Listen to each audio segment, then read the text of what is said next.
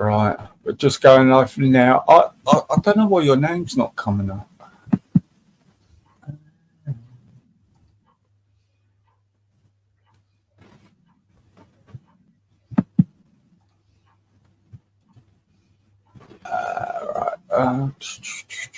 Right.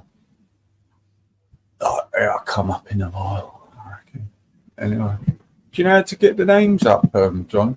It should be on the settings. I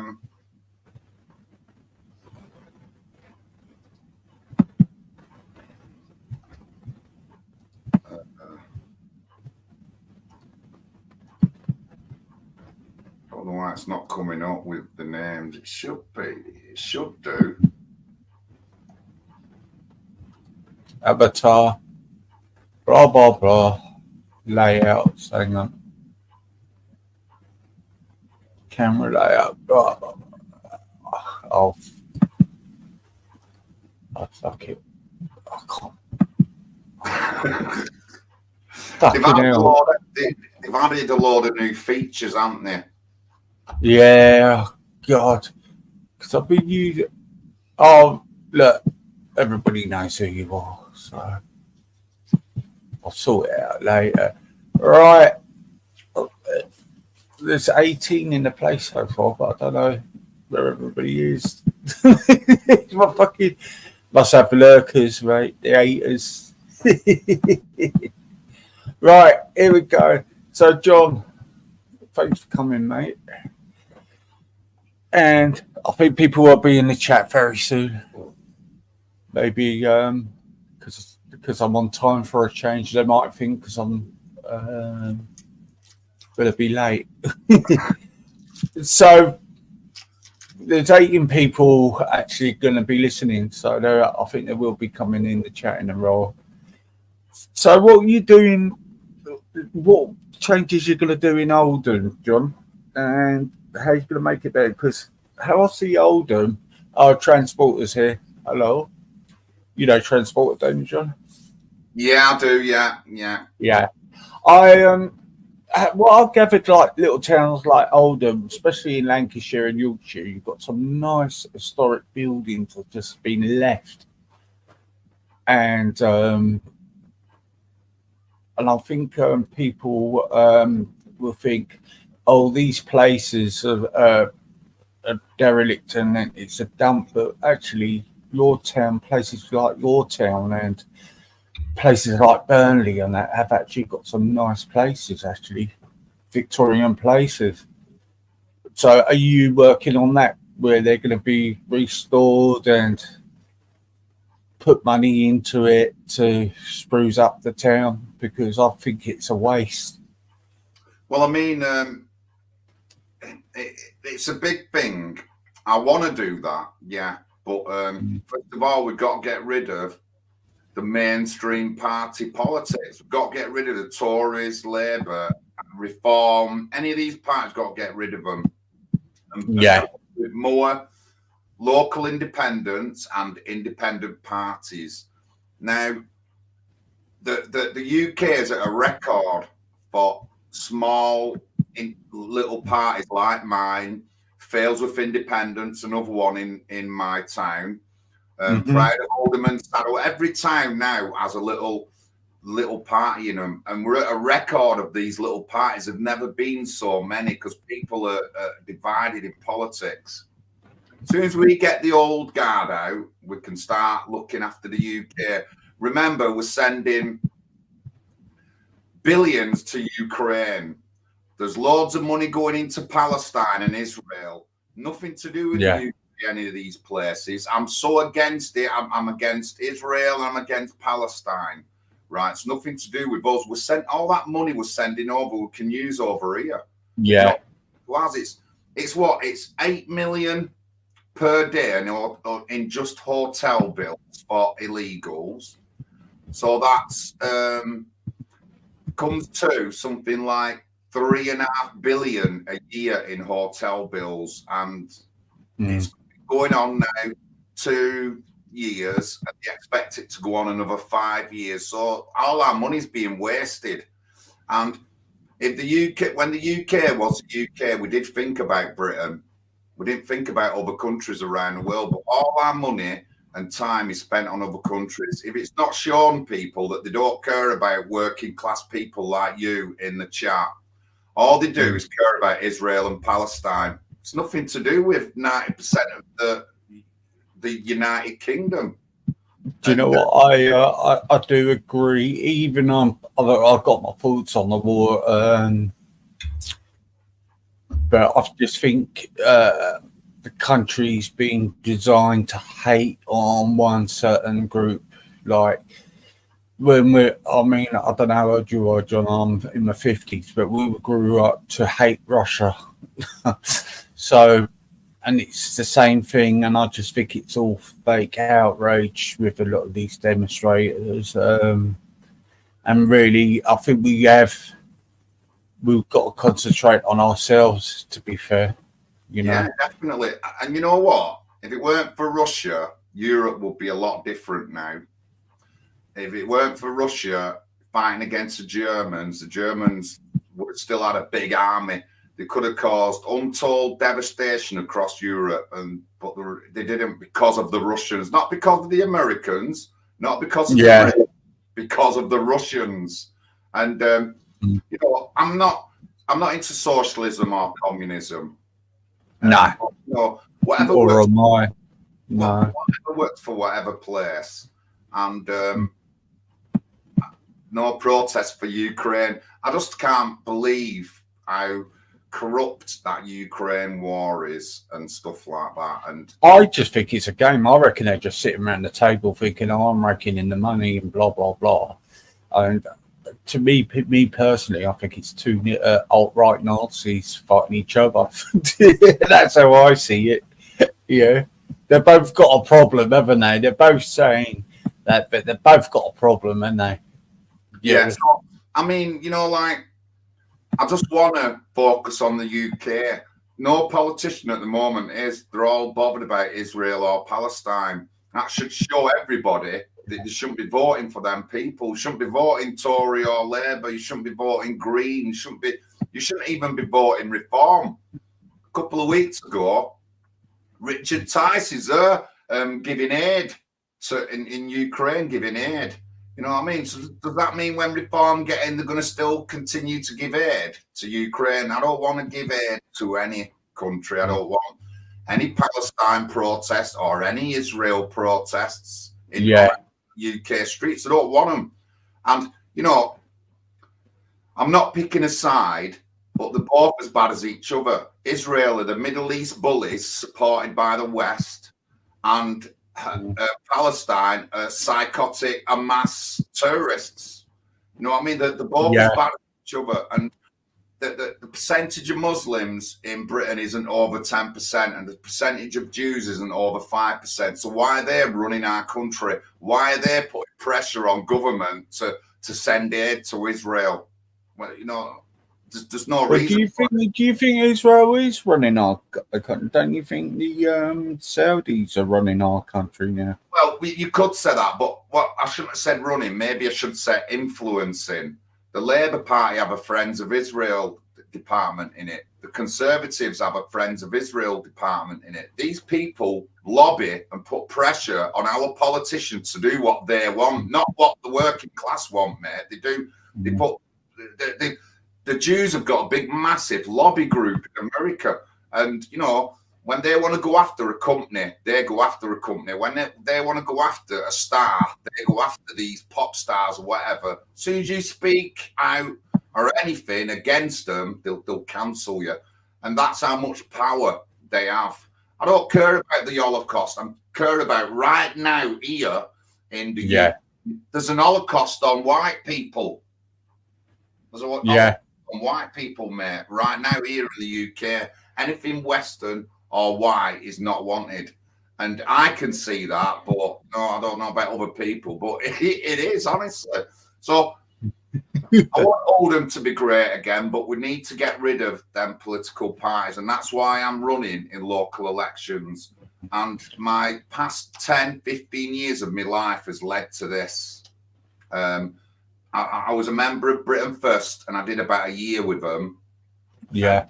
And that horned off and got my knocking skills and talking skills at the door, got them finished off, and I was ready then to run as a candidate. Now Is Paul Golding's pro-Israel, isn't he? Isn't he? It might be. It might be, Yeah. but it shouldn't be. Don't matter if you're pro whatever, you should be pro UK, not pro Israel, pro Palestine, not pro UK. You should be pro UK. And even people within my party feel a bit, stuck to one side. I'm not me. I'm right down the middle, and big finger to both sides. I don't care about them. I'll tell you what I think about Israelis. I'll tell you what I think about the Palestinians and Hamas. Yeah. The same. I don't want nothing. So you're open-minded then? Yeah. You're open-minded. Like I said, Israel are the bullies of the Middle East backed by the West. That is a good analogy of Israel. Whether you like Israel or not, you've got to really look at that and say that. How do I know this? Because we have weapons factories in the UK that make chipboards for missiles in Israel. How do I know this? Because one of them factories was in Oldham, and the Palestinian supporters spent 2 years campaigning against it and got it shut down, and 1,000 local jobs gone. So this is what's happening. You know what I mean? But the weapons systems comes from the legacy of Britain, because we was good at making weapons. I've done videos on a company called Ferrantes.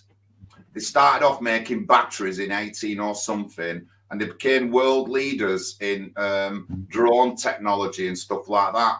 And during the 70s, Ferrantes also made a lot of the onboard equipment for the Tornado GR. Everyone knows a Tornado jet fighter. Well, Ferrantes made a lot of the instrumentation, the digital instrumentation for that aircraft, and it's a widely known great UK aircraft.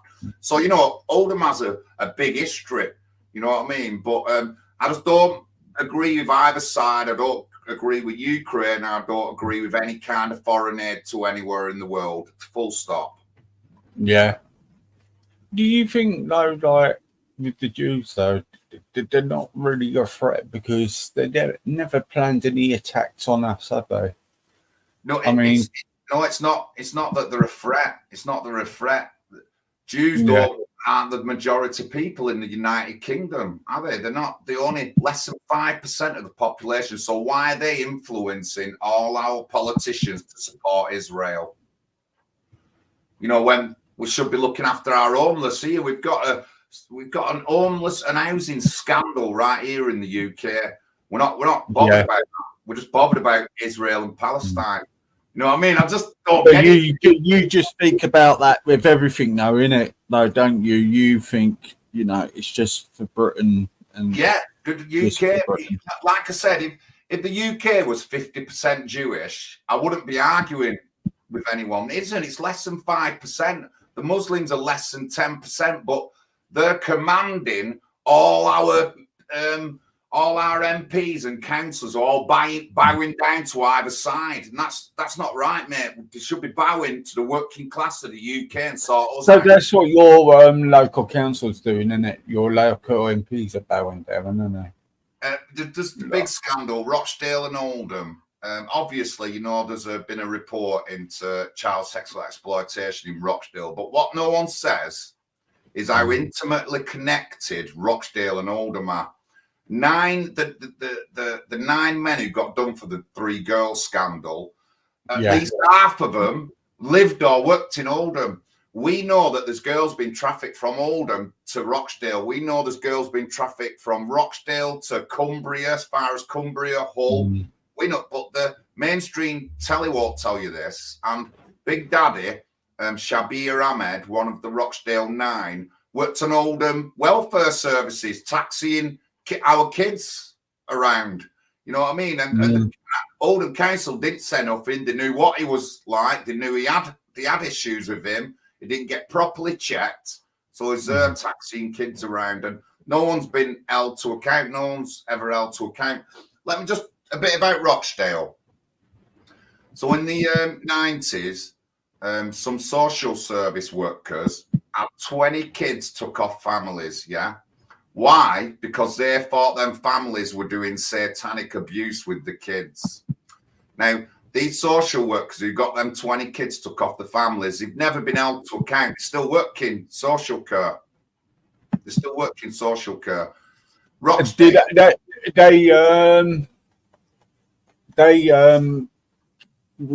What I was hearing, they were getting paid as well to do it, weren't they? It was like a bonus scheme. They had to reach a target to put kids in care.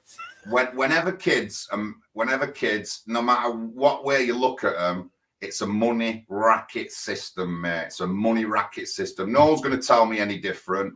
I've protested against social services in Longsight, Oldham, Rochdale. No one's going to tell me any different. You know what I mean? It's a money racket system. England has the most kids took off families than anywhere else in Europe. Yeah, you're right. So Rochdale, then you had Cyril Smith, who abused kids at Knoll View Home and Cambridge House, white boys. Yeah, that was bad. And the Labour leader, the Labour leader at the time when all the scandal come out of Cyril Smith was called Tony Farrell. Not Tony Farrell. Farnell. His name was Farnell. And an inquiry found that he knew what was going on, but he never said nothing, and he lied to the inquiry. Now, he wasn't convicted of a crime. He just got moved off the Labour, went working under Joe Anderson, and look what happened in Liverpool, 100 million gone down the drain. And this Farnell guy was working under Joe Anderson, still in a top job, earning big money, no accountability. And this isn't rape gangs, not against Pakistani men. This is Cyril Smith against white guys. Yeah. So no one's been held to account there. And obviously we have the rape gang scandal. There's no one held to account there. The Liberal Democrats was going to run. There was 2 councillors at the time of the 3 girls scandal who give references for these guys. To one of the guys who got found out to be a nonce, give references. The Lib Dems was going to run one of them councillors in the general election, this by-election they've got coming. That's how brazen and unaccountable these people are. And as you've seen, the Labour candidates come down now because he's so-called anti-Semitic rants. Because I'll tell you what, John, I've done some research. Now, I'm saying the north of England, especially Lancashire, with their social services, are the most corrupt out of the lot of the whole of the country. Why is it? I mean, it seems to. We know we've got the corruptions everywhere else, but it always seems to be up north at the moment. You know, I just only think it's a money scammy thing what they're doing, and it's terrible. I mean, I have heard some cases, but it seems like they just don't care. Andy Burnham, Manchester, just didn't care. You know, it just seems to be crazy up there. You know, they're not vetting the police properly up there. They're not vetting the police anywhere properly. Not just up north. Wayne Cousins. There was a particular Met Police officer and his girlfriend who had links to gangsters, got hired as police, and then what they were doing, they were getting information and going robbing the gangsters' drugs and money before the police got there. You know what I mean? There's no vetting. You know what I mean? And you know, in the Oldham Mayor's question times, this is Andy Burnham. It's 2 years ago. I'll put the link up in the chat to the video in a minute, but I turned around to him, said about political correctness. Yeah, put your name in there, John, so I can mod you up so you can put it in there. And I'm not sure if I can chat as a subscriber. Oh, there I am. NHP UK TV, that's my name on YouTube. Right. Oh, that's John. At this question time, then I turned round to police and said, "You're a national disgrace. You might as well be sex offenders and gangsters." That's what I said in a public meeting, mate, to two chief constables, Deputy Chief Constable Woods of Great Manchester Police, and the Chief Constable of Oldham at the time, Andy Burnham, the Oldham Labour leader, Arut Shah, all the bent lefty media, every single one of them heard me. And the only person ever to put that out is me. No one else has done anything.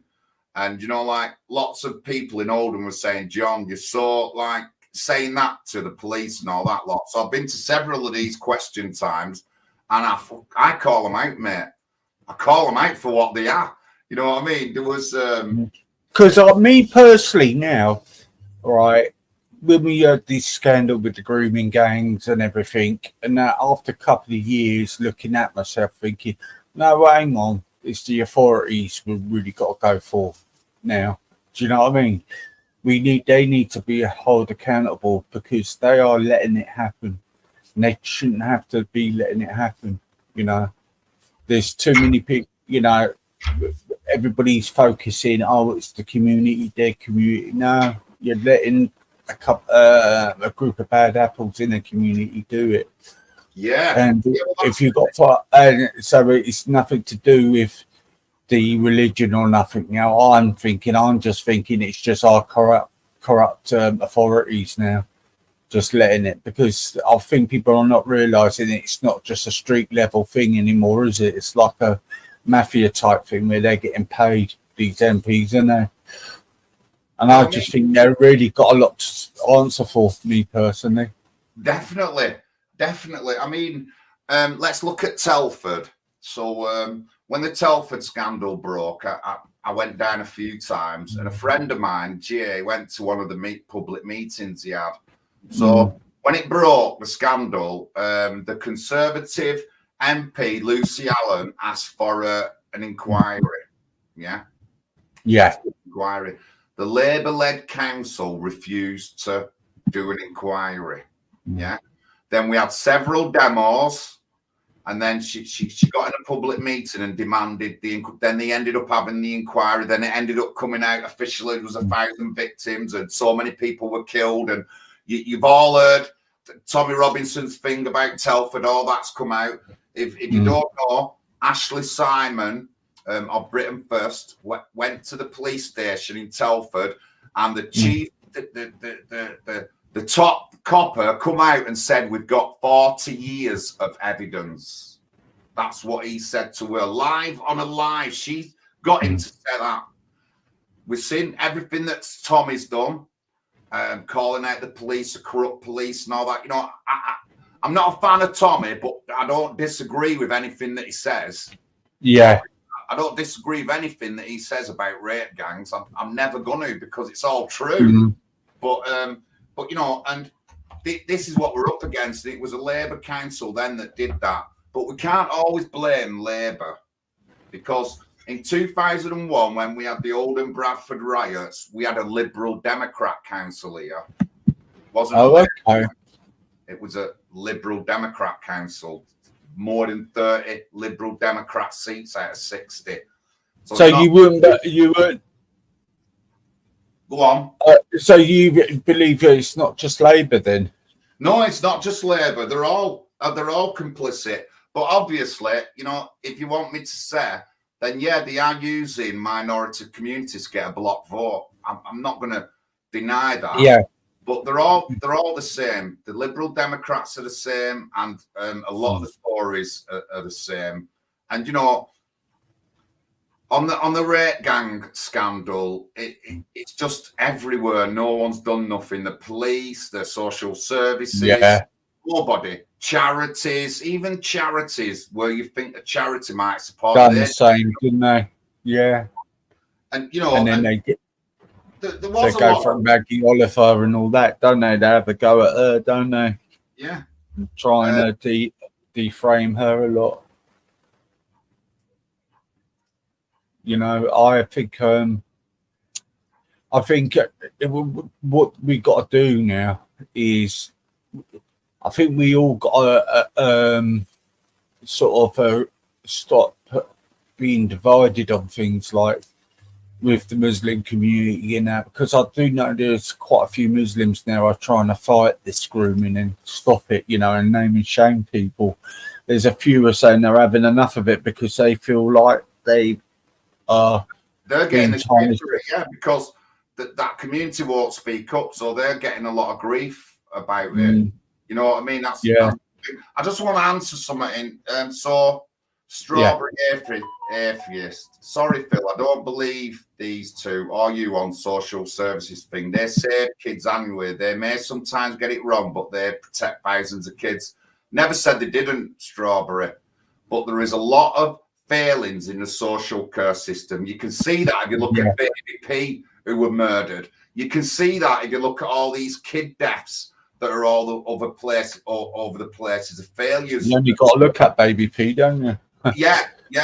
And there's big failures in the social care system and in some of the things connected. It's not all just social services. You've got CAS, you've got other things around. There's big things wrong with it. And the people are unaccountable. So 2 social services women in Rochdale got 20 kids took off the parents, and because they accused the parents of being doing satanic rituals with the kids when it were bullshit. Them people still had jobs, Strawberry. So what do we do?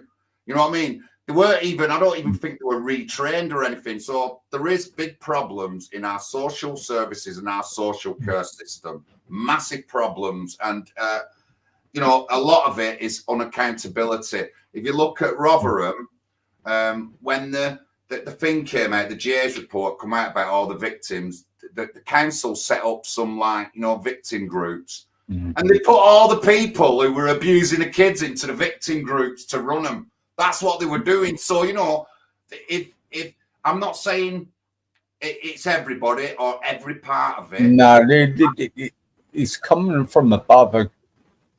That system is wrong.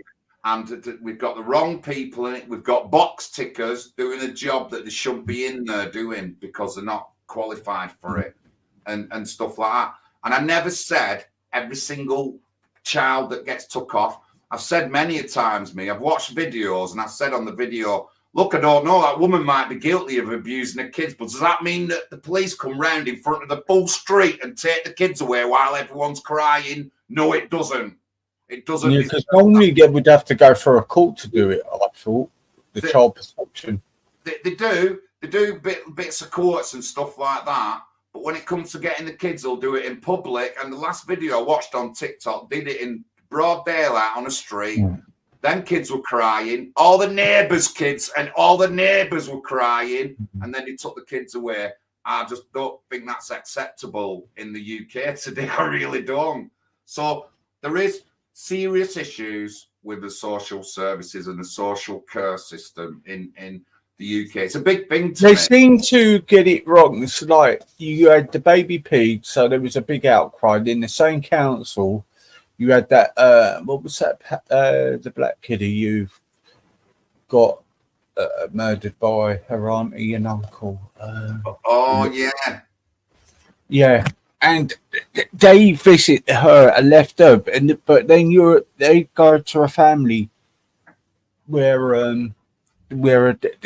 there's no reason to take that child away. I just don't get how they get it so wrong. Sometimes I really don't. You know. Satanic abuse, Rochdale. Look at it. Satanic abuse in Rochdale, Strawberry. Should easily come up on a Google search. And like I said, 2 social workers had around 20 kids took off the parents because they said, the social worker said they were involved in satanic abuse. When it came up, there was nothing like that in it. That's what come up. And that's just Rochdale. Rochdale's had it hard. I'm sorry if you support Telford. Is it because do you reckon they doing it because it's a poor area, working class people? Because it seems like they're doing it to the working class families more, aren't they? Well, in the poor areas. Now we get on to like the working class family. The most discriminated class in the UK is a working class family. Right at the top is a white working class family, and closely followed underneath there is English talking West Indian and Caribbean community. The guys like me are discriminated all the time against. I know you get these Black Lives Matter people saying it's black people. It isn't black people. It's a white working class, the Caribbean black community working class. Honestly, the Indian community working class. These are the worst affected classes in the UK now. Yeah. And the social services thing. There's definitely things wrong within the social services. And what because I mean the young kids, the West Indian young kids, are just being left to it, really, aren't they, by the social services? They're not. Well, they broke up our family units. That's one of the things. If you look at a lot of the Rotherham cases, a lot of the Telford cases, the girls abused come from broken families. It's one of the priority things in our party is a family unit. You hear about this in America. They've got statistics now that show that these broken families and the single parent family is the worst kind of setting for someone. You know what I mean? Yeah. And it's the same in England. And if we went back, I'm 56, 57 in July. If I went back 30 years, families were much more stronger, our working class families, but we've been attacked at every angle. Our kids are being brainwashed with relationship and sex education in school, turning into freaks who don't believe in family, who spit at the parents when the parents don't agree that there should be a girl or a boy or a male or a not whatever, and it's breaking up our family units. Plus, kids have too much authority over themselves as well. You know what I mean? When I was younger, we was feared of the police. We was feared of them. When I was really, we was feared. Now kids aren't feared of the police. That you know what I mean? And I've had senior officers in Manchester say that the kids just can run riot and there's nothing they can do. Yeah, but they get to. It's really mad because they had to do something, the old Bill, because they were out of control. But it's gone too far the other way now. Yeah. Me being brought up in London with a black friend, we got stopped by the police because my friend was black. Do you know what I mean? Yeah. So it's just, oh man, I don't know what to say really. What can we do? They say stop and search, but I think because back in the day how the police brutality was, they've made the rod off their own back, haven't they? You know what I mean? And it's now got out of control, with the drugs, isn't it? And statistically in London, then black kids are all stabbing each other. But if you do stop and search, it's racist. But it's them doing it to each other. And I only know this because there was an ex-top copper that met on, and he said, look, the figures show that, but we can't do stop and search because you say it's racist, but the figures show that them black kids are stabbing each other and all. Yeah. You know what I mean? It's like they're letting it happen on purpose. It's like it reminds me a little bit of LA when George Bush spread all the crack in LA. He actually targeted the area of the black area and the Hispanic area to do a bit of a genocide of the drugs at the time. Do you know what I mean? He actually done it on, Ronald Reagan, didn't he? When the crack first came out, and it was well known, he put it all out in the black and the Hispanic areas on purpose to do, to depopulise. And it just makes you think the government are doing this with the communities now. Me personally, I do. Yeah, probably. But I mean, getting back to like Oldham local politics, I'm really confident within the next 2-3 years I will get a local council seat in Oldham. I will be elected a councillor. I'm really confident about that. Why am I confident? It's because I know my town. I know my town well. I'm not somebody who's just been flown into an area that I don't know. The area where I'm running, I've got friends who've been friends for all my life. You know what I mean? My family's lived down there. I've took kids to the local schools down there. You know what I mean? Yeah. You know, I've done the. Well, because your dad was well known, wasn't he, back in the day? Wasn't he? Yeah. Across Oldham, my dad were well known. He founded the West Indian Association in Oldham. He was governor of a school, and he also championed the credit union, getting a credit union into Manchester. And he was also on the National Lotteries Funding Commission in Oldham. Okay. And but just before the riots in the 90s, my dad's gone to the council with some other community members and said, look, your social housing policies, you're creating ghettos and racial tensions are rising and it's going to be trouble. And we had the Oldham Bradford riots, which was blamed on the things that my dad said to the council back in the day. So they didn't listen to my dad, and he was. What was your dad? Was your dad African or Jamaican, Joe? Jamaican. Oh, Jamaican. All right. I'm second generation Windrush. Oh, okay. And that's what my dad said to the council. And then a few years later, we had the Oldham Bradford riots, which were blamed on social housing, creating ghettos, and the council never dealt with issues to do with race and stuff like that. They never dealt with it because of political correctness. They didn't want to deal with it. You know what I mean? Education. We've got so many religious faith schools in Oldham that are breaking loads of rules and stuff like that. Well, it's only a small town, isn't it? I've been to Oldham a couple of times for football. Well, there's 280,000 people live in Oldham, yeah? But when you say small town, it's not small. It's one of the biggest towns in Greater Manchester. For area space, not for population, for area. Yeah, one of the biggest boroughs for the area, because Oldham's right next to Pennines. So we have loads of farms and fields. This is what I'm saying. Money should be flowing through that town because you had all the mills, didn't you? There, you had the coal mines, you got all the farms, and so money should be flowing through that town. Where's it all going? I know, Ricky Millwall. Yes, Ricky Millwall. The money's going on the wrong things, mate. I mean, Oldham's known, right? Oldham's known for like putting money in certain communities and just leaving everyone else out of it. That's what Oldham's known for.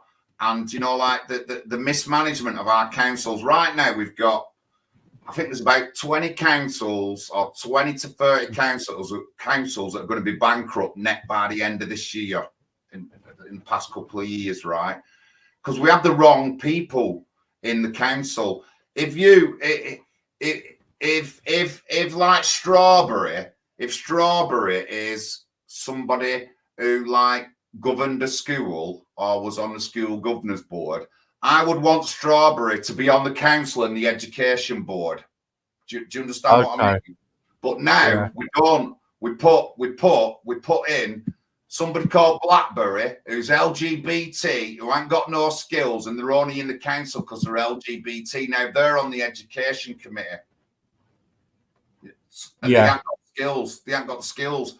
So Strawberry, you know, she doesn't tick a box. You know, she's white, heterosexual. She don't tick a box, so they don't want her in that position. So then we've lost a good person who's got good skills for our council. And that's what it is with councils across the country, guys. You look at it. Look in your council. People are only there because they tick boxes, not because... So is Oldham divided then? Is it divided?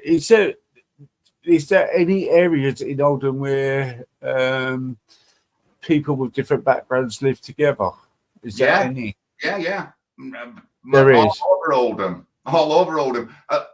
I get this a lot, right? A lot of people here, right? They'll be like, their town in just the past 10 years has changed. Oldham has been multicultural since the Windrush days, mate.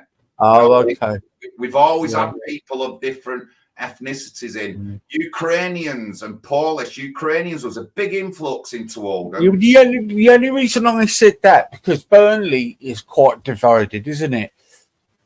Burnley, I've been to Burnley quite a few times, and it's very, very divided. It was very racist, Burnley, isn't it? The thing they do, though, they put everyone in the same place, so that just creates ghettos and creates racial tensions. Instead of forcing people to coexist together, they put them all in the same area. And now you come to England, not speak English, and end up in the middle of your estate, white estate. Then they wonder why the kids are always fighting with other kids because they can't even speak English. I've seen it. I've seen this happen. You know what I mean? And there's no incentive for people to integrate into Great Britain. You know, I don't want you to. You don't have to change your religion to be Christian. You know, you don't have to do that. What I want you to do is just respect where you are. And of course, my phone blasted. I can't answer it. It's my sister. She don't know I'm streaming. But so like, we want people to integrate properly, and they did. When I talked to my dad and some of the old West Indians who came in the Windrush days, they said they wanted a better life. They came, they integrated well. But then we've gone liberal and then just let people in who just hate Western values and they're just sucking the benefits off us. That's what they're doing. That's what a lot of them are doing now. And no one's going to change. What does the rest of your family think what you're going for, John? Like, from your side to the black side, then the white side, do they agree with your? I mean, I'm not saying they're all in perfect agreement with me, but a lot of the issues that I talk about, they all understand them, deeply. Yeah. Just one minute. I'll mute up, but I'll be back. One sec. Yeah. Okay. No problem, man.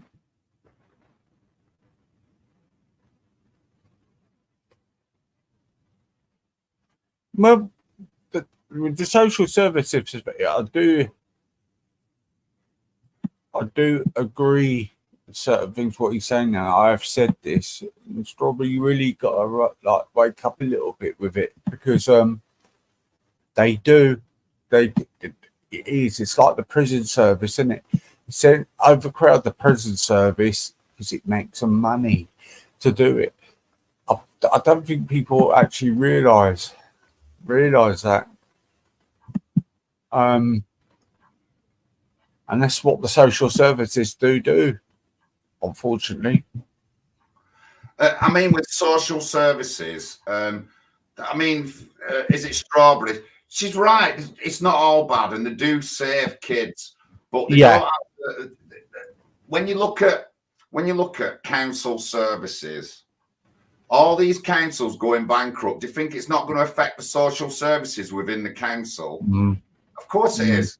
If they've not got the right people in running the social services, if they're unaccountable for stuff, nobody's been made to account for Baby P's death outside of the people who killed. No social worker has been undrawn and quartered or anything like that. So, you know what I mean? Honestly, that's hang on, you say it's bollocks, Stevie. How comes everybody see different situations?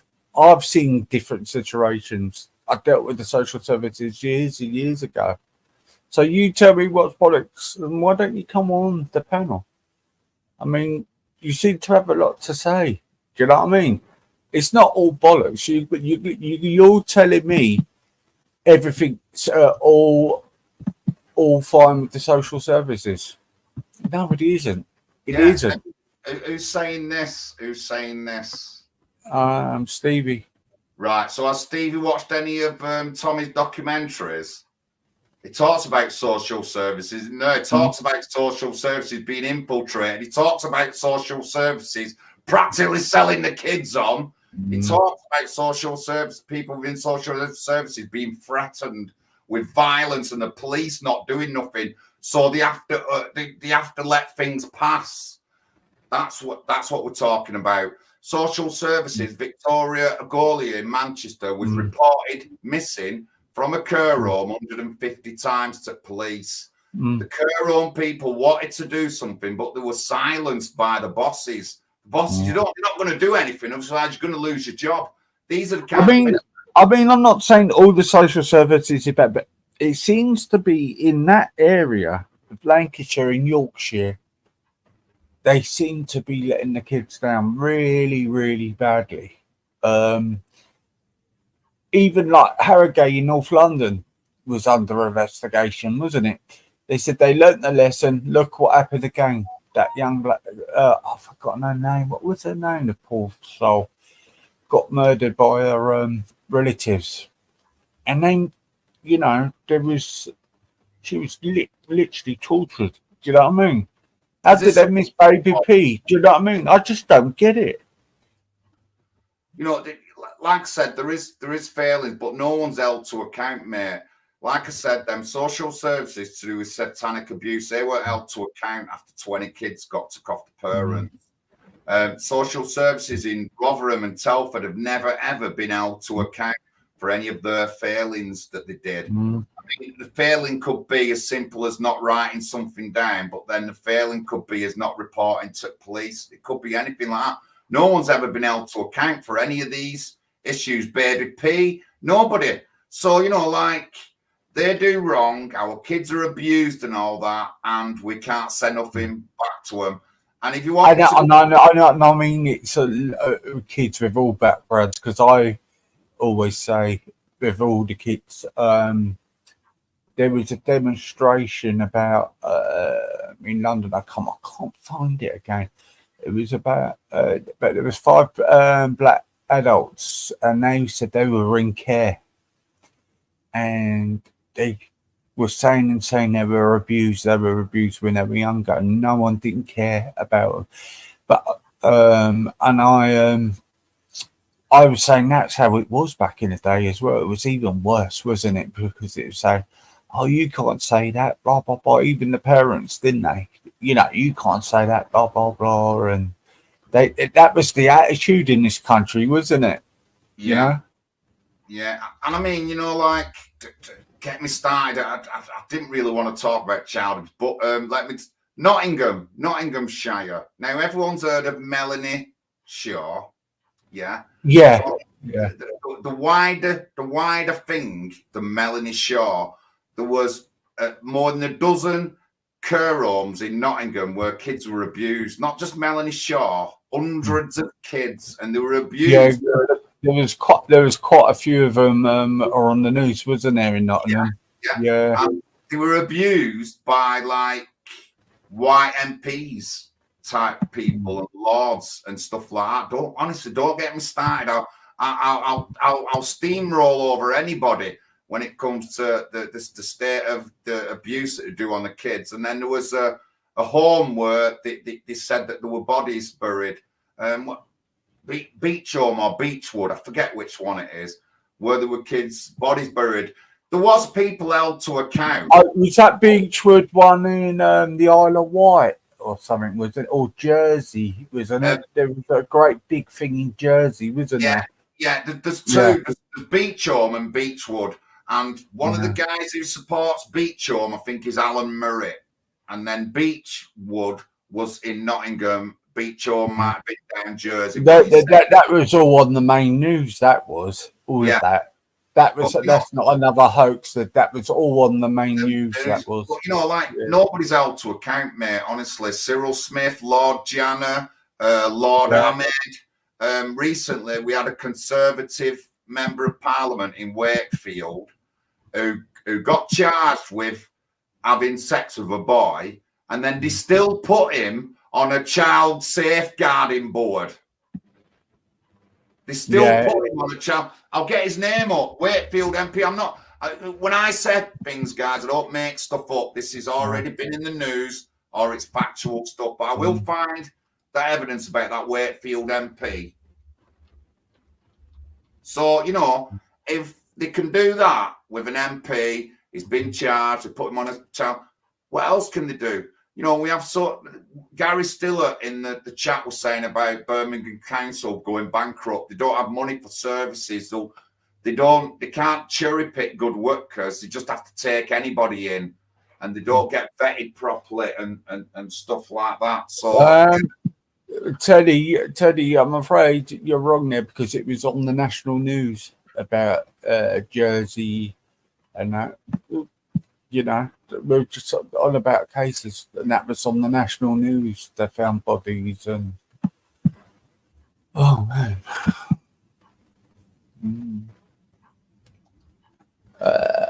Mel said, my opinion, I don't think there's any more to do. It's them just being plain useless and doing their jobs. Yeah, Wakefield MP. He got jailed for 18 months, and he'd been convicted of groping a teenager in 2008, a male. And when he got charged, they put him on. He was still put on a child safeguarding board. It's just like, you just thought you know what I mean? If you were convicted of like robbing cars, you don't think they'd put you in charge of cars then, would they? Do you know what I mean? No, it's mad. With this Melanie Shaw, because a lot of people are really being, they're really sort of like shaming her now and saying she's made everything up. There's people who were supporting her have turned on her now. Well, I mean, you've just got to have the know. You've just got to have the know. No matter what she says, she was part of all that abuse in Nottingham and Nottinghamshire. Please Google up online. There was dozens of care homes that were involved in this. Kids died and been buried under the homes. So don't start going on and disbelieving anything. It happened while Melanie Shaw was there.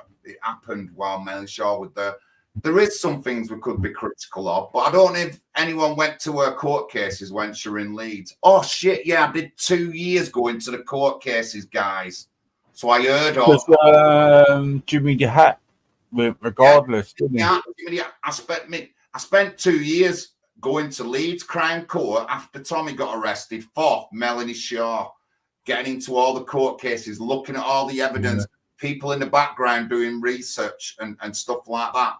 And, you know, there is a couple of questionable things that she's done, but she's got issues already. But nobody's going to tell me that she didn't know that a lot of that stuff was going on, and it has gone on because there's been an inquiry into it. So, you know what I mean? And all these dozens of care homes, you know, we can blame somebody and just brush it under the carpet. But a big fault in the why the kids get abused these days, if we don't have the good family units like we had. We don't have them kind of family units. So, what's the first thing you would do regarding towards Oldham then, John, if you win? I mean, I'm only on my local area, but I've been pressuring the police. I've been pressuring the council for housing. I've been pressuring the police to do more, like be seen in the streets and stuff like that. I've been putting pressure on the education system to stop indoctrinating our kids to be to be non-binary and stuff like that, because it's happening. This is what one parent told me. So as soon as the 12-year-old went to like senior school, one of the big issues she had was she caught a 12-year-old with a 16-year-old lad in a room trying to have sex because of that relationship and sex education. Another teenager come home and they didn't have to tell the parents, but they get called a different name. Right. I've got an Israeli in the chat. Answer a question. Well, I don't think Israel will control us, but she's asking how influencing. They do influence. There's a big Jewish lobby in America that'll cancel anyone if they speak out against them. And I'm not against cancellation. You know, I don't care about Israel or Palestine. It's not the UK. I care about what's going on right here and now in the UK. Why is our money being funneled to fake wars and bloody wars? If you want me to be brutally straight, like I said, the Palestinians are psychotic terrorists, the Hamas. The people who follow them haven't got a clue that they're following. The people who follow them, they won't go over to Palestine and sign up to fight for Hamas or anything. They won't do that. We've got I pulled a guy in Oldham Town Centre the other week, queers for Palestine. Mate, they throw you off a building if you were over there. That's what they do. That's what I said to him, right? And I don't like the bullies of the Middle East, which are Israel, supported by the West. They are. And why have we got Friends of Israel in the Labour Party, Friends of Israel in the Tory Party? I think me personally, John, to be brutally honest, I think you got that all wrong, mate. But that's your opinion. But at least you say it with your chest. No, but again, mate, it doesn't matter. It doesn't matter if Israel are innocent. It's not the UK. It's not the majority of the UK. So why are all our leaders bending over to foreign things, conflicts, and all? That's what I'm trying to get at. You know what I mean? And if you want me to start, on Jewish people, there's 1,500 kids in Hackney not being taught in unsafe conditions who are ultra-Orthodox Jews. Nothing gets said about them because people are politically correct and they don't want to upset people because they might get called anti-Semitic. Let me just get the information up for you. And there's a woman called Ambrosine, if anyone knows her, and I pulled her about this. It's been sorted out, John. Hasn't been sorted out. There's still 1,500 kids in unsafe, unhealthy school conditions being taught anti-Western shit in London. And I'm just going to be blue. I've put it all over my Twitter. What, by Jews? I thought they're for this country, though, John. Ultra-Orthodox Jews. Hold on. No, you know, I care about children and you know, our families and stuff like that. Now, if you want to send your kid to a school where the roof might fall in and kill them all, it's up to you. It's up to you, but you live in England, so you should be following the rules that everyone else follows, but they don't. Because of political correctness and stuff like that, they're not integrating well, and they don't follow them rules. But, mate, if your kid didn't go to school, you'd be getting fined 50 quid. Honestly, it's just wrong. And that's why our country's going to pot, because we care about everything else except for United Kingdom.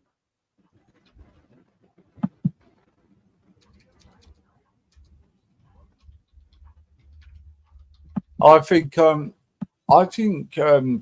it's a typical thing, John. I just think it's a typical thing where it's just an easy cop out to have go at Jews, me personally. But I think there's a lot more. I don't think they do control anything. To be fair, I think everybody controls everything. Never said that. Influencing. Influencing. That's why there's a Friends of Israel in the Tory party and a Friends of Labour in the other party, and they're not influencing anything. How come every single MP and councillor in the country is screaming either Palestine or Israel? Fuck off, honestly. We want the UK, guys, don't you get it? We want to focus over here, not over there. I wouldn't be selling any weapons to Israel. I won't be selling any weapons to the Palestinians. Do they though sell weapons? Right. Ferrantes is a company. Listen, I've just said this. There was protests in Oldham over IBIT, they're called IBIT, an Israeli company that makes guided missile systems for missiles. And they protested until it got shut down. The Palestinians. That happened in Oldham, so they do. There is an Israeli factory over here making chipboards for missiles or whatever more war things. But England has a big history like that because we've technologically done a lot of war things throughout the war, airplanes, our ships. So it's something that's always here, but we've continued. And IBIT, they bought out the factory and they were making chipboard missiles for guided missiles, and the Palestinians did 2 years of protest until they shut it down. So, you know, I'm just saying, and, you know, if I want to be, but again, it's just, I want UK stuff, you know what I mean? I want UK to be focused on and not everything else around the world. So 2018, this particular article's from education on them Jewish, unregistered Jewish faith schools. Don't get me started. There was a Islamic faith school in Birmingham that were caught with a chop shop underneath to genitally mutilate young Mel said they didn't shut that down for that reason. So there was a Islamic school in Birmingham that got in trouble because downstairs was a chop shop to genitally mutilate girls. So, you know, I'm big on it. If I'm going to call out a Jewish school, I'm going to call out an Islamic faith school as well. I'm just doing the same to both. Don't anyone say, oh, you can't be like that with these and not like with. I do. If you look at my videos, I call them out all the time. Whoever has it. Mm-hmm. In unregistered faith schools, Christian is at the bottom of the list. Islamic, Jewish, Christian. That's how it goes. And I'm just, you know, I'm just saying. You know what I mean? But, you know, a chop shop under a school in Birmingham, and nobody said anything. How many girls have been mutilated in that chop shop? You know what I mean? And where did you find that information from then, John? It was a case. I'll get it up now. Thanks, girls.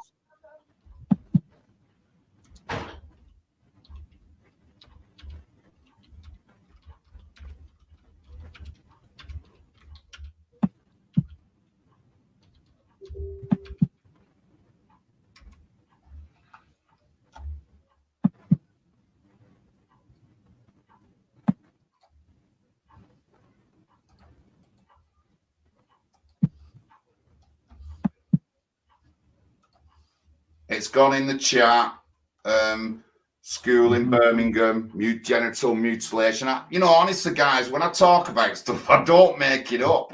It's an article. It's an issue that's in that might not be in the public eye. I just don't make it up. And I've done videos on that FGM shop. I've done videos on the illegal ultra-Orthodox Jewish schools.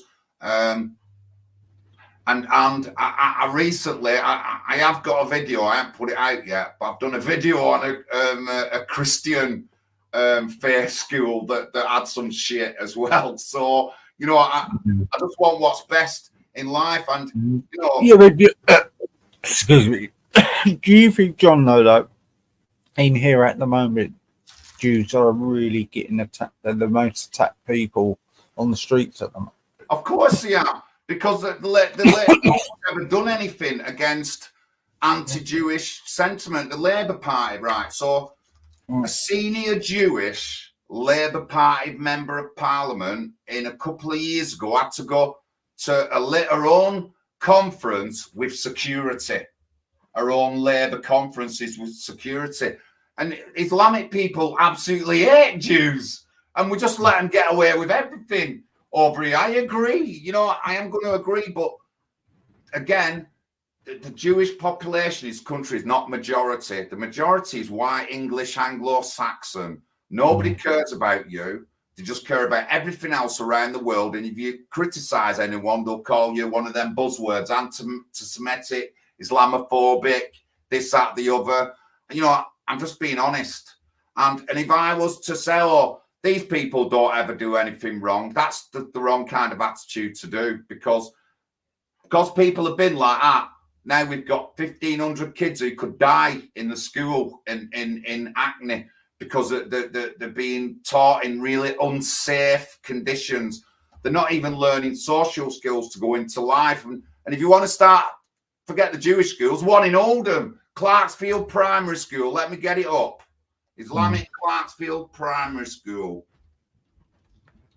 Yeah, but you know, like the most of the Jewish community are not actually a threat, are they? I'm not bashing Jews. I just don't think we should be bothering with that war when the majority of people But are are we bothering with that war, though? Are we bothering with it, though? I mean, is it because it seems like it turned out Iran was selling arms to Israel as well. You know, I don't exactly know who's selling arms to Israel, but mate, think about it. We're talking about things that aren't to do with the majority of the UK. That's why we're in such a shit tip now. That's why our country is in a mess now, because we don't think about ourselves. We just think about everyone else. I'm absolutely 100% on that kind of thing, and I'm not going to change my mind. I'm sick of these buzzwords and all this lot. Does anybody know? Everyone knows Pink Floyd, don't they? You know Roger Waters. yeah. So he made the Wall album in the 80s, the late 70s, 1979. Yeah, and I hope everyone's seen the video of the Wall with Bob Geldof in it. Yeah. So that video's been out. You know, it's been said. He started. I still can't work out that film. I can. He went down the wrong. So what did you get out of it, John? Then how did he went down the wrong road, and then he redeemed himself and came out of it. He went down the wrong road, redeemed himself, and come out of it. I'm not gonna lie. I did used to watch it on acid, but listen, that's I think a lot of people are. But he started to criticize Israel. Now they have to cancel him, saying that his video is anti-Semitic. It's been out since 1979. No one said anything for all them years. As soon as he started criticizing Israel, they're trying to cancel him. You can look into it. He's done videos on it, Roger Waters. I'm just saying, I don't believe in it, mate. And again, I've nothing personally against anybody of any faith. But when you come to England, we want you to respect ours, and people who do not respect our laws or our values over here. The majority of England is Anglo-Saxon. Anglo-Saxon. We've been Anglo-Saxon for 1,000 years. You know, we're not like you either left it or we're a nation of immigrants. What, for 1,000 years with the same people, Anglo-Saxons, and which can trace our blood to like Northwest Europe and stuff like that and around here.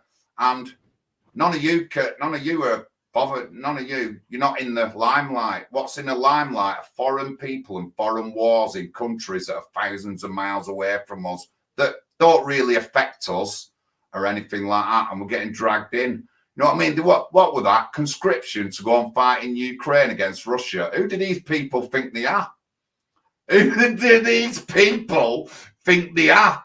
That's going to happen in the UK. I certainly won't be going fighting over there. And I can tell you 100% of the Islamic community in England won't go fighting in Russia either, whether they've got a British passport or not. I think a lot of countries would be too scared to fight Russia, to be fair. You know what I mean? They I'm sorry. Go on, John. Clarksfield Primary School is going in the charts. It's a school in Oldham. So, like I said to you guys, in 2001 we had the riots, the Oldham Bradford riots, and one of the things was socialising, putting everyone to the same area, and education. And this primary school has gone so Islamic that the head teacher had death threats the way she was teaching the kids, and the support workers couldn't even speak English properly themselves, so the kids were leaving school without even being able to speak English or have decent social skills. What's that's going to mean is that they'll end up going into crime. I report on all these things.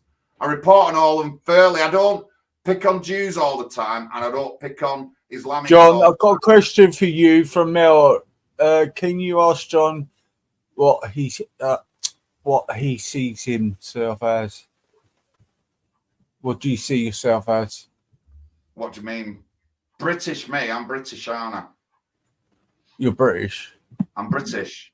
But my ethnicity is my English side of my family can be traced back 22 generations in the Manchester area, going back to something like 1500 and something or 1600 and something.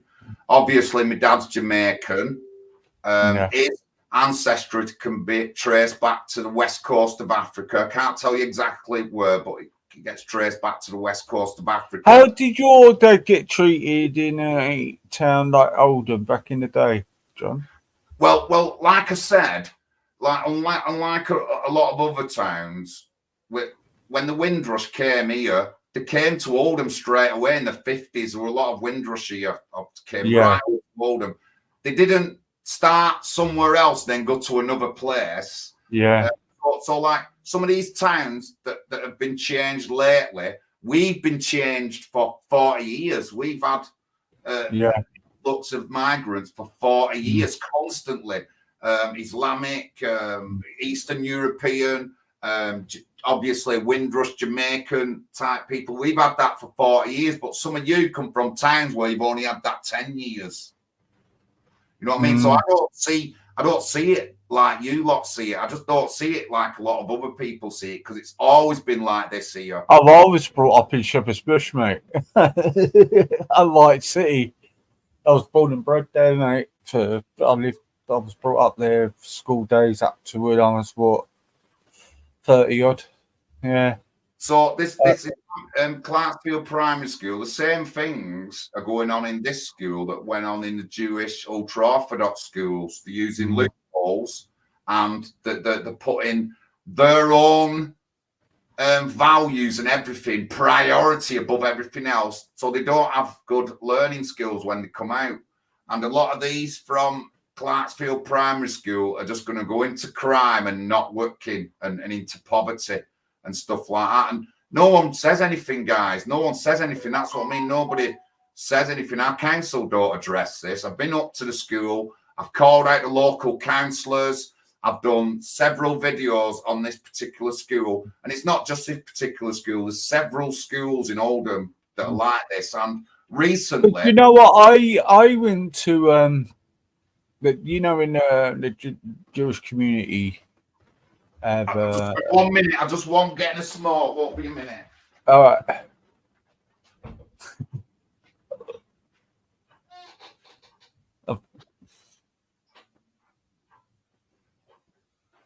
I'm here. I'm still here.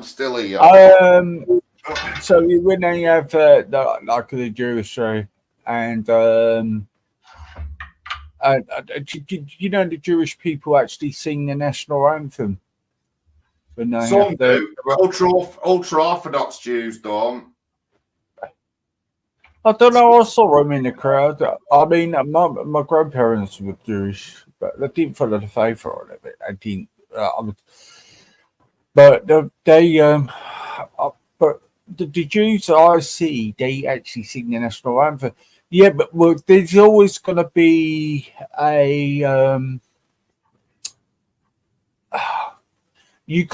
Have you seen that documentary, Rebel Jews, Rebel Rabbis? No. They are against the war, Zionism, fight against Zionism. But they turn out to be just as extreme. They walk with the Muslim people, you know what I mean? But they're quite extreme themselves.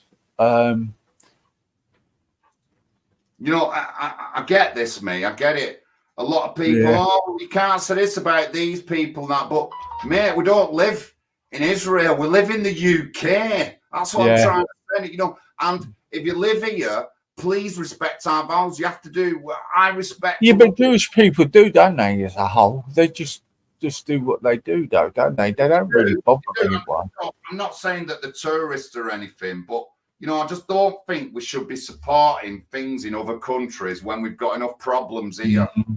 People dying on our streets all the time, homelessness. Oh yeah, I mean, with the Iraqi war, we should have never done that. Yeah, London's shut that. There's all these black kids stabbing each other in London, but London's shut down for Israeli protest or Palestine protest. So the police have to be at the protest and not policing. Do you get me? You know what I mean? We shouldn't have any. I wouldn't have any Hong Kong protest. I wouldn't have any kind of protest from another country in our country. I wouldn't have it. And if you went to a lot of countries in the world, especially the Middle East, you won't be able to go to Saudi Arabia and do a protest against Saudi Arabia or its fellow cousins.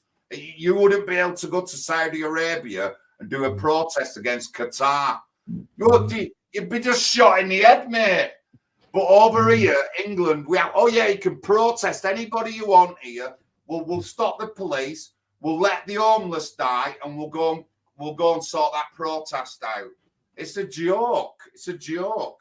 And I'm really confused with the people, the Palestinians and all that lot are going on about the Zionists in Israel and everything. But then you would get someone like Tony Martin will speak about the Zionism and Mark Collett. Okay. But them kind of people want an ethno state in this country, but it's not okay for them to have an ethno state in Israel. I mean, what's the logic in it? Yeah, I know. I don't want to go that far, me. I just don't care. I just care. No, but what I'm saying is, though, it's crazy. It's crazy how people think, isn't it? Like, they will say that it's like really sort of hypocritical, really, isn't it? Because some people want an ethno state here, want it more British values, but the whole country, the Palestinian thing and everything, they're all going to press, then the news are going about the Palestinians and about the Zionism. But a lot of people who do that, they want a lot of influence. Do you get what I'm saying? So I'm confused by it all. I mean, me personally, John, I think Jews don't rule the world. What you say is, I don't want to word you when you said assist. I just don't see that. I think the Russians and the Saudis control most of the world now because they've got most of the money. No, but they don't control. Jews don't control nothing, but they can influence people. I mean, influence. Yeah. There's a big, massive Jewish lobby in America. You speak out against them, they cancel you. There's hundreds of celebrities and important people who've been cancelled. And, you know, I want to have a lobby, National Housing Party lobby, so we can lobby people. But it's just the... What do you mean, lobby? What? Lobby. So like, we want to put an end to permanent settlement immigration. We don't want a 5-year stop. We want a permanent end to it. There is obviously things for people who are working can come here and stuff like that, right? We want an end to permanent settlement, but there's no other party that wants an end to permanent settlement. So what we do, we start writing them letters to all these parties so they take on board our policies. Do you get me? And Pat McGuinness, who started the party up with me, he went on 3 years ago. He did a banner drop, and you might have seen it, and it's exit the 1951 UN Refugee Convention, and it was never talked about publicly on politics shows or anything. We started campaigning 2 years later. Every party talks about that policy. Do you understand me? That's lobbying and getting people to take your policies. And the Jewish have a big lobby, and you get cancelled if you speak out against them. You know what I mean? Roger Waters. Well, you're saying they are bringing the immigration through. I never said that. I never said it's anything. I never said it's anything to do with the Jews and immigration. I never said that. It's just that they influence us. And you can see the influence because we have a Friends of Israel and a Friends of Israel in Tory and Labour Party. So they can influence them. And high-ranking members of parliament suck up to Palestinian side or the Israeli side, so they don't care about working class. I want an MP who's going to say F to forget all them wars. Let's focus on the homeless situation we've got here. Yeah.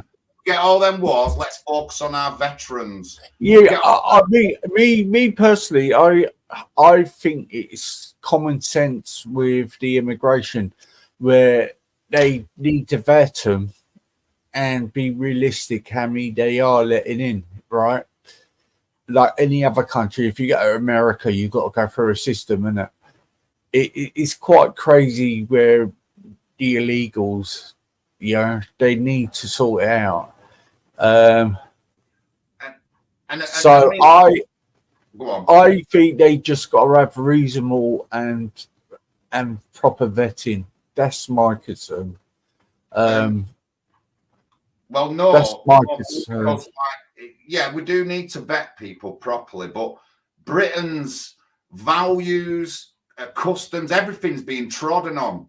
You see people getting arrested when they're at a march with a Union Jack or an England flag. You know what I mean? And our very values are under attack. All right, the slave trade happened. All right, there were loads of money made off the Britons, but does that mean that you have to keep going on about it and putting everyone down now like it's their fault? That's what people are doing now. Our history is being changed. They're putting Anne Boleyn's a black woman.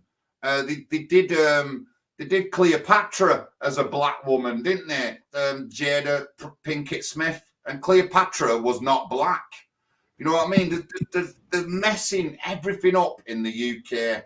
And it's not just me. There's the Indians. There's a couple of Indians on Twitter. And they're the same. They're furious with the way they're stamping out. Christianity. You must have seen videos of Christian preachers being arrested and told to stop. Yeah, I've seen that. Yeah, but we have Palestinian supporters walking through London saying fucking not nice things about Jews. You know what I mean? And no one says anything. No one does anything. We need to really, if we don't put this to a stop now, our country's going to be ruined. And a lot of the people coming here absolutely hate us, and the lefties and the liberal policies of the UK makes people like that against us. You know what I mean? And it's all wrong. It's all wrong on every level. I mean, so John, do you want? So you're happy with the immigration, what we got now? Yeah. You the people who've been here, like born here.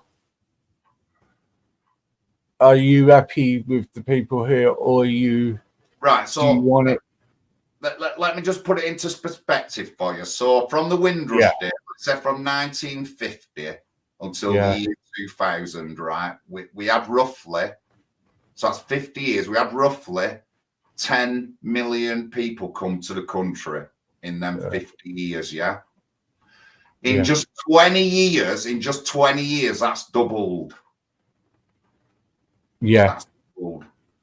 So is that because Tony Blair just started the floodgates? He was the one who pressed the button to start the barrier coming up, and then all the liberal politicians after have kept with it, including the Conservatives.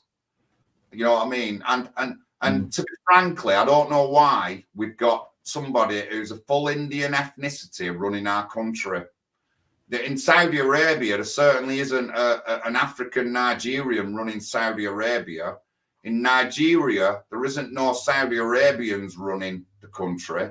Why can't England have at least 50% ethnically English prime minister? Why? What's bad about that? What's bad about that? What's bad about that? But the rest of the world, it's all right. Especially the countries that hate us most. You see how I see it? How I got it? If you're born here, don't matter what background you got, you're English. Yeah, that's how I see it. Do you see that? Do you class yourself English, Don? British. I'm British. I can't be English because I'm not ethnically English, am I? I'm only 50% ethnically English. Yeah, but if you're born here, though. No. If I'm born here. Right, so ethnicity. Saudi Arabian, you're Islamic, you're a certain kind of people. There is no white Saudi Arabians.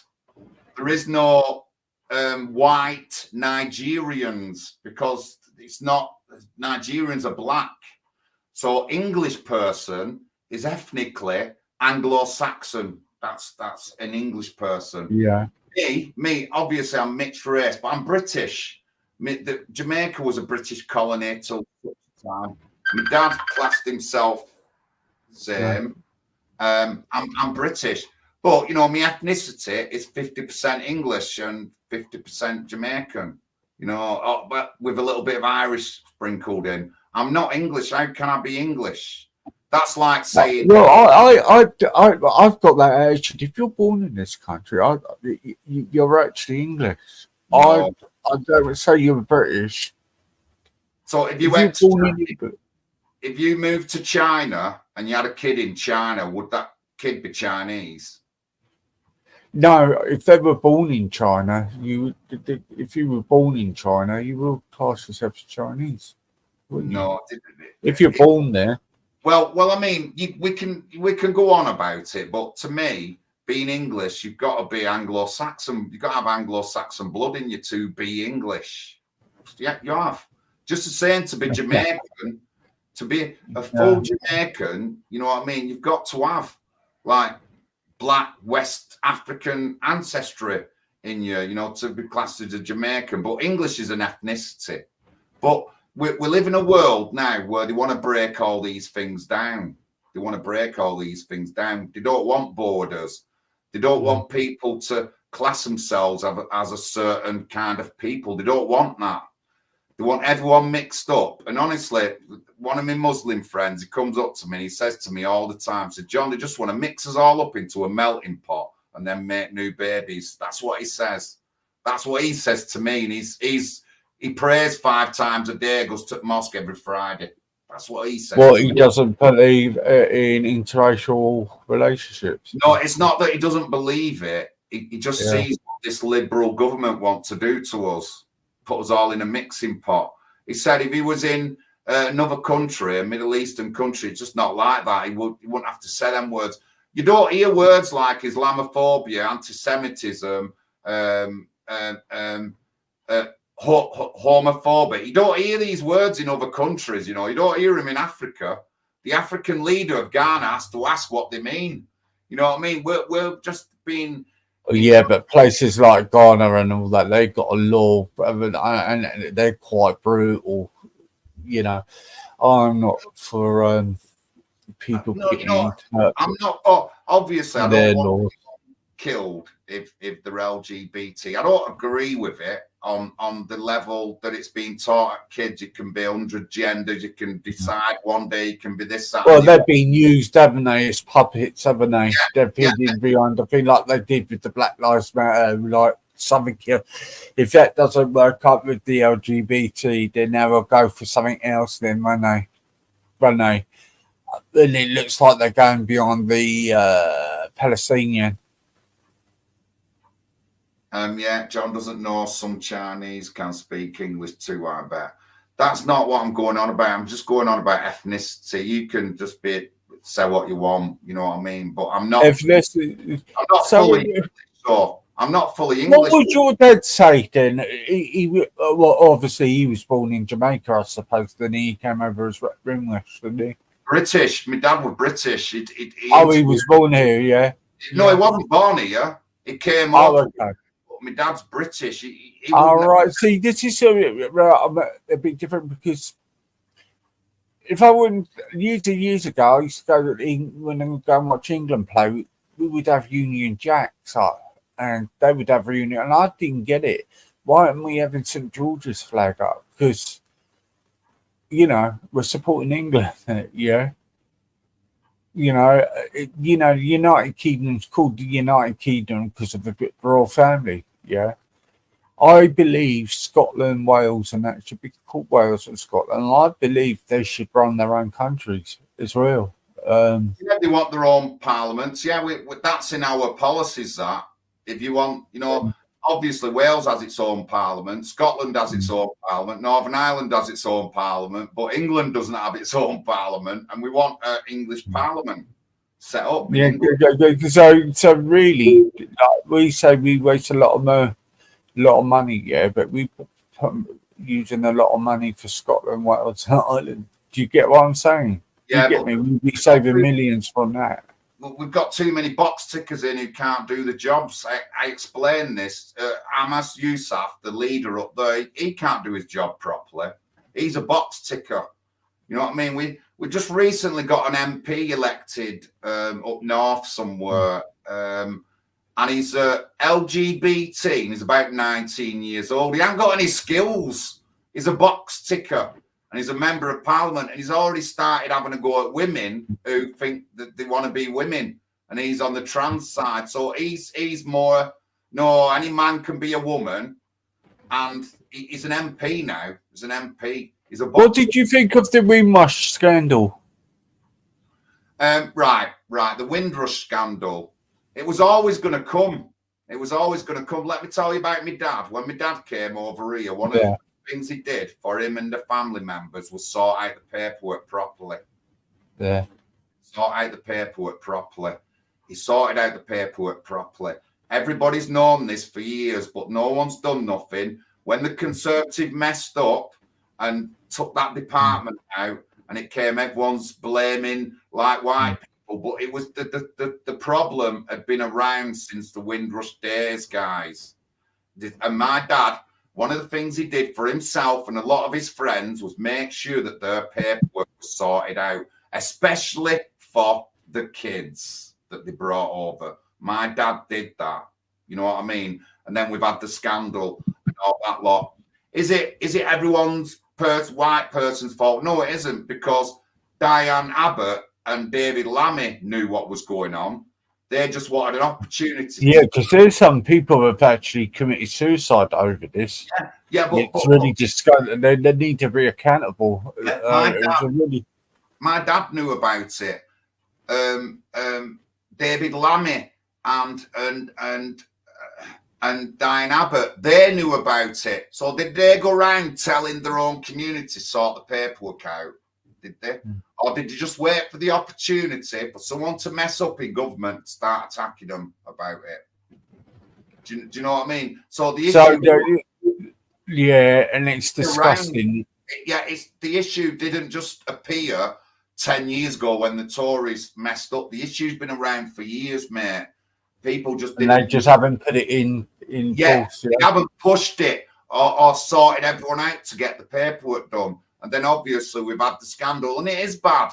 It is bad that people weren't allowed to come back. I met a girl who's a grandchild, and it happened to her family.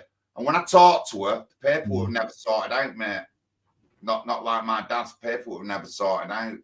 And my sister has actually said to me that we can claim money back from the Windrush thing. That's our family can claim money back from the Windrush. Yeah, because what they're saying then, that the excuse they were saying when it made me angry, they were saying, oh no, they were only meant to be here for a couple of years or something, wasn't it? Certain amount of years. Yeah. I mean, you can't invite somebody over, a load of people from a different country over, then and say, oh, fuck off, we don't want you now. You can't. Yeah, but I mean, it's the expanding in times. Got to remember, like they came over on these passes and all this lot. Then they just got into the life. Then they just forgot about that. And then rules have changed on paperwork and stuff like that. And while the Conservatives were in, and while what's that Conservative woman? Not Liz Truss, the one before. Not Liz Truss, not Margaret Thatcher, the other woman who were in. Theresa May. Who? Theresa May. Theresa May.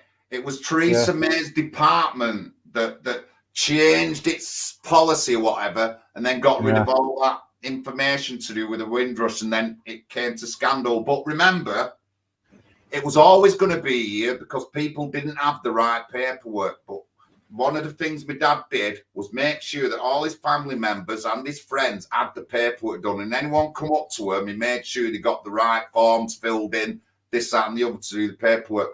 Some people didn't, and it's ended up being See how I see it, right?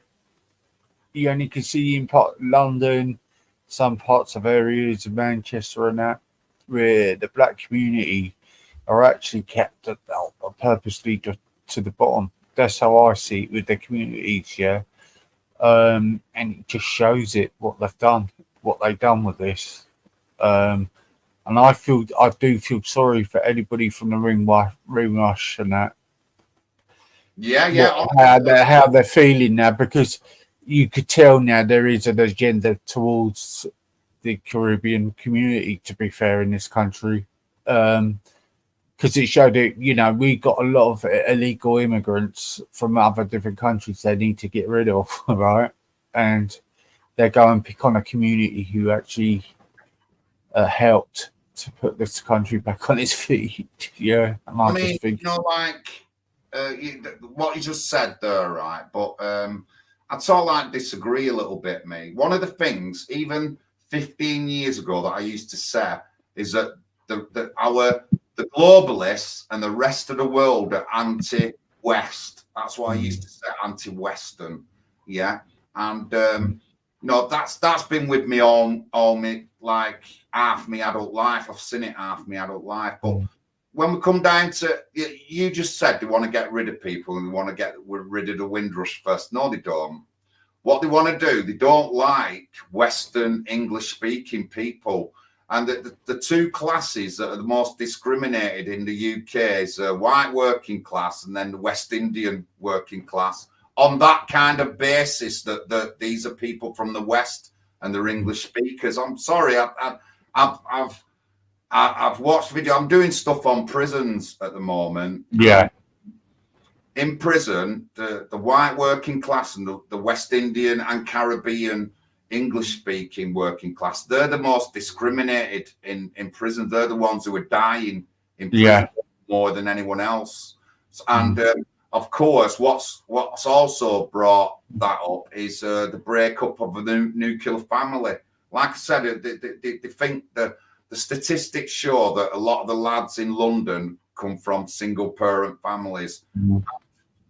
Two-parent families is generally better to bring in kids up, and our welfare state supports single-parent families. More than it supports single-parent families more than it supports a married couple. So it's easier to get on benefits and have 5 kids to 6 different people or whatever you want, and then rise up. And Mel said, do Jews not come under the banner of white working class? I don't know. Maybe they do in the UK. I don't know. Maybe they do, but I don't know. I don't know. But I don't have a particular issue with Jews. I don't not believe the Holocaust happened. Don't get me started. I've read the Anne Frank diaries. I've watched the documentaries. What I'm bothered about is trying to sort out the UK instead of the rest of the world. That's what I'm bothered about, and I've said that from the very beginning of this thing. So, do you think we then? Well, we got like Blair interfered with. The reason why I reckon we had a lot of terrorism here because of Blair attacking a country when we didn't need to. Because I thought, I agree. They kind of liked our country, and I think we were safe from them. To be fair, I don't think we would have had it. I've surprised a few people. Was I campaigned against the war in Iraq in 1999? I went to one of my first demos and campaigned against. I held up a banner saying "No to war." That's what I said in 1999, and that was since the Falklands. The only thing that I validated in my lifetimes that we went to war with the Falklands to get the Falklands back. That's the only thing. But everything since I've not agreed with. We went into Europe, dropping carpet bombing Serbia and stuff like that. We've just interfered. We've started in Iraq. What we're at now? Obama had more conflicts in the Middle East than any other president going. I don't believe in any of these conflicts. We should have left them well alone, and we wouldn't be in the shit tip that we're in now with Islamic terror if we'd got not gotten involved in the Iraq war. I agree when anyone says anything about Blair, I agree. But what made him do that? He's part of the globalists. He probably paid loads of money. Well, it was Bush when he wasn't strong enough to say no, was he? Yeah, and 20 million helped to be paid, wasn't it? Yeah, it did, and he took us into that war, which should never have took us in. And 99% of the people I talk to in like the so-called far right agreed, though, that no one wanted to go to that war. You know what I mean? Nobody wanted to. And it's just mad. But I mean, getting back to Oldham, it is a mission to what I've got to do. But I just want to do things right. I think that I'm perfectly situated to be a local councillor, definitely. So how many votes do you need to actually qualify, John? Right. Well, are you registered now? Of course I'm registered. I'm a registered political party. I'll put the link up to the party website in the chat. And 3 years ago, I would have needed well over 1,000 votes. Right now, I just need to get over 800 and a good chance of getting in. If I get 1,000 votes, I'm definitely getting in because people are voting differently in Oldham. That's what they're doing. And so who do you reckon is your biggest threat in Oldham at the moment? Well, it's hard to say, but like 5 years ago, the Labour Party had 40 seats, nearly 40 seats out of 60. Yeah. Now they've only just scraping 31 or 32. Yeah. So obviously, my enemy, the biggest people against me is the Labour Party in Oldham. I'll just put the website up. We have having some work doing on it, so it might not be 100% perfect. I like that question. On my last leaflet, so John Knoxdale, what does a Muslim do? On my last leaflet, I talked about sex education, talked about political correctness and the rape gangs, and the woman who opened the door.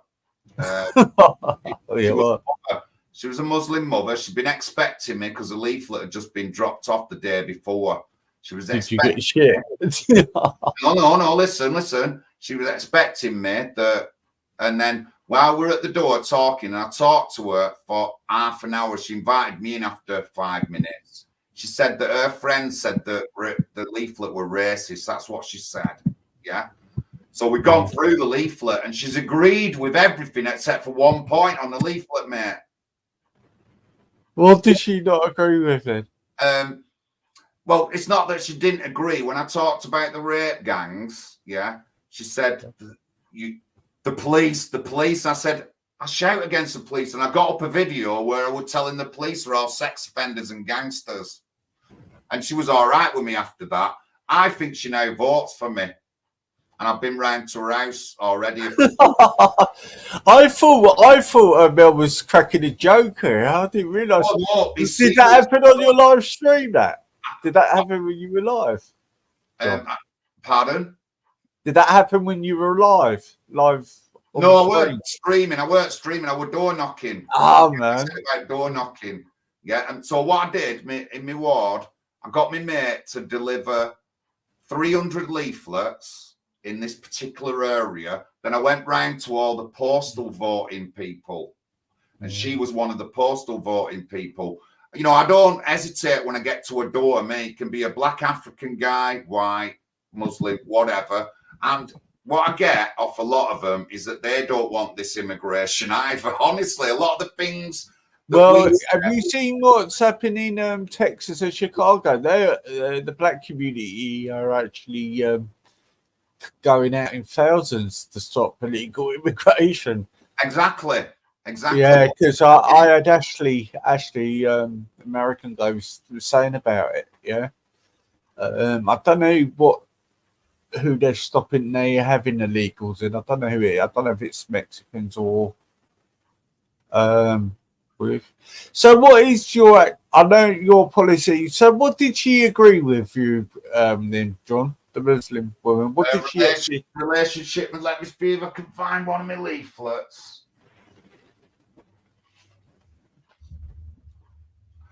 I talked about the war in Ukraine. She 100% agreed with that. Housing, she agreed with everything I said about the housing. Yeah. She agreed with the people coming in the hotels and ticked all the illegals in the hotels. She agreed with that. The CSE, right? It says here on my leaflet, worst of all, people who knew what was happening are still in the council. That's what it says on my leaflet. And when she come to that, and she went on about the police, and I said, yeah, fair enough, love, but there's got to be some accountability from your community about it, and there never is. And she agreed with me.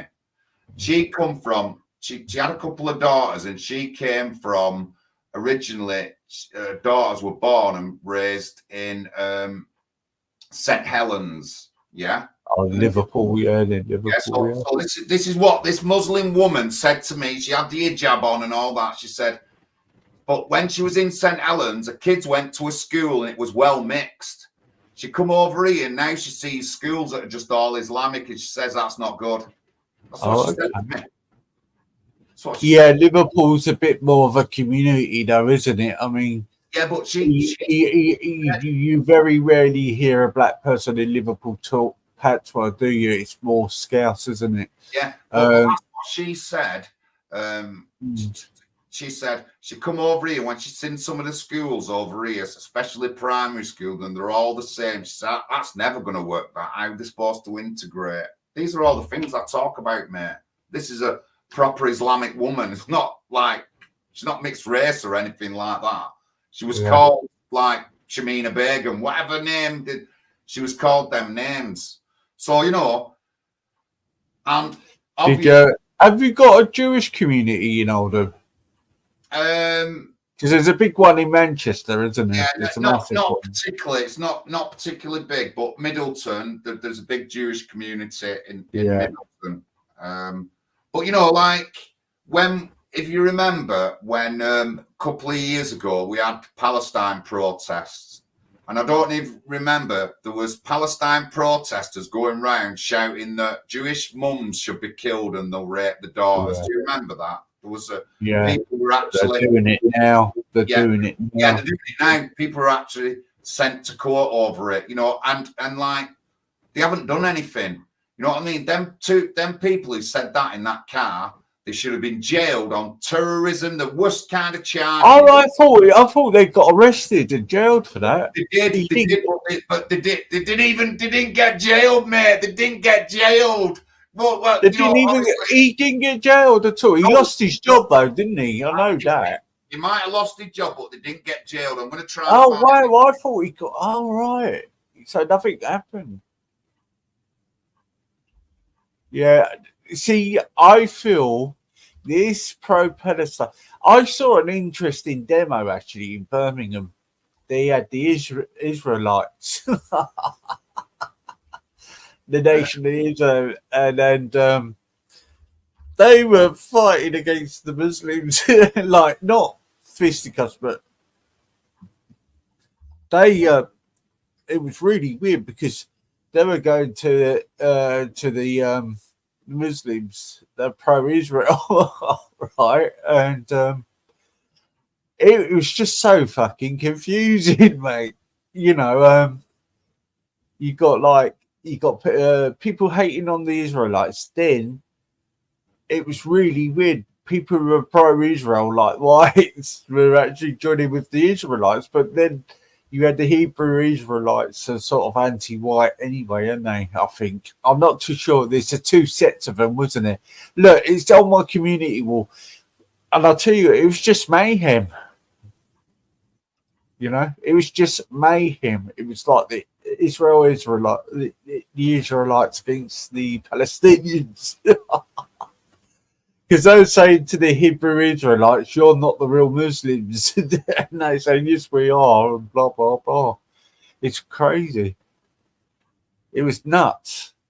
So I just think religion and all that shit is just, you know. But I reckon that the pro-Palestine thing, I just think it's an excuse for being anti-Semitic and hatred to a group of people. I think, especially in London, I think it gives Khan his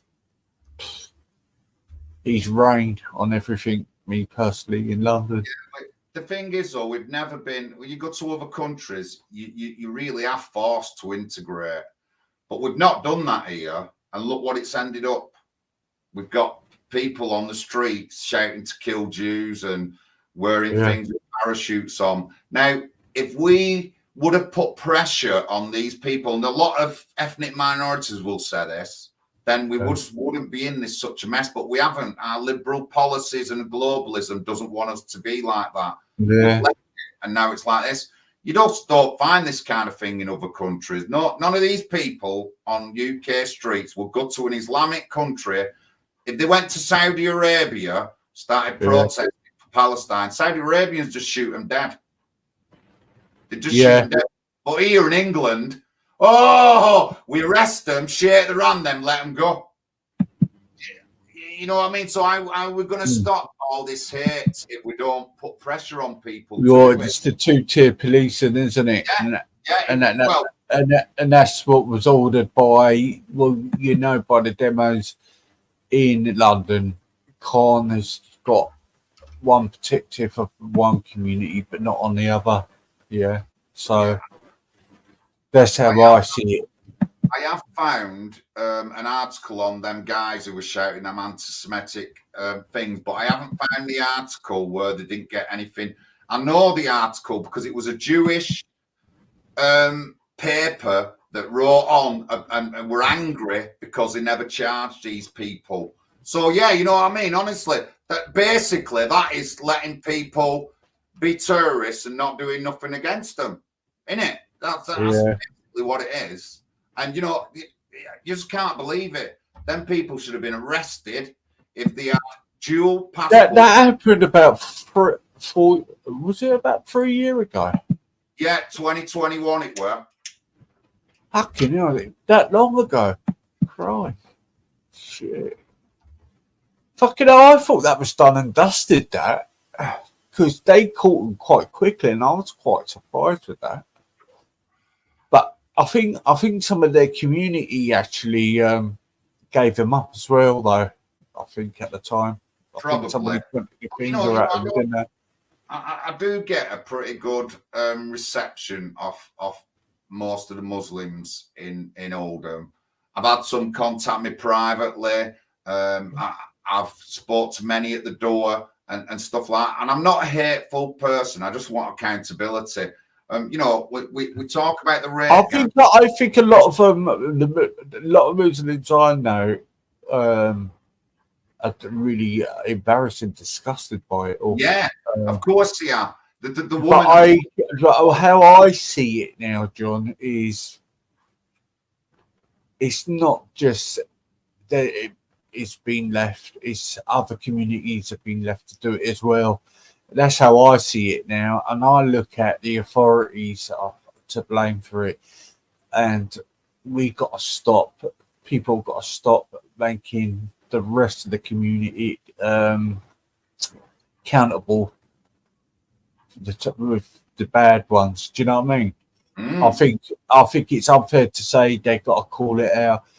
Maybe they do, but they have because there's groups now going out there trying to stop it. Muslim groups. Oh look, I've got a Muslim guy who helps me run my group on Facebook. No More Broken Souls, and he's out every weekend about orchids. He knows what's going on, but there is. I think you have got a mafia who's doing the silencing now. It's not street level. People seem to think it's just ordinary street level. I think it's an organised mafia now. me personally, and that's why you're getting the burning down the houses and killings, and I think that's what you're dealing with now. But I just want to get into local politics. We talk about national issues and all that, but so the Hollingwood area where I'm running is one of the poverty wards in Oldham. It's not the top one, but it has been, and it's sort of like near the outskirts of the town, coming up to Manchester. You got Hollingwood, then Failsworth, and then all that's Manchester after that. But what's that other place? I went to that demo with Tommy was when he was going for MP, and it kicked off. That was Hollingwood. That was Limeside, Hollingwood. That's it, Limeside. That's it. Yes, are you covering that as well? That's where I'm running. That's where I'm running. And like there's housing issues. We've got possible at least 2 or 3 brothels working in the area, and they just arrested people in a brothel for doing modern day slavery. This is happening everywhere, John. It's happening near my area, and Oldham's a big modern day slavery place. In my area, there were 7 people found in a basement. Yes, mate. Do you want to come on, Del? What I'm going to do, Del, I'll send it through an email for you, because of these bloody trolls. How you got, Del? Go on, John, carry on, mate. A pretty big issue. Also, the housing is got to be the number one issue in Oldham. But our council are backwards, and I'm going to pick on the Sikhs now, or the Indians. So there's a road called Copster Hill Road in Oldham, and the First Choice Homes is the main housing association in Oldham, and their yard, the work yard was on this Copster Hill Road area. So they've moved off it into a new yard, and what they said to the council is they'll build houses.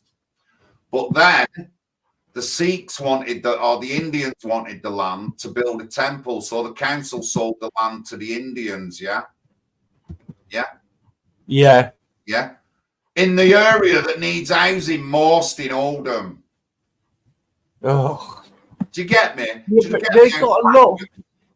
But they've got a lot of Del, I just put it out there actually, Del. I'll put it out there. I can't find your email. So they've sold the land to the Indians, and no offense, right? And built a temple on it, but we need housing now. So what I did straight away across that road, there's a load of tourist houses. I knocked on one. The first one I knocked on, there's 2 families in it, and the other family won't be able to get an house in Oldham. They've got to move outside of Oldham. Yeah. So, and yet they let the temple get built. In the same year, they let 2 houses, they sold 2 houses to a mosque in an area, again, that needs housing. And when I went up to that area, every house is overcrowded, mate. Every house is overcrowded. But they're all right selling. And that's what Oldham's like. They don't know what they're doing on the council. They think they're doing the right thing by being diversity and all that. So they sell the land to the Indians, and they make the temple. All the Manchester MPs and all that, all there getting the photographs when it were open. Yet there's families across a Pakistani family across the road where there's like 10 people living in a 3-bedroom house. And the other half of the family, the guy's son's family, they're not going to get an house in Oldham. They have to move outside of Oldham. So, you know, we've got major issues like that. And that's how Oldham has been run for all these years. You know what I mean? And, like, when I talk to these people at doors, I knew what was going to happen. When they built this temple, I knew that across the ways are Muslims. When I went to where they sold the 2 houses to the mosque, I knew that they were all Muslims on the road. And when I knocked on, none of them wanted the houses to be sold to the mosque. Really? None of them wanted it. No, I think do you know, like in London, do you know he Khan didn't get no really votes from his own community. You know, it's all corrupt. He Yeah. didn't win that. They all voted against him. We've got my mate Pat, who's the other half of the party. He's running in central London, and Yeah, he's getting votes all the times off the Muslims, all the time, yeah, because they want somebody different. They see how corrupt the other politicians are, the Labour Party and all that lot. They see all that. They agree with things like the hotels, all the money being sent to Ukraine and to war and stuff like. They agree with all that. You know what I mean? Sorry, John. Let me address Dale. Dale, I didn't send it to your email, mate. I'll put it in the chat if you want to come on, mate. I did say you would do like a gym rag. You mean the Indians, Mel, they also feed the community for free? I never said that, mate. I'm talking about housing. If you can't understand what I'm trying to tell you, that why let them build a temple when it should have been housing in the area that needs housing most, then you're part of the problem, mate. Honestly, Mel, you're part of the problem. I never said that they don't feed anyone. I never slagged the Indian community down. Just don't think they should have built that temple and they should have built houses instead. That's all I'm saying. Don't get so upset when I say things like this. We're in England. We're not in Delhi or whatever. We're in England and we need housing. And we don't just need housing for white people. Yeah, but they need to start doing up all the fucking derelict houses. I mean, a lot of them, in Oldham, we have a lot of tourist houses. Now, if you look at Peterborough and Milton Keynes, they're new cities compared to Oldham. Some of Oldham's houses are 3 times older than Peterborough and Milton Keynes put together. They're not economically, a lot of them aren't economically viable, and or you can only have certain kinds of people in a particular street in Hollingwood called Fox Street. And it's got a row of tourist houses, and there's about 30 houses on them. Now, if you were old and disabled, unless you had a lift in that house, you won't be able to get up the stairs to the 2nd floor, mate. Do you get me? And yeah. How many mosques have you got in Oldham, John? I don't know. But we've got a lot. So how many Sikh temples is there? There's a few. There's a couple in and around Oldham, but remember, it's not the fact that a temple got built. It's the fact they built it for housing. Yeah, that's what I keep going on about. Because I think in London, right, the only time you really see a Sikh temple is in West London. As far as I can, I've got to ask Triller because he's a Sikh, and I never see any Sikh temples in East London or anywhere South London. Only in West London.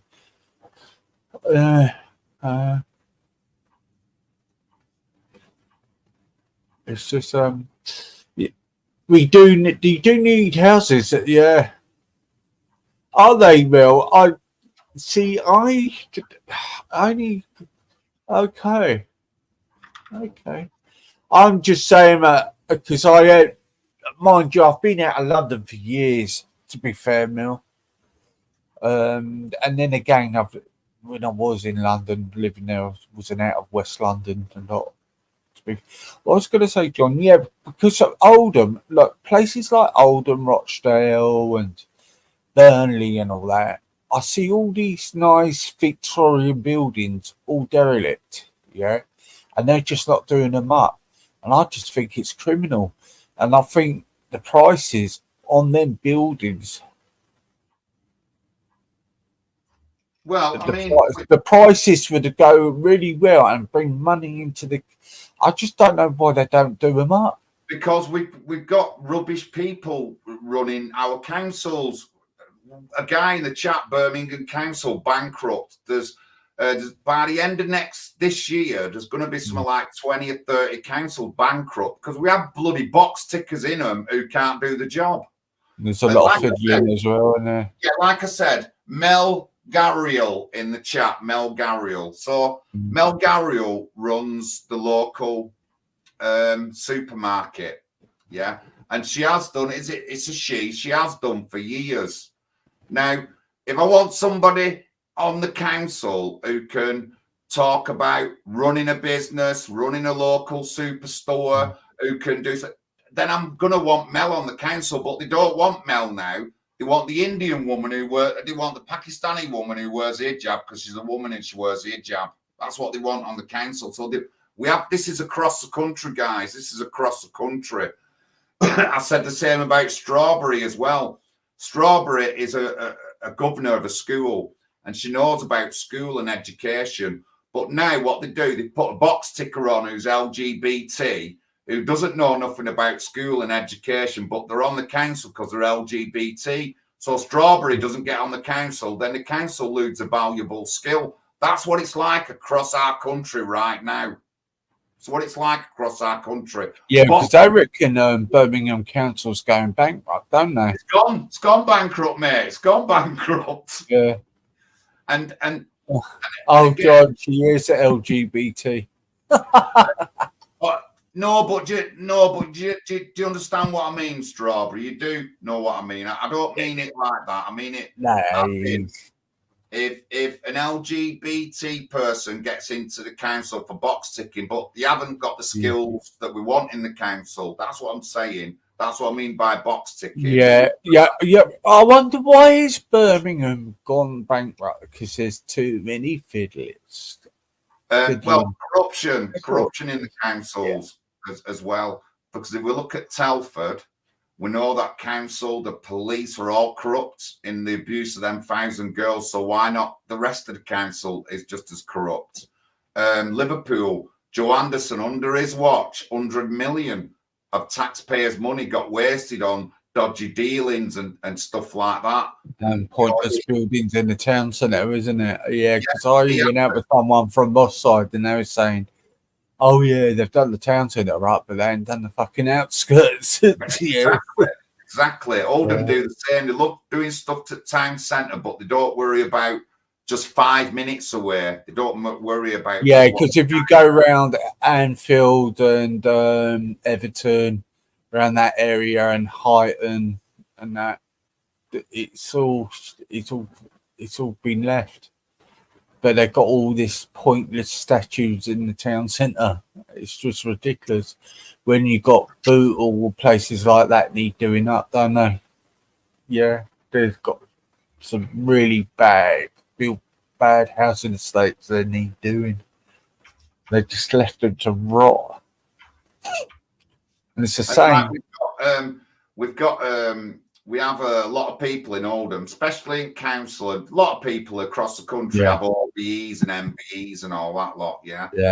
And like they've just been giving them for no reason, just to waste of breath. You know what I mean? They haven't done anything. They might have been on a refugee board one time. They got an OBE. I just don't think that's good enough for an OBE. You know what I mean? And it's just. We're just run by a lot of puppets, and it's up to us to get that control back. We the working class, is what powers this country, not the politicians, not your Keir Starmer, not your Rishi Sunak. It's us. Everything comes from the working class in the UK. But it's the working class being demonised now. It's fucked, isn't it? Honestly, the working class is doomed. We're being squeezed for every penny we've got, and we're paying for everyone's issues around the world that we haven't started. You know what I mean? The working class in England didn't start the Iraq War. We never went. Working class weren't all there going, war with the Saudi Arabia, war with the Middle East. We never said that. It was the global. Yeah, mind you, the whole of the country demonstrated against it, didn't they? Yeah. Whole of the country. Yeah. And he just went ahead with it, didn't he? Yeah. And I think on a local level, I can bring a lot to politics and stuff in Oldham, fighting for my area. I've done a lot on. Where are you going to find the things you want to do, right, John? Where are you going to find the money for it if they haven't? And well, what do you mean money? If I want police presence more on our streets, that's not money. That's making the police do the job instead of going online and going getting blacklist because he's put something that someone finds offensive on social media. Do you get me? Yeah. You know what I mean? So we want more police on the streets. Everyone wants more police visible and stuff like that. Yeah, but they always say, "Oh, it's costing," isn't it? They always saying, "Oh, surely it won't cost that much to police Oldham, will it?" Well, I mean, you know, we've got in the police force now. We've got diversity officers on 100 grand a year. Yeah. Diversity officers. Diversity what? You know what I mean? If you're not, you know, there's more white people in the UK than there is any other ethnicity. So why wouldn't there be more white coppers? Why wouldn't there be more white nurses? What they want to do now, they don't want that. And this has been shown in the RAF. If people want to research up, they've got to hire more black people, even though they're not as qualified. What's that? And you know, before anyone starts, I've never had a white doctor, me. But the doctors I've had have all been good doctors. But Yeah. again, the country's majority white. So there's going to be more sex offenders than there is Pakistani sex offenders. Simple as. There's going to be more white policemen. There's going to be more white nurses. There's going to be more white cleaners. Because the country is 80% white, so it's obviously statistics. Yeah, but the trouble is, I worked for the National Health Service for years, and the problem is, if somebody's not qualified, like just a nurse and auxiliary, I'm afraid the English people won't do it for the minimum wage. Do you know what I mean? They just won't. Yeah. You know, and you will get everybody else, like the Caribbean or the Africans, that will do the jobs and do the hours. Yeah. Any staff who worked under me, yeah, were the most hardworking was them because they were willing to do the work. Yeah. But you very rarely see you would see a youngster, a white youngster, taking that kind of job, yeah. But you won't see adult man taking that job. You know why? Because he can't keep his family on that wage. Just can't keep, you I know. agree a little bit, but I mean, it's again, that's another thing that's been planted on us that, like, they always said that white people won't have these jobs, so other people have got. That's a bit of an untruth myth. That. Well, where I live in West Sussex, Bognor Regis, yeah, they've done a documentary here. They called it Little Poland, and actually, when I first moved down here, there was loads of jobs. I mean, loads of jobs, and people were just not doing them, right? So when Euro came in and the Poles came, they took all the code jobs and everything, and then people started moaning, but they were there. They were there for fucking years, and you just sat on your backside, not doing nothing. Do you know what I mean? So, and then they were moaned. But they weren't doing the jobs though, John. And honestly, I swear on my life, I'm not being a lefty or nothing. Honestly, I saw it with my own eyes. Yeah, I'll tell you why. Because I worked as an agency nurse, and the amount of money I was earning was massive. Do you know what I mean? I was earning really good money. Is that you, Del? Oh shit.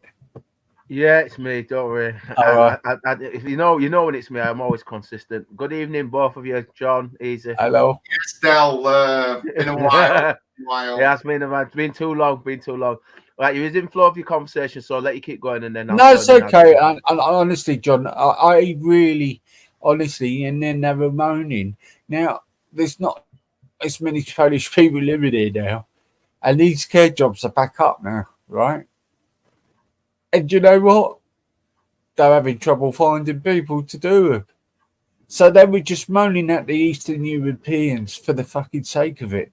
Do you know what I mean? So yeah, well, I mean, let's give a bit of a different perspective on this now. So I've got a friend, and he's a PCB assembly. So that's them little circuit boards in your. Yeah, I know. Yeah. And the company was paying Polish workers a normal wage to do a skilled job.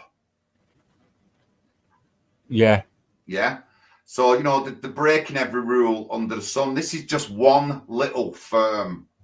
And I can imagine how many hundreds, if not thousands, of firms are using that kind of thing. You know what I mean? Undercutting. They've highlighted possibly 10,000 people around the Leicester area on modern day slavery. Do you know what, John? I could turn around on another thing, though, is like a good friend of mine. She came over from Poland and she was a qualified midwife.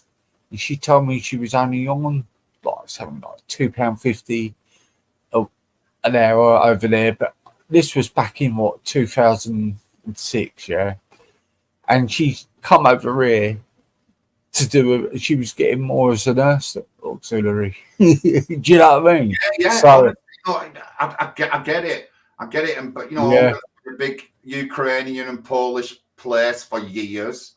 And, you know, they do work, but then we've got to watch out for companies taking advantage of them. And this is yeah. You know what I mean? Yeah.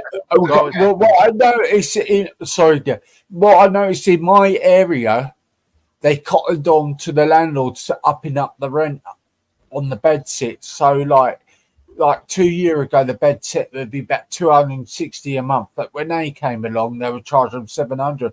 So they were going, fuck it. We'll go in a cheaper place, share a place together, work hard, save up. And I know a few of them have got their own mortgages now. Yeah. They wised up to it. They knew they were getting fucking ripped off, you know. That's the problem with globalism. It's all globalism economics. That's what this comes down to. It's the same thing always. There's always somebody who's going to exploit somebody else. This country, we've got to keep in mind this country, in terms of economics, the value of the pound, although that's still fake and it's same with the dollar, but the valuations of currency means that for Polish workers, what they get paid over here compared to what get paid in Poland, they'll do a job here because you know, they can send some money back home through remittance payments. It's same. It always happens all over the world. There's nothing different about it. It always goes. I'm not saying it's right, but it always goes on. It's like in my town, you've got so many barbers now. It's unbelievable, right? I'm telling you. And you walk past them, and I'm thinking, how are you surviving? There's no customers going in there. I walked past one today, and they're just sitting there. There's no one going in there. So what's going on? Are they money laundering these businesses or what? There you go. That's what you've got to question. It's the questioning. Because obviously they've got to pay the rents.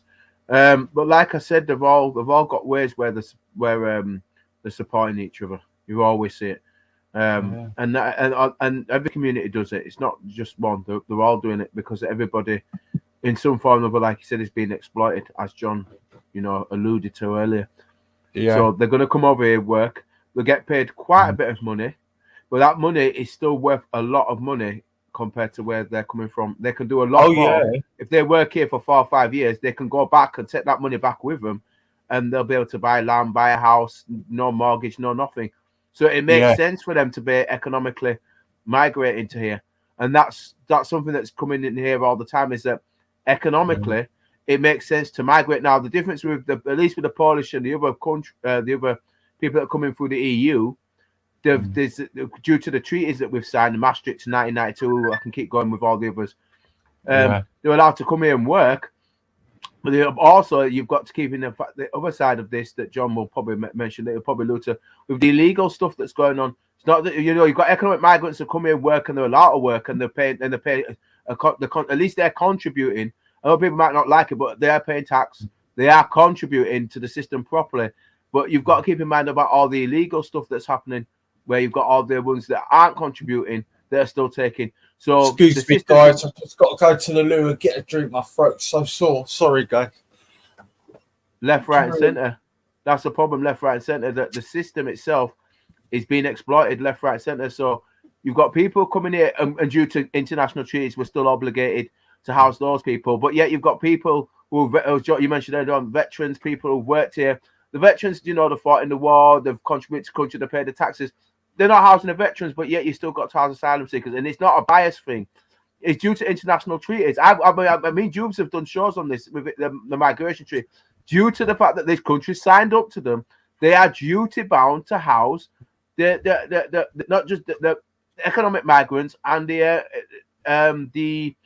asylum seekers. They have to house them. They're duty bound. Yeah, you're right, Del. And it's wrong that the people who contributed, they pay tax here, they've contributed. You know, this government and this, it's not just this government with dickhead Sunak. All of them, the politicians, all of them, the establishment, they're all a joke, because the people that have paid into this system are the most exploited. That's the problem I see with this. No matter what you've paid in and who's paid in, they're just looking to exploit those that have contributed into the system. So you could have a veteran who's paid in for years on end, and for whatever reason have come on hard times due to PSD and, you know, trauma after the war, and yet these veterans are out on the street. Yet when there was after the war, not only did they do a service for the country in the war, even if there was a fault of the bankers, I know why they all fought Second and First World War. The bankers always benefited from it. The people did benefit from it, but they still went to war and they still did their bit. That on its own should mean they should be guaranteed housing, this, that, and the other. Not, keep in mind, most of them they got back, they was working here. Because remember, the reason why we had the Windrush was because after the war there was a shortage of men. Because obviously a lot of the men were injured, but the men that got back from the war that could work were working. So even when they got back, they were still working and contributed. And yet they now that they're no longer able to work, now they're not being looked after. I just think the whole thing's a mess. Definitely, mate. You know, earlier on, he said 9,000 houses were built. You know, and the capacity we've got here and the stuff, and we just haven't got enough room for everyone. But we're still accepting all these people in one sec. Yeah, you're fine. No, he's right. And that's the thing when you've signed up to the migration treaty, because migration's a right. So therefore, the country's overloaded because you've got people who are coming in who are economic migrants that they've still got to look after. You've got the asylum seekers that have got to look after. You've got refugees they've got to look after. They've got the illegals that have got to look after. The problem is that there's not enough housing being built, and there's too many people that the government, due to the fact that they've signed up to the migration treaty, the government's got to house. And due to the fact they've got these obligations, they have to prioritize what they've been told to do. So therefore, the veterans who've contributed get left out. Because as far as they're concerned, they've been used and abused. So that because of the treaties, they've got to house the asylum seekers due to the fact that they're fleeing persecution. You've then got to house the refugees because they get a high priority. You've then got the illegals who are undocumented and they have to be housed while they find out what on earth's going on. Then you've got the economic migrants who actually come here properly and they've got dependent children and they have to have help. So it's just piles on top of piles on top of piles, and then you've not got enough housing. So it's just chaos, John. I just see absolute chaos. Yeah, it is, mate. It is. It's just ridiculous. And I mean, Kemi Badenoch said it well. If you're going to sort out immigration, you've got to sort out housing. Yes. You know what I mean? They both come hand in hand, but it's really bad in Oldham. We've got lots of vulnerable people who need housing, and they just can't be housed anywhere where they're safe. You know what I mean? And stuff like that.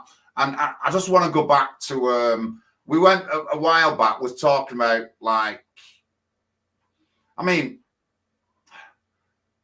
I don't know where to start. It's just so bad. This housing thing, it's just so bad. The Greater Manchester Spatial Framework is they're supposed to be building something like 100,000 houses in so many years, and they're just not enough. They're just not keeping up with it. They're not doing enough or anything like that. Now we're seeing councils paid money just specifically to build houses for Afghans or Iraqis or something like that. And it's just all wrong. Our country's in such a mess. And it's going to get worse, John. Barber shops and chicken shops and all that. In Oldham, we've got about 40 chicken shops in the 2 main streets, or takeaways, or whatever you want to say. And if we say that there's 5 people working in them shops, I can guarantee that not all 5 people are working on the books. At least 3 of them will be getting cash in hand. Yeah, that's what I mean. There's no tax money being paid by all them people. Yeah, this is the problem. This is why I talk about undocumented, because again, they still need work. They still need work, and it's not. And they're still, obviously, if they get cash in hand, they're not paying taxes on it, but they are still earning some sort of a living to keep themselves going. Not right, but this is the downside. How can you have people who are taking cash in hand, they're not contributing, but yet they still take off the system? Then you've got people who paid into the system, meaning veterans and others, who paid into the system and can't get no help. How does that work? It's the priorities are all wrong. That's the problem. But at the end of the day, this government, Boris Johnson's government, Theresa May, David Cameron, all of them have all signed up to these big ass treaties, and they've all got obligations. So at the end of the day, it's wrong, but our priorities are in the wrong areas. And it's not that I'm saying that South because they're not worthy. I'm not. That's nothing to do with that. It's to do with you sort your own backyard out first before you sort everybody else's backyard. That's what you learn. You learn that when you were a little kid. Yeah, you get yourself sorted out. You sort yourself out, and then you're able to help others. My problem with this at the moment is the fact that we've signed up to international treaties, but yet our backyard's not sorted out. That's the problem here. If we'd have got the stuff that we're supposed to do here and get people sorted out first, if you want to go and do humanitarian efforts afterwards, okay, fine, I don't have a problem with that. That's fine. But you can't be in a position where you can't help everybody when you've not got your own sorted out. It's just a mess, John. It really is. It's sad. A mess, and it's getting worse. And it's going to get worse, unfortunately, due to the stuff that I'm very aware of. And that's where it's frustrating the most, that we're due for higher due to monetary policy, we're due for higher inflation. So it's going to be more people, families, veterans, all the people. They're all going to be coming towards the poverty. I mean, you are working class Oldham is. They're barely getting through now, John. It's only going to get worse. Bills are going up, cost of living's going up, everything's going up. And they're getting, more families are getting more desperate, but yet you're still helping those that are coming from outside the country, and you're having to look after them. You're having to do stuff for them, and that means that you're going to have this conflict. And I think that's all part of the plan. I think it's divide and rule. They want everybody at each other's throats. I've been saying it, John. Part of the plan. Yeah, because once they do that, it'll be quicker for them to bring in what they call it, where you've got to be stay in your house. Curfews. And then bring in armed forces onto streets or military, whatever control, and stuff like that. And then once they do that, they'll bring in the 15-minute cities. They'll cut all your traveling down, and it all leads into one thing. I agree. That's what I find frustrating, John, because people are not. Don't get me wrong, John. More people are questioning the establishment. Don't get me wrong, but there's not enough. It needs to be a lot more people questioning the establishment, because with a two-party state, which is like the same in the US, with Republicans, Democrats, Labour, Conservative, red and blue, blue and red. It's all part of fundamentals on the periodic table. It's to do with the colours and obviously your blood, to do with chakras. It's all to do linked in with how the realm works. At the top, the elite know how it's run properly. It's just the masses are not taught. I've figured that out. I'm aware of how all this works. But that's why you've got the same parties in each of the countries, blue and red, doing the same thing, and you get the same nonsense again and again and again and again and again. And if Labour get in, you get more of the same nonsense, just in a different way. So that's what you've seen. I realised this when Blair came in '97. Everybody hated the Conservatives, and then you saw Blair do the same thing that they were doing. You're like, hang on a minute, you lot claimed you were white, then white, but they did all this, but you lot are doing all the same thing. They're all part of the same club and all in the same bed. You're in the same bed. Well, and that's why you're running yourself, because you're bringing, as an independent, you're bringing something different to the table, because people are only choosing between Labour, Conservative, and that's not a choice. You know that yourself, John. It's not a choice. Let me just, people can see my background there. So that's Arut Shah. She's a Labour leader. Zaya Hussain, convicted kidnapper, gang member who tortured and sexually abused his victims. A brother, convicted money launderer. And that the next guy is called Irish Imi. And he was a getaway driver for Dale Cregan in one of his escapades. And what you can't see is that every one of them has got a Labour rosette on there when she was running for a position. Now, you know, convicted kidnapper, sexual torturer, convicted money launderer. If I had people like that following me, I would be on national news. National news. You wouldn't hear a last of it. I'd be arrested and locked up for something, but nothing happens to Arut Shah. People call her out, and she did a bit of a, when she first ran for her position 2019, she got ousted by the men in her own community, right? They said she slept her way to the top. And it's one gang against another gang in Oldham, one Pakistani gang from Werneth against a gang in Alexandra Ward. And there was a big speech. Everyone said things about it.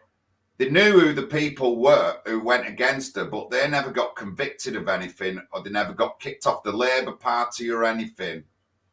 But obviously, if I get into that kind of scene, I'll be convicted. I'll be over the front page. This is what winds me up about Oldham. And sorry, John. Can I just interrupt? Esau, I'm back. I'm back, Esau. It just winds me up that the hypocritical of the now. If you know, people would have done the right thing. The men who ousted her out of Oldham Council, running as a candidate in the St Mary's ward, if they would have been dealt with, I wouldn't be so vocal, but they weren't. If the council would have said something, why you're walking around with sexual abusers who kidnap people, I wouldn't say anything, but they don't. Nobody says anything. That's what winds me up more about Oldham than anything. Nepotism. Else. The entire world. Yeah, nepotism. Yeah, nepotism. They're all in the same club, in the same bed. That's the problem, John. They're all in the same club, in the same bed. They're all got their hands in the cookie jar, and they're all at it, John. They're all as bad as each other. It's just like the same in Westminster. They're as bad as each other, John. That's what people don't realize. It don't matter which side of the coin you're on. It's the coin's still bad. You get me? All this. Oh well, she's blaming him and she's blaming him. Listen, you're all as bad. I'm not blaming that. I'm saying you're all bad. Never mind. He said, she said, he said, she said, he said, he said, he said, she said. I don't care.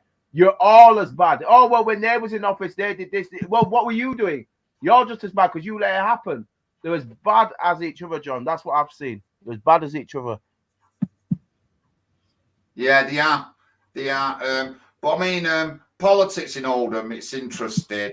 There's been a lot of media, dirty politics, this, that, and the other, because they are dirty. Everyone, 90% of that council, they're just bullies. Who anybody in this chat would you just wouldn't like, and that's what, to make a good councillor, one of the requisites is like being like that sort of like bully and arrogant kind of thingy. But you know what? There's been several women who've tried to stand up to be councillors in Oldham, and they've been shut down and they've stepped back because of threats and things like that. Nobody's threatened me. Not one person in Oldham has said any kind of serious threat to me. They do to other people, and it's mainly the women. You know what I mean? Yeah, that's intimidation. I'm not saying I'm untouchable, but that's what happens in Oldham, and it's just naughty, and it's not all from one side of the community. It's not all Islamic men picking on women. It's white men on the council who are bullies, who are picking on women as well. So it's just our councils and our politics are so stale, old, battered. They've not got the breath and the energy in them to be good. You know what I mean? So I want to change it on a ground level, local level. Start off with local counselling, see what I can do into my community, see what I can do for Oldham. I've been working with residents in Ollingwood with certain issues they've got. I've emailed housing associations. I've talked to the police about antisocial behaviour. We've had a few meetings at the council as well. And besides that, there's a couple of other Oldham residents who I've been supporting. They don't live in Ollingwood, but before I was a political party and before I run, I was supporting these residents. And I just want to try and get things better off in Oldham. Our politics is just so dead, stale, nasty, horrible right now. And I do feel that our politics is influenced from other places around the world. It is. Yeah, I mean, you know me, and we've been. Listen, there's only one government in the planet, and that's the Roman Curie. All the governments that are operating Chapter 22 bankruptcy, they're not sovereign. They're all running what's called I mean, I've gone in depth with this. We should do a show on it, John. Not these are all de facto governments. They're not sovereign. They're all de facto governments, so they're all controlled. The Queen coming into the City of London Temple, she curtsies before the mayor. That's letting you. It's called submission. If you know where to look, they'll put it in front of you. But most people are sleeping, John. They don't see it.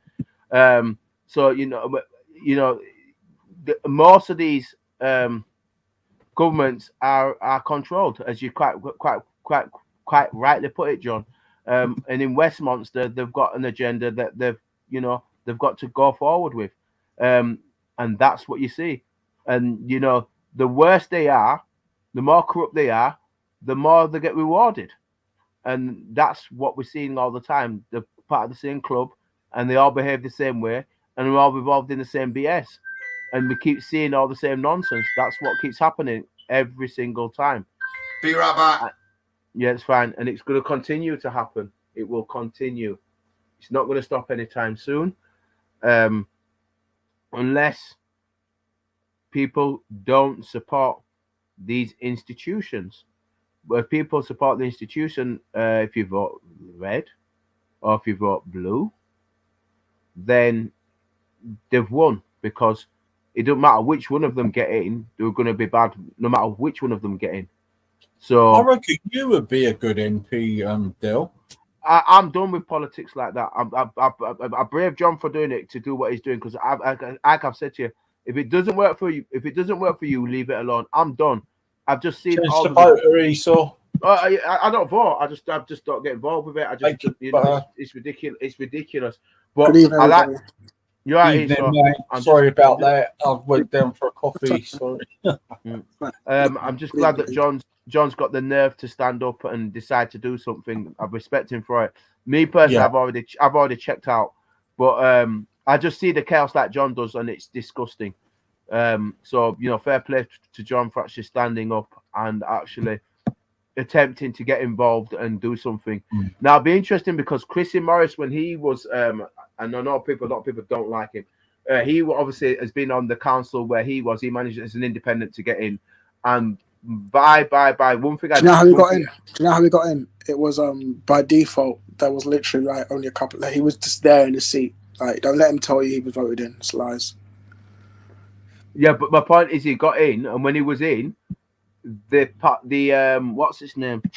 The councillors just basically made sure they made his life difficult. No. See, I'm sorry to interject you, but it's not true. Morris is actually a flawed character. I'm not saying he's not flawed. I'm on about just the fact that it was an independent. It wasn't a part of their establishment. He wasn't a Labour councillor or a Conservative councillor. That's what I'm saying. But you know what it was? When you know how councillors are meant to have day jobs? Yes. Like, he doesn't have one. So like, when he's coming from, they're looking at him as like, oh, you're just on benefits, because that's what he pretty much was on. and he only had the 5K little card they gave him, the £5,000 council card. But the truth is, he was actually like, I mean, like most, I don't know about you guys, but most men work, right?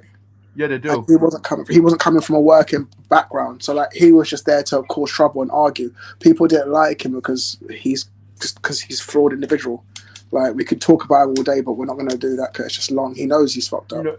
No, and I'm just talking about the fact that he's an independent. It's much harder as an independent because you're not part of a political party. Well, the reason why I brought it up is it's more because John's going to be an independent.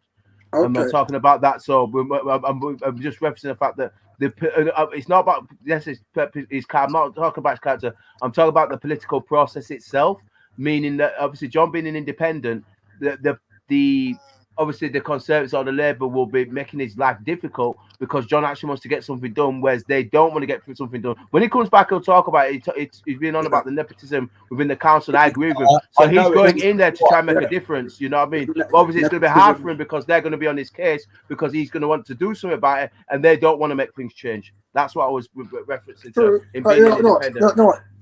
I'll be honest with you, yeah, if it was any other example, because I know that man, I know all about him, and I've seen how he moves, and I've even seen how he handles people in his own council. I mean, do you realise he bullied his council members, right? He went there with schoolboy antics in that meeting, like, you know what I mean? Like, literally a child, because he's not educated. Do you know what I mean? He doesn't have any work ethic behind him. He doesn't realise that these people are coming in from long days and they're trying to get stuff done or try to talk about stuff, and he's just there to disrupt. That's why he didn't last long. He would have got kicked out if they could have kicked him out, if he didn't get convicted for his crime. And John, I don't know about John's background, but I'm guessing it's nothing like Morris's. And no, John's fine. No, but it's all about your background, though. That's what. See, like when you're a counsellor, yeah, people or any type of, like, you know, role where people have to, people look up to you and make decisions. If you have a shitty life, people aren't going to buy anything you say. Do you know what I mean? It's like, imagine Donald Trump. Imagine Donald Trump was a scatty man, yeah. Like, he was like, you know, had 5 wives, how many different baby moms, beat up his ex-wife and all that shit. He'd be a terrible leader, wouldn't he? So then that's what he knew how to generate money. But trust me, if he had a shit background, yeah, if he never had his son named after him and talking to all his children, it would have fallen on deaf ears because he's not got his house in order. That's how councils work. Like, every MP we know, apart from Morris, if they're not with someone, they have a family. Do you know what I mean? Like, you know, mum, dad, children, they're doing stuff for the kids, are active in their lives, are active in the community and stuff like that. That's what you really want from someone. That's the kind of people. That's what John's doing. John is active in his community. That's what John does.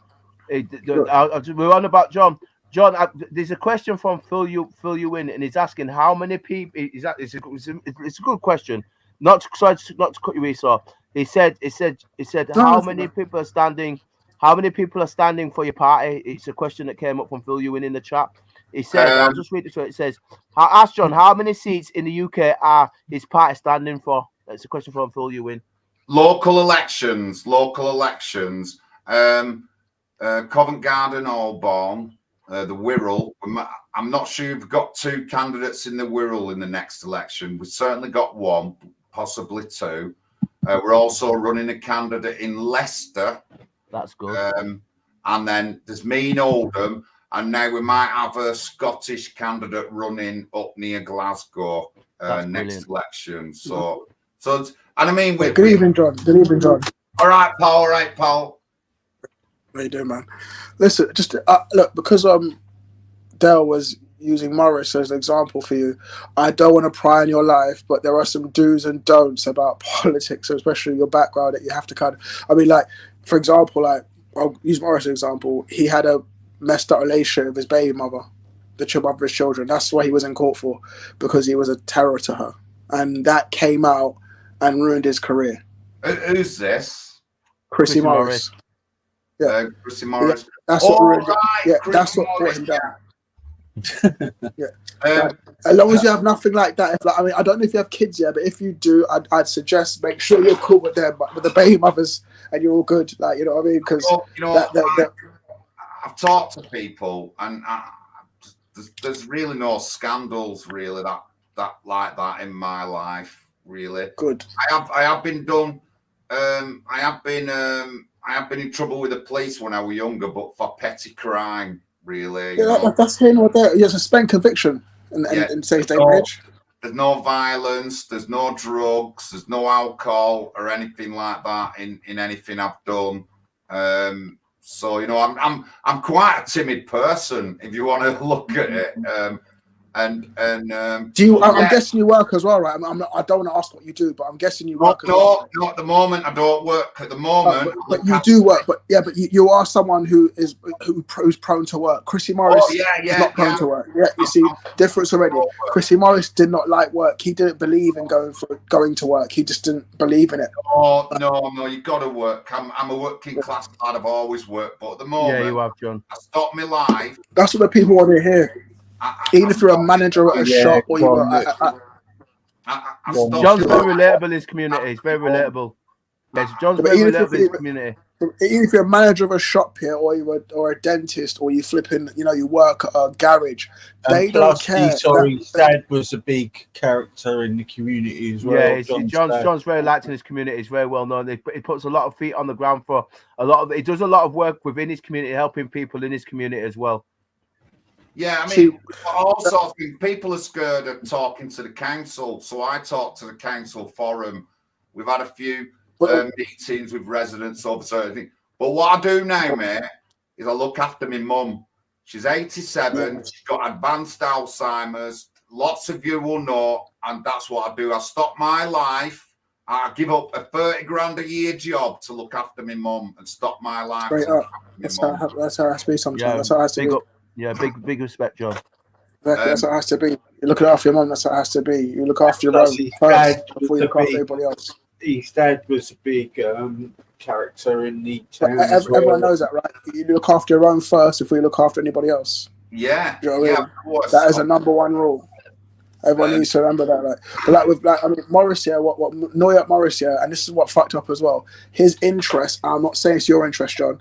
His interest was, and I can't remember actually saying this, the one time I used this word in this live stream, paedophiles and pedophilia. That was Morris's interest.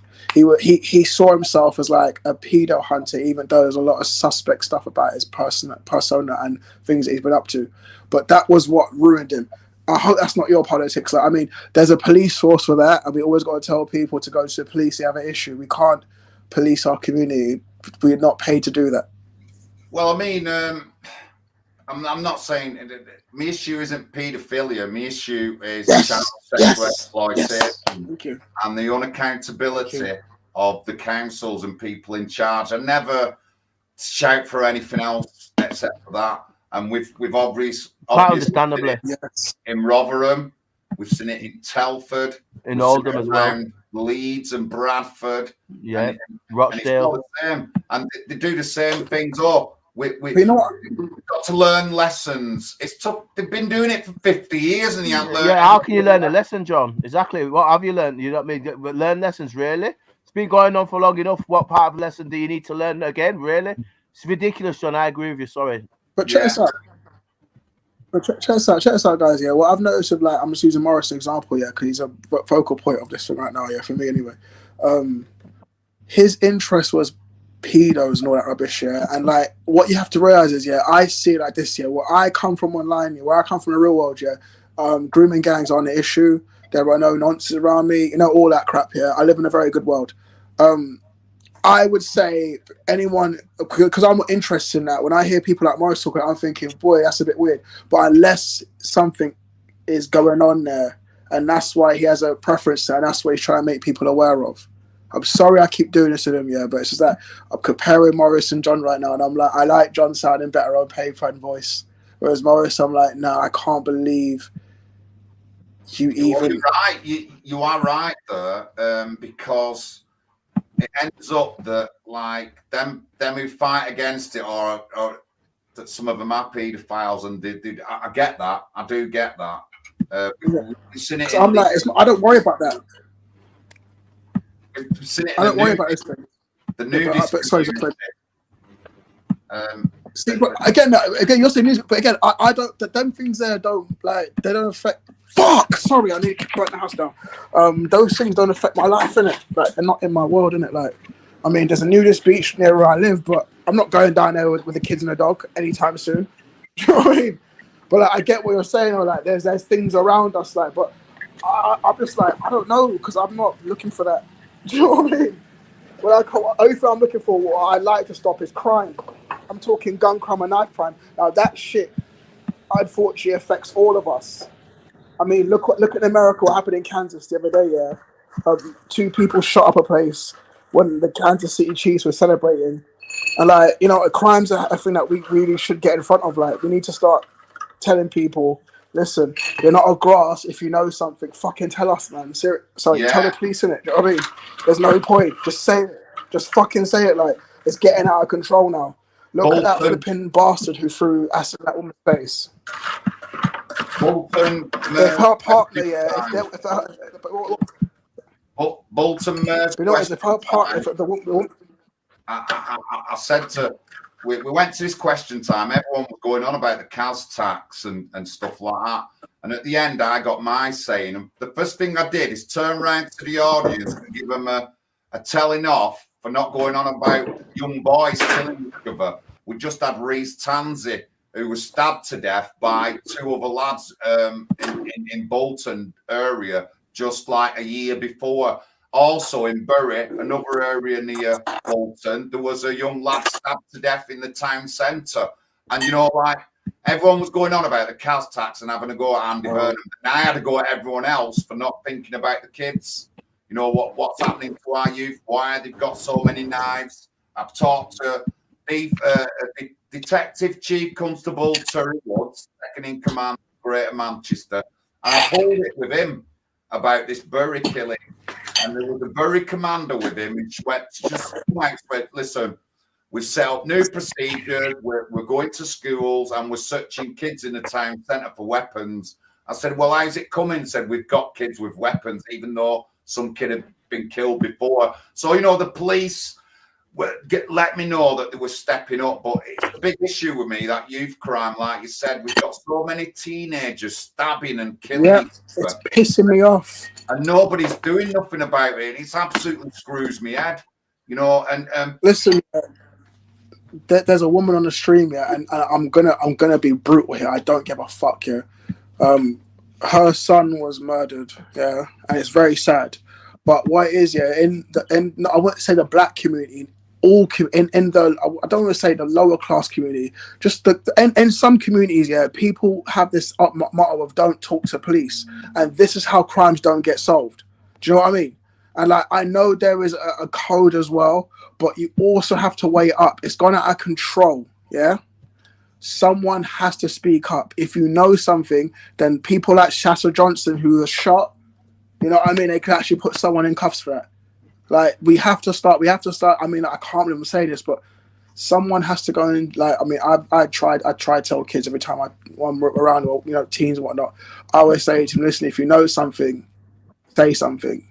I know you feel like, you know, you're grass and blah, blah, but it's getting out of hand now. Like, that's it. Like, it's getting out of hand. It's not like before where it was like confined into the criminal fraternity where they were literally doing each other. It's now spilled out and everyone's getting involved, and not everyone's got the heart for it. And it's just like, listen, people are getting dragged in. Innocent people are getting dragged in. People are getting hurt for no reason. If you know something, say something. Simple. It's like, and I'm just saying, it is. Honestly, I can't agree more that youth crime is so bad. And I've done videos on this. A young lad took his own life over bullying at a local school, Failsworth School, Eric. And there's been several really high-profile, dozens of high-profile kiddie murders around Greater Manchester. Bury, Bolton, Oldham, Liverpool.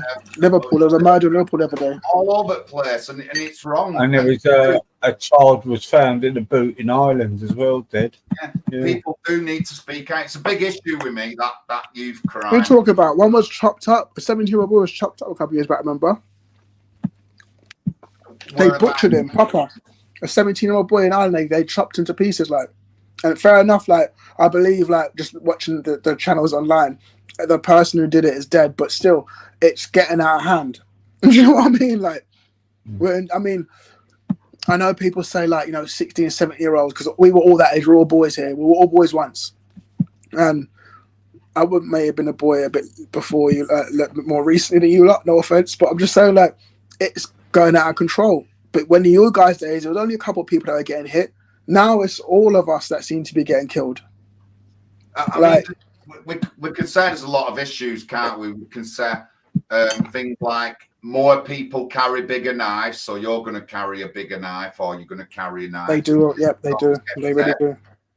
Then the parent issue, the one-parent family. Not every one-parent family, but you're more likely to go into the crime from a single-parent family than you are a parent. It's not true. I know a lot of people, but it's not. It depends on the dad or the mum. It all depends on the dad and the mum. I'm not saying everyone, and I don't say a majority, but it is an issue. And I agree. Then we've got, like, I'm not saying kids shouldn't have, like, control of their lives, but they have a lot more control than when they used to. I was feared of the police, and I was feared of my dad. And now the police tell me that the kids aren't feared of the police and they're not feared of the parents. So who's gonna? That's what I'm saying. That's why I limited parents just now, because my friends are not. I mean, no, dad didn't beat us. Do you know what I mean? Like, they just didn't beat us, but yet we beat other men up. Do you know what I mean? And it's a bit weird like that. I think to myself, you know what? I need to think about what I'm actually doing here. And it is a case of people are aggressive.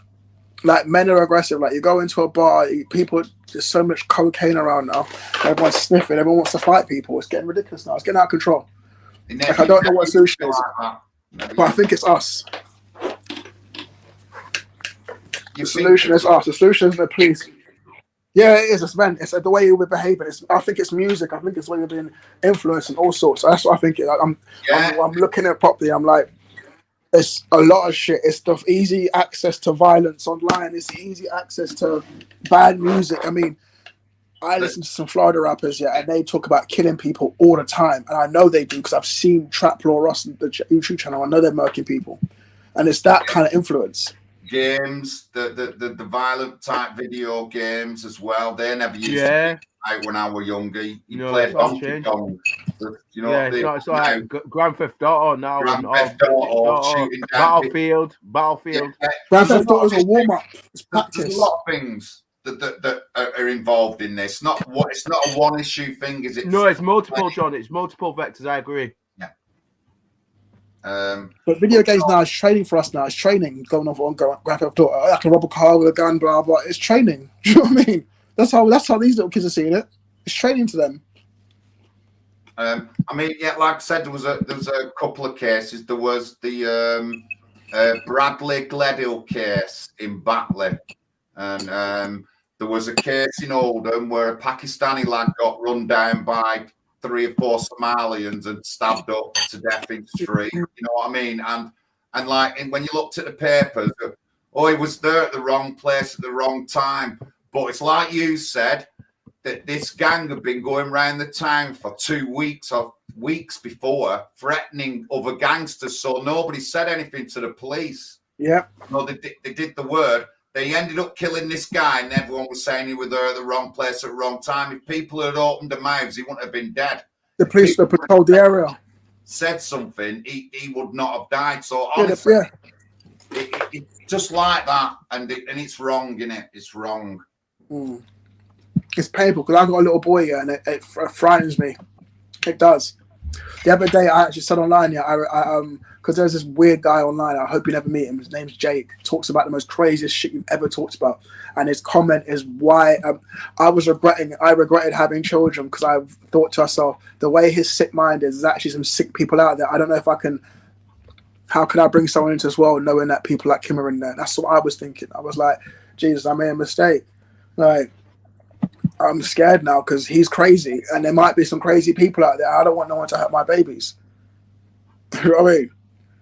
Like, I can't believe online's woken me up a little bit, but also I'm looking at the greater thing and picture. I'm like, the bigger picture. I'm like, but what is making people go crazy? What's making people go mad? Like, I don't get it. Like, what makes someone go and run down somebody in the street or pick up a gun and try and shoot at them? Like, I don't make no sense to me anymore. I'm just like, what's wrong with human beings? Like, there's something wrong with us.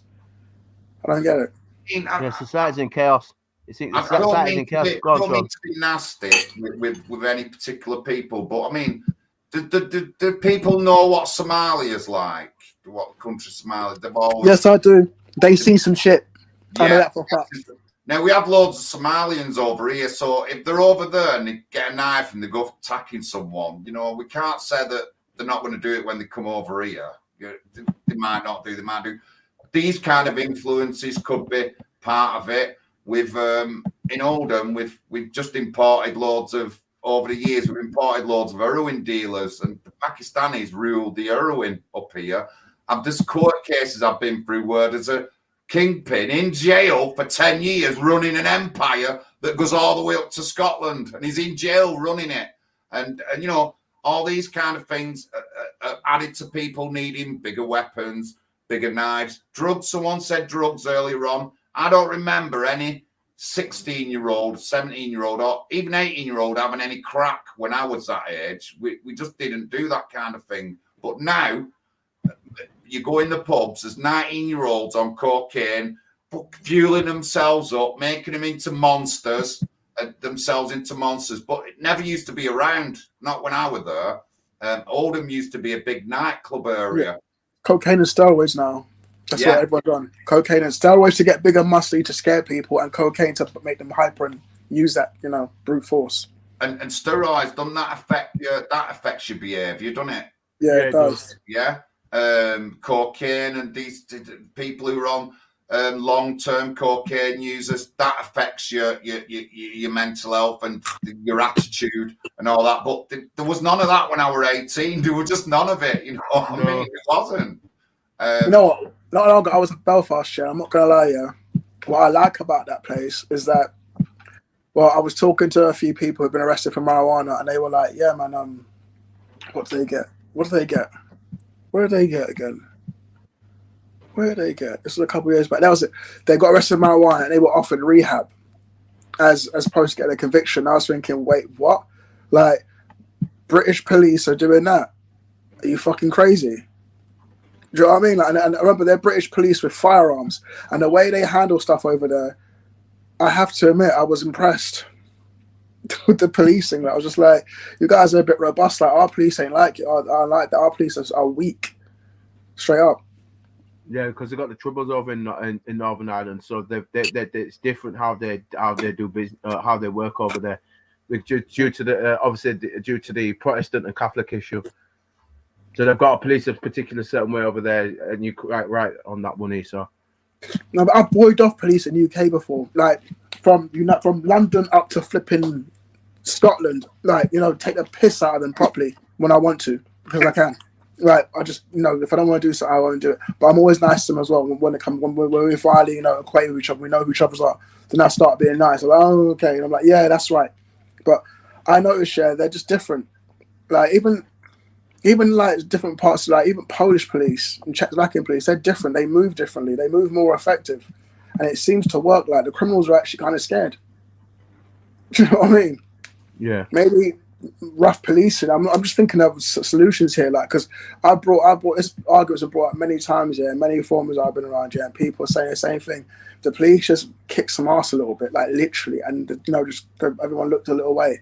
It'll be like America soon, where they'll just know, like, if you fuck with them, you'll get killed. We know that shouldn't be like that anyway, but they need to know that there's consequence for your fucking actions. Do you know what I mean? Yeah. I think that's in society. I think that's where things have gone wrong. There's no shame's gone, and there's no responsibility. Everybody's just like, no accountability, no responsibility, shame's gone.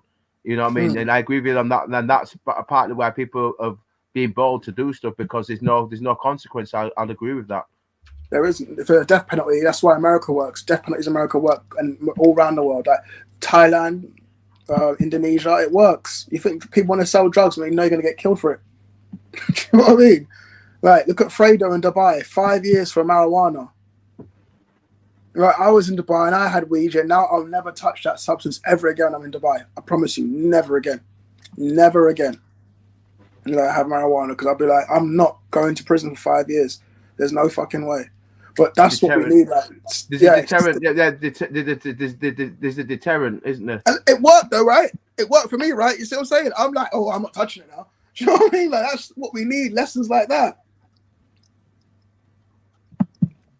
Which happens to be a law thing, so we have to kind of push the people, to push the House Department to give stiffer sentences out to people who, you know what I mean, let these things happen. Then people like Divine's son, she'd actually have a fucking killer who did that. Maybe she knows who did it. I don't flipping know. Maybe they got them back. I don't know. I'm just saying, like, it would make sense. Like, a lot of people go, you know what? Yeah, justice is served. Yeah, I did a video sometime last year, and it was about like deaths in London, black kids who died, who were never mentioned, never talked about. You hear it on the news that 2 black kids are dead, but it don't make like national news like other things. And you know, the picture I had up had like 19 like youths on, you know what I mean, just all forgotten about and stuff like that. And I did the video and I said, you know, they might have all been drug dealers or whatever, but you know, like what about the rest of the families and the mums and the dads? You know, where did they come from? Were it a broken family? You just don't get any information like that, and it's just so sad. All them faces just forgotten. You know what I mean? And it's across the country. There's loads of deaths across country, all sorts of people, and they're just forgotten.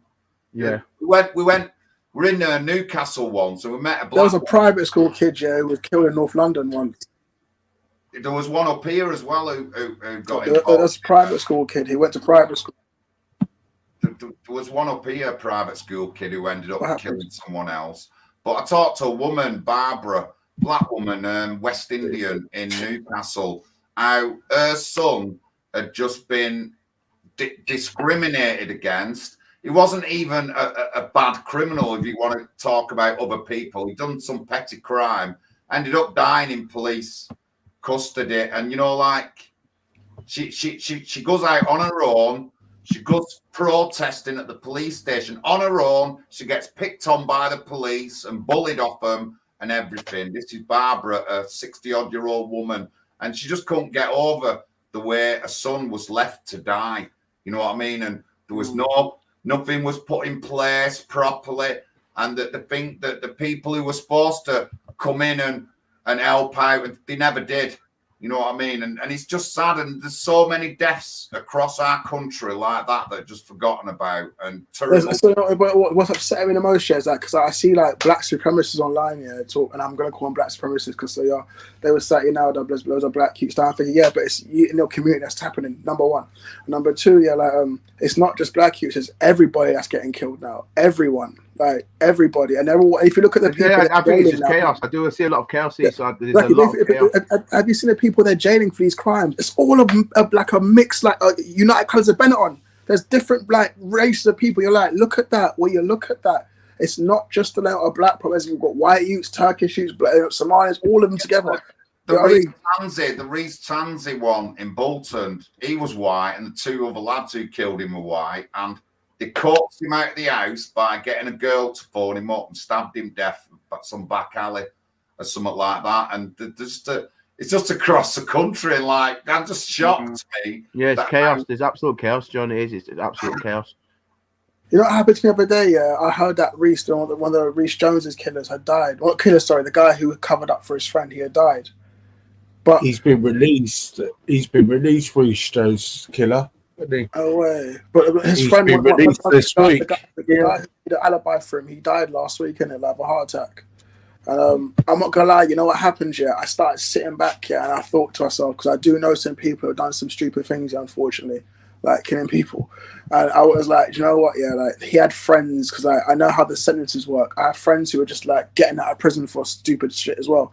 And like when it's explained to you properly, you're like, you know what? You didn't mean to do it. I'm not saying, I'm being real, like the guy who hit the boy never meant to do that. Do you know what I mean? And if you read the case properly, he actually says he was aiming for somebody else. Like he was trying to get a rival, and that happened. And I'm glad they all got outed and blah, blah, blah. Because that was an example of like, and I swear his mother shopped him in, did he not? Or some shit? Or a relative? But that's the kind of shit we need. Like when people... you know, get to nitty gritty. Just fucking talk, man. I hate saying it because I'm just like, nah, man. People need answers. That's why I'm saying talk. I can't believe I'm actually saying it though, but you might have to though, man. Just, you know, I wouldn't say give evidence. Just let them know where they need to go. That's the message that kids need to hear nowadays, man. If you know something, say something. If it's that bad and you can't keep it in, and it's gonna, you know, possibly hurt you, maybe you should say something to keep yourself safe. Yeah, we had in my area where I'm running, there's been some high-profile deaths. There was a young lad stabbed a couple of miles away who lived down there, and the lad who stabbed him, they even had evidence that he was trying to get witnesses to change the statements from jail. Wow. And he just got a pitiful time. You know, I think he got like, I'll try and find it. I'm sure he only got like 3 or 4 years, but he had evidence that he was doing that from jail, you know what I mean? And stuff like that. We had some gangsters come up from Moston and they stabbed a lad to death in my area. And another lad who was at the ice when these guys turned up, he's chased after him and threw a chair at the car when the killer's car when they were driving away. He got done for violent disorder charges and had an 18-month sentence. No way. And he was just there at the time, and he was just defending the ice that he got attacked up, you know, where this lad died. And you know, it's sad. And there are a lot of these people are young.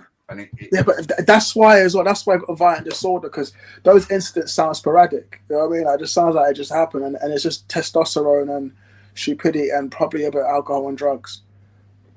But there is anomalies to that. Cause I did meet a kid once, and he wasn't on any drugs, and his penance for violence was scary. Didn't even drink alcohol. It's really weird how people just.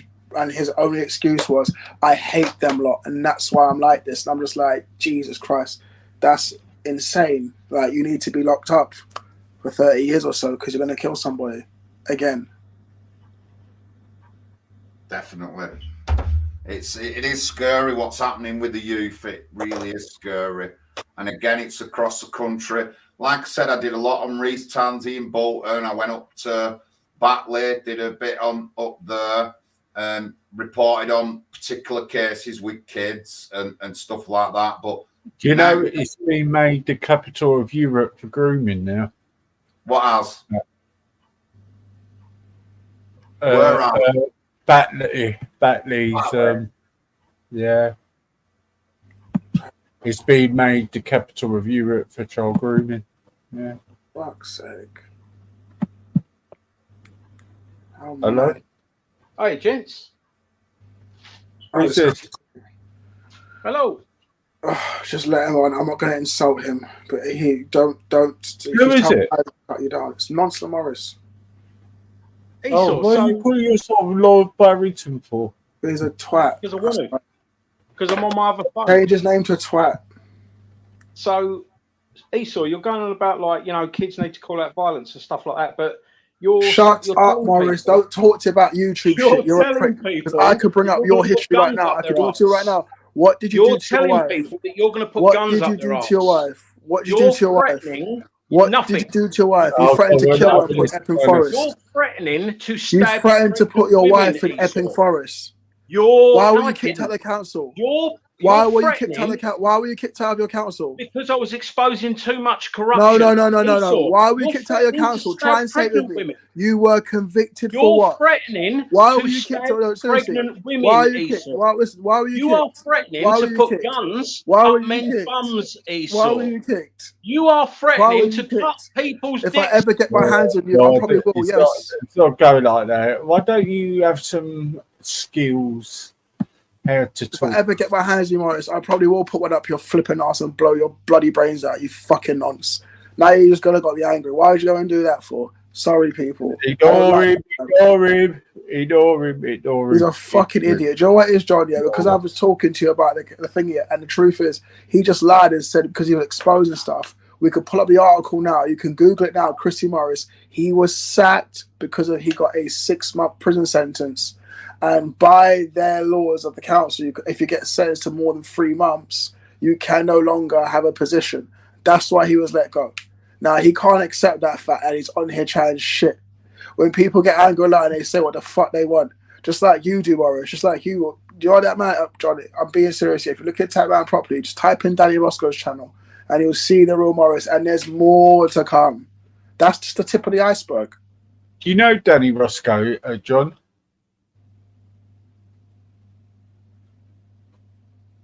Right, seriously, he goes off mute, and when he's not there, I can see he turn his camera off. Let the ball bastard back on again, and everything. No, I banned him off. No, don't ban him, let him back. Sorry, I he's don't. derailing the conversation. I was about to go out to over there. See, I'm all personally, but I have seen him. I don't know him personally. Yeah. Look at his channel on Chrissy Morris. You'll get a full one. Chrissy Morris is a full-blown liar. I think he's actually a narcissist. Do you know what it is? Yeah, I'm going to keep it real short. A guy called Russell Gary, God rest his soul, yeah, even though we didn't get along, and he was a bit of a troll himself, what happened was him and Chrissy were thick as thieves, and he knew everything about Chrissy, everything, and has everything. We still have it. And the things that count about that man, he's not just a nasty man. He's one of the worst men walking. Like, I don't want to go into his life all together because, like, we've done it. I've done it to death on these streams. I have. Everyone knows it. And it's like he wants to rehash it, which I can at any time. So you have an option, Morris. You can come on here and be normal. I can just insult you. It's up to you. I don't mind. I'm good either way.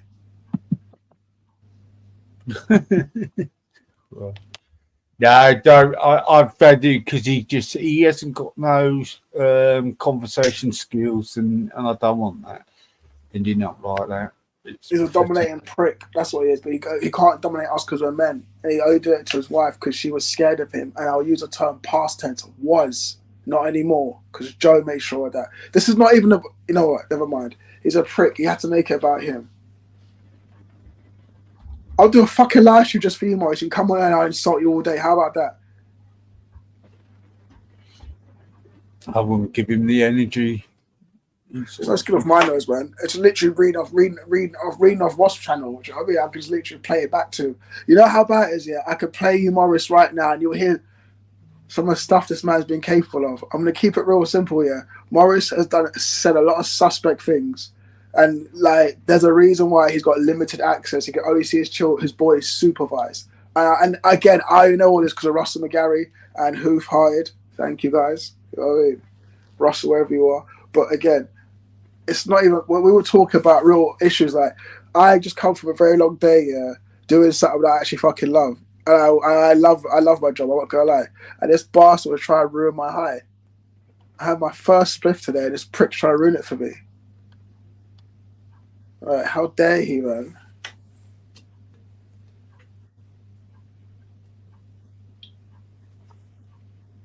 Okay, let's go back to normal again. But seriously, crime is a big thing. Like, honestly, I had a friend that was murdered last year, and it kind of pisses me off still. But again, they got the person who did it. He's up in court in it, but this didn't happen in the United Kingdom. When's the voting date then, John? When does it end? May the 2nd for me is my local council election, but we've got a by-election on in Rochdale at the moment, and that's at the end of the month, the 29th, and that's just unbelievable what's going on in Rochdale. It's disgusting what's going on in Rochdale.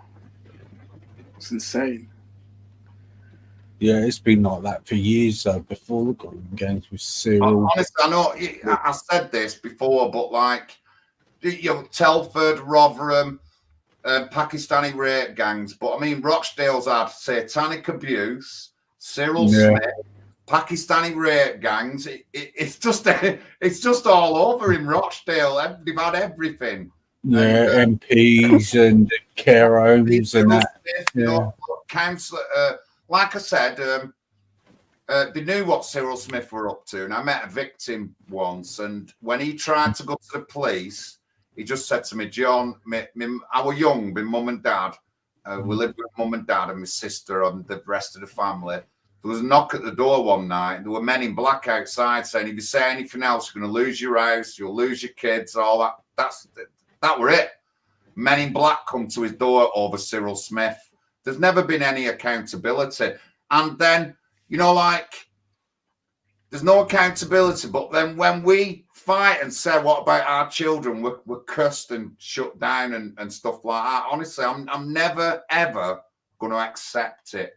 I'm never going to accept it. He only came out when he died, didn't he? Yeah. Didn't he? But they knew all along, and they had an inquiry into Knowlview Home for Boys, and they found out that Richard Parnell, the Labour leader at the time, knew what was going on, and he lied to the inquiry. There was no accountability. He weren't working for Joe Anderson. And Sarah knows he was about 26 stone, wasn't he?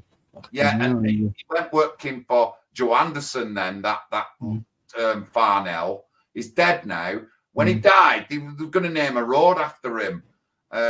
Tony Lloyd, the Member of Parliament, died. They're going to name a road after him. Yet he was a Member of Parliament when the rape gang scandal was in its element. He just didn't care about the local working class people in Rochdale. So, you know, it's unbelievable. If there was accountability, I wouldn't have to be shouting so loud. If we held Pakistani rape gangs to account instead of letting political correctness get them off, I wouldn't say anything, but we didn't. And, you know, like, you know, I'm not gonna blame everyone of every ethnicity, different ethnicity, but the council at the time when the Rochdale 3 girls scandal was coming out was like predominantly white. The council in Oldham was predominantly white when we had the riots. That's the problem, isn't it? It's like 2 Muslim councillors on the council thing in Oldham at the time when the riots were on. There were only 2 Muslim councillors, so we can't say that it was all them that did it when there was only 2 councillors out of 60 or 40 odd or whatever. And but you know, them white people were politically correct. They were liberals, and they were using like but they're the kind of MPs who wanted to cause trouble, like saying, "Oh, the Muslims don't want us to have us to have Christmas." It's not the Muslims actually saying that. It's the fucking white liberals. Yeah. And then you've got the poor Muslim guy walking down the street getting attacked for it. When I know families actually buy presents for their kids so they don't feel left out. Yeah. I mean, the white liberals, that's what's doing a lot of the stuff in America is due to white liberals. Yeah. And, you know, it wasn't a conservative who brought in the welfare state. It was a liberal. Yeah. You know, someone with them kind of like values. But, you know, we have to deal with it best we can. But, you know, I'm confident I'll get a seat in next couple of weeks. Jake, I don't want you on, mate. You're too extreme with that hoax there. I don't want and then hopefully within the council I can push for change and stuff like that within the council. Getting people to back my ideas or me backing ideas off other people and stuff like that. And, you know, like, I'm getting a lot of flack for talking to an ex-Black Lives Matter protester about veterans. Yeah, that's what we was talking about. We weren't talking about politics. I'm getting flack for that. But as a councillor, I have to be able to talk to every other councillor, whether they're Labour, Conservative, Liberal Democrat, another independent. I can't go into the council thinking I can keep my mouth shut and not talk to anyone. You're getting stick talking to an ex-Black Lives Matter. Yeah, about veterans. It was a veteran, and she's ex-Black Lives Matter and was talking about veterans. People are giving me a shit just for talking to her. And we didn't even talk about politics. You know what I mean? And you know, they can't do that. They've got to stop all of that, you know, because people going to an organisation doesn't mean they believed it. They just followed it. Do you know what I mean? Yeah. There was a lot of people who was suckered up by BLM. And they've come out now and said, "Oh, I'm not having any of that." When I look into it, it's really bad. And breakdown of the family, don't want the nuclear family and stuff like that, you know. Yeah. But, you know, I'm confident. I love knocking on the doors. I'm not scared to knock on any door. The FNA, the ethno-nationalist, he won't knock on the door with a black guy on. He won't knock on the door with a Muslim. I'll knock on any door, me. I don't care who comes to the door, and I'll talk to him. Well, that's ridiculous because he might need his vote. I did a good, knocked on a door in my area. An African guy answered, and he was in a suit. Obviously, I was suited up. I said, "Have you received my leaflet?" He looked a bit iffy when he said yeah. But then by the time I left that door, I'm sure that guy's going to vote for me. You know what I mean? Because I said all the right things. You said he's a ethno-nationalist, this guy. Is he in your party? Who? This ethno-nationalist guy? No, I'm just talking about general ethno-nationalist. Oh, right. Okay. Yeah. I mean, I get shit, mate. Honestly, I've got people saying that I should be deported. That's what they said.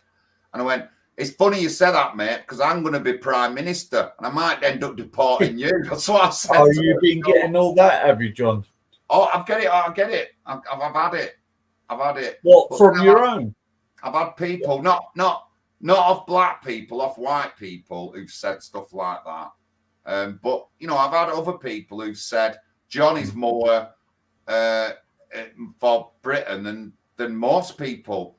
You know what I mean? I just don't want to get involved in any of them wars. I don't agree with Israel and Palestine. Your best to just to stay on your own, John, and not be in these groups. We said it earlier on. Let's sort our own house out first before we start. I mean, no, I'm on about you just standing on your ones and not have these other groups interfering with you. You know, like ethno-nationalists and that. You know. But you know, if we've got somebody in Oldham who's a different party, you know, or independent and stuff like that, you know, I'll work with them if we have to. You know, if the council is majority independent within the next few years. Yeah, but what I'm saying is, John, you want true people with you, don't you, John? You don't want people using you just to, you know. 1 minute, guys.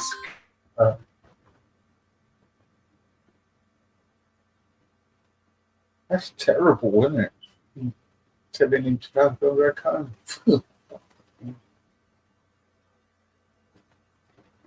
Have you had any of that in 2020s? Like that kind of racism? Say that again, easy, sorry. Have you had that kind of racism in the 20s? You know, like from 2020 and that? What racism? Like John said, he gets told sometimes to go back home and things like that. You hear people saying it, but I've not had it directly said it, but you hear people saying it. It don't really bother me because I'm not, you know, I don't look at things like the way most people look at them. John's quite thick-skinned. I see where it's coming from. People make assumptions. I was actually born here, but my dad wasn't. So I could stay here because I was born here when my dad wasn't, but I'd still probably go. Is your dad British girl? Granddad was, but my dad, because they stayed over there. Granddad came over first. He joined that Windrush area, but he left my dad. He left my dad over in St. Kitts, and then he brought them over afterwards once he could afford it. He had to work first. There wasn't handed hotel rooms. Then. Yeah. Yeah, my dad was not born here. It's me who was, but my dad wasn't. But yeah, I've never experienced too much. This country that everyone says this country's racist. It's not ideal, but it's not outright racist. But there is the problems here, yes, but it's not as bad as what everybody makes out. There are issues. Do you think there's problems everywhere? I think there's problems everywhere. To be honest with you. Yeah. I think the reason it's low key because there's laws now, isn't there? When there wasn't laws. John, did you have any racism when you were growing up in Oldham? Not really. Nothing that I couldn't handle. That's same as you, John. Honestly, not really. Like I said, Oldham has been a multicultural town since the 50s, a lot more than other places. I get this all the time. I get people who they talk about their town, but it's only in the past 10 or even 20 years that it's changed for them. But Oldham started changing in the 50s. You know what I mean? With the influx of people coming here. We had a big Ukrainian community. We had a big Polish community, the West Indian community as well. All big in Oldham. Now, I did a video, and there is no Ukrainian clubs here now or anything like that. And then people are at it, well, where did they go? They integrated. The people who are the grandkids of them Ukrainians class themselves of English now. The white, the Ukrainian. Hi, Easy, it's me. I Say hello quickly. You know what? Hey, John, how's it going? Hi, Del, too. You're all right. Hi, Esau. Hey, Easy. Yeah, how's it going, lads? I just briefly, I'll just come along quickly, but I'm listening. I'm interested. Carry on, John. Are you from Ireland? Yes, I am. So, and I think you have. I think you know my channel. It's Mad as a Box of Frogs. You commented under a video probably about a year right, ago. yeah. Well, I mean, I just feel sorry for Ireland. I really do, especially Southern Ireland. You've had Aisling Murphy was killed. Yes. You had the two LGBT guys who were chopped up. Psycho. Bleeding. Yeah. Can you change your avatar because Lucas strike me? Sorry. Oh yes. Sorry about that. I will indeed. That's okay. I don't mind him a bit. He strike me. He's a little bastard, isn't he? I'll put up No this avatar excuses. instead. Yeah. I just feel for Southern Ireland. You know, when people say something that the branded and shut down, even though the people who done these murders and that were all criminals before they came there. It's just unbelievable. But can I tell you that a lot of what occurs in Ireland is exaggerated, embellished. It's not true. We have a large. Well, we don't have a large. We have people over here that are very anti-immigration, so they will give out misinformation. And well, I get that, but what I'm trying to say is a way because of like European immigration and economic immigration, you've got these people in and they've ended up killing people, and you know, like it's just there's no border control. What do you do there? You know what I mean? These people shouldn't have even in England.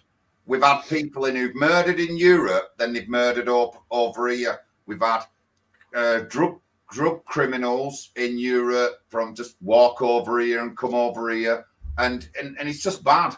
You know what I mean? And I just feel sorry for you lot, especially that Leo Varadkar guy. He just brands you all far right, everybody, and they just says you're all racist, and you're like, they're not all like that, no. But there might be a minority, but surely. Yeah.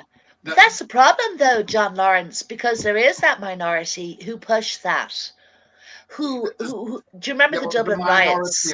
On the left as well, but I was just picking on them 3 particular cases because there were people from Europe or other places who committed crimes, were dodgy individuals, and had gone on to do the same in Ireland. That's what I feel sorry for. And you know, like I think Aisling Murphy's boyfriend said something, and then he was branded and stuff like that. And it's just if you can't talk and say what bothers you, then there's always going to be a big problem. But you know, well, John, you're making a very good point there, because it is an issue because of what occurred with the Dublin riots, and even Conor McGregor might be taken to task. It's become a situation where the government are going, no, fuck this, hate speech laws. We need to amend them, and they're already fit enough. The hate speech laws are good enough, but they want to kind of make it more. Yeah. And they're really kind of clamping down.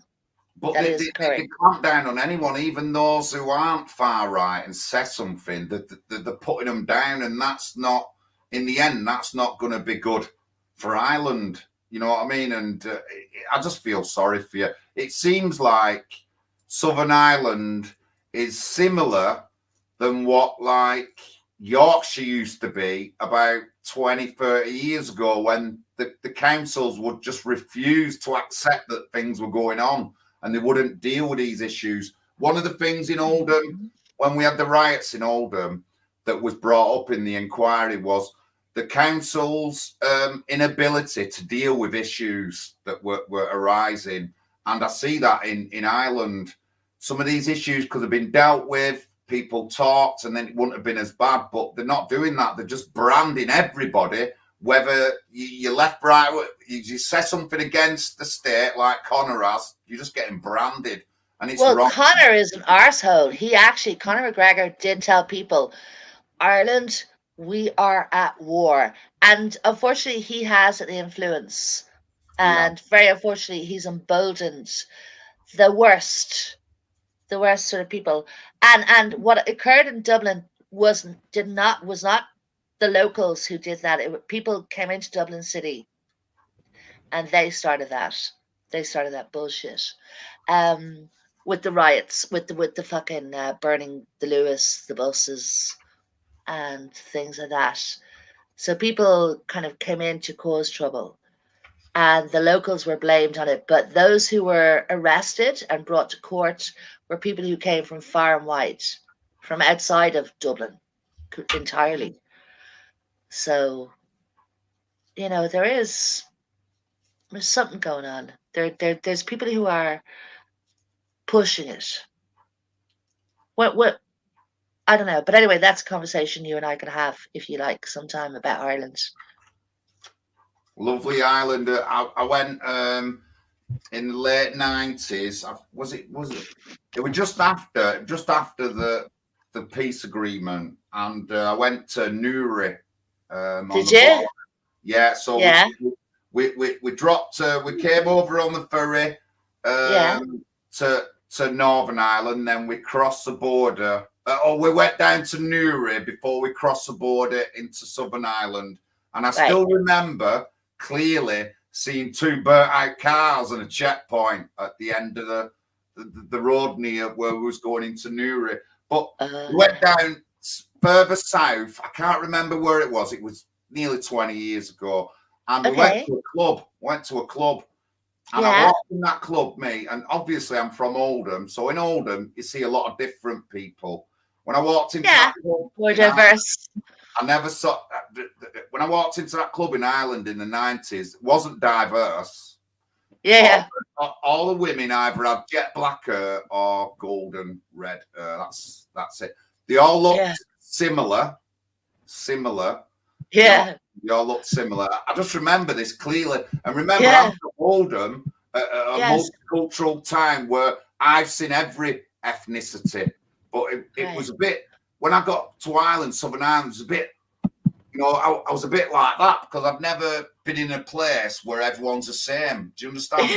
I get it completely. And it sounds as if you might have gone enough into the Republic to have gone to Drogheda, Meath, that kind of area. Remember. I just can't. Yeah, 20 years ago, because do you know the band called the Corrs?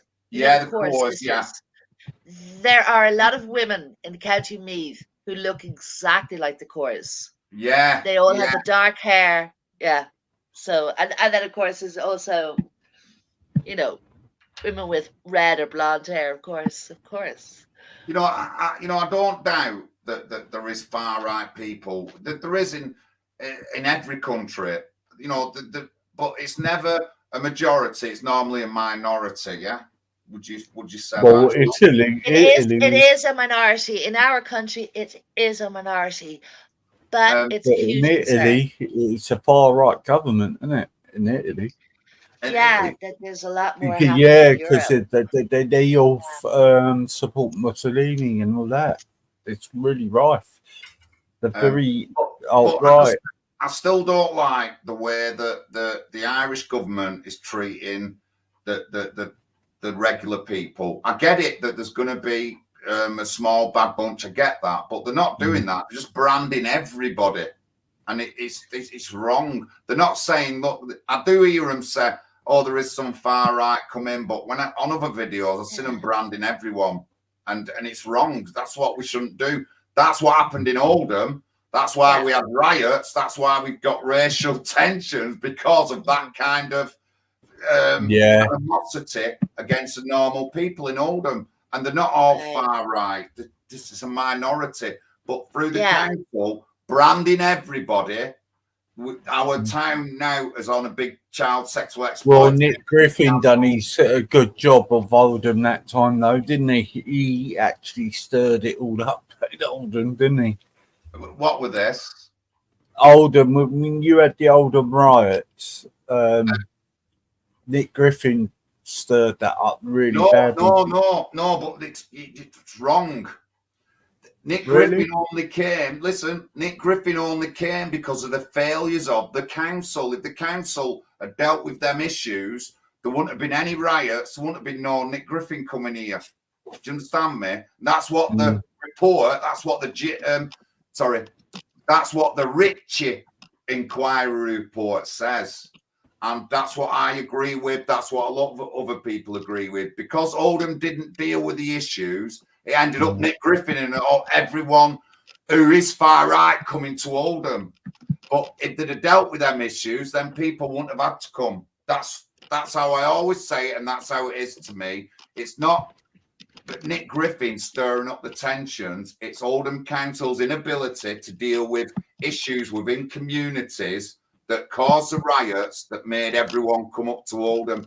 And you see it in Batley when the Batley by-election come on. Joe Cox had been killed up there. Bradley Gledhill had been killed up there. Everyone's up there. Tommy Robinson, Anne-Marie Waters, everyone's coming to Batley.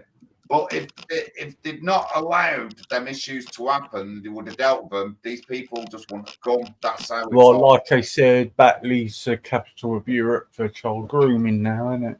It's been branded that. So we can point the finger at people, but we have to look at the broader picture. And if you want to ask me, it's the councils and the government that have caused a lot of this misery and stuff that we've got going on in our communities. Yeah. Well, you know what? Local people need to be consulted with. That is absolutely 100%. And this is what is like actually normal, because if there is going to be development in your area, if there's going to be change, the local county councils normally they're transparent about it. You go to the county hall, you have a look at their plans for development, and you get to vote if you agree. Yeah. On whatever basis. You don't get to vote, but you get to kind of like lobby them and say, I don't no. Of course, but like one thing I've pointed out, if anyone has any other information for what I'm going to say, please get it to me. But the councils haven't asked anybody in any town across the country that they're going to fill them hotels up with people. They've not asked them. They've not said to the local communities that, you know, there might be men hanging around at your school gates, and they haven't said anything like that, and they just filled them up. Well, I think because they don't believe that is a thing. There are many who have come to Ireland from the Ukraine and other countries who have made an impact. And they're like, obviously, like, let's talk about refugees from Ukraine. They have come to Ireland. There are men who are teachers. There are men who have worked at various positions in the Ukraine. They've come to Ireland and they have volunteered their time. I know they can't be employed. They're here as refugees. They're asylum seekers. They do not get to work for the full 5 years that they are allowed to stay here, and they are sent home after that amount of time. They do not remain in this country. So, but John, may I ask you about something else? The very fact that asylum centres are being set on fire, there is an arsonist or a group of arsonists burning, and they've even burnt buildings dedicated to housing homeless Irish people. So that's kind of something that is a far right extremist thing that's going on, I reckon. Well, I'm not going to go. I'm not going to burn any buildings down. I don't believe in anything like that. But again, we're always going to have people who are going to do them sort of things or be violent, and we have to deal with them appropriately. But it doesn't mean that you brand everybody the same. If you know, I'm not saying the Irish government can't do the job properly, but a bit of forethought and then talking to people differently might have stopped a lot of the trouble that I'm just saying it might have done. I'm not saying it would have done. Yeah, no, I agree with you, because something occurred in my local area, and I can talk about that with you at some point, privately even. But the fear was very, because I was like, you know, I could see the fear in people's eyes about what it meant that people are moving into our area. Who are they? We don't know them. We're afraid. So yeah, consultation. And honestly, consultation is good, but in England, there's been no consultation with any town that's filled hotels up with people next to schools. They haven't said nothing. And what happened then was a migrant from an hotel got caught speaking to a girl in Liverpool, and she recorded it, and he was trying to get a phone number. And then all of a sudden, the schools in that area put out a distress to the parents, a distress text saying, watch your kids, make sure they're not talking to any strangers, because we've got reports of strangers talking to kids. Then the next thing, all the community came out. Then the next thing, the mayor came out, you're all fucking far right, this, that, and the other. And they didn't even say anything about the guy who'd been talking to the young girls. You know what I mean? Honestly. And, you know, it just expanded from there. Now, you know, what would have my issue been? What would I have done? First of all, I would have contacted all the local schools, said, look, we're filling an hotel up with migrants. We send a message out to all parents, make sure your kids get home. They're not talking to any strangers. But they never did anything like that, love. They never did nothing like that. And then they went rioting. And the thing was, it wasn't far right people. It were just people from Liverpool. They're not particularly far right. Liverpool, I would say, is left leaning. And it was normal people who kicked off. The next thing, the Mayor and Crime Commissioner, Joanne Anderson, come out and called them all racist and far right. They're absolutely furious in Liverpool. Absolutely furious. Well, John, in that regard, I can tell you that in my local area, I know that, you know, if you're not from the area, if you're not known, if they don't have information, you know what I mean? They're very, they would be suspicious of you. So that's a kind of a thing that's been the way it has been for decades. So yeah, I mean, like I moved there about, you know, a long time ago, and I was treated with like, well, who are you? So it took me a while to kind of like, because I was a blow-in. So that's kind of typical, isn't it? Of certain areas. Like you're treated like a blow-in. We don't know you. We don't know anything about you. We can't trust you.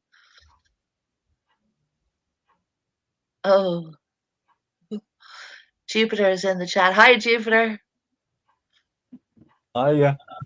Yeah, but it seems like it's normal to be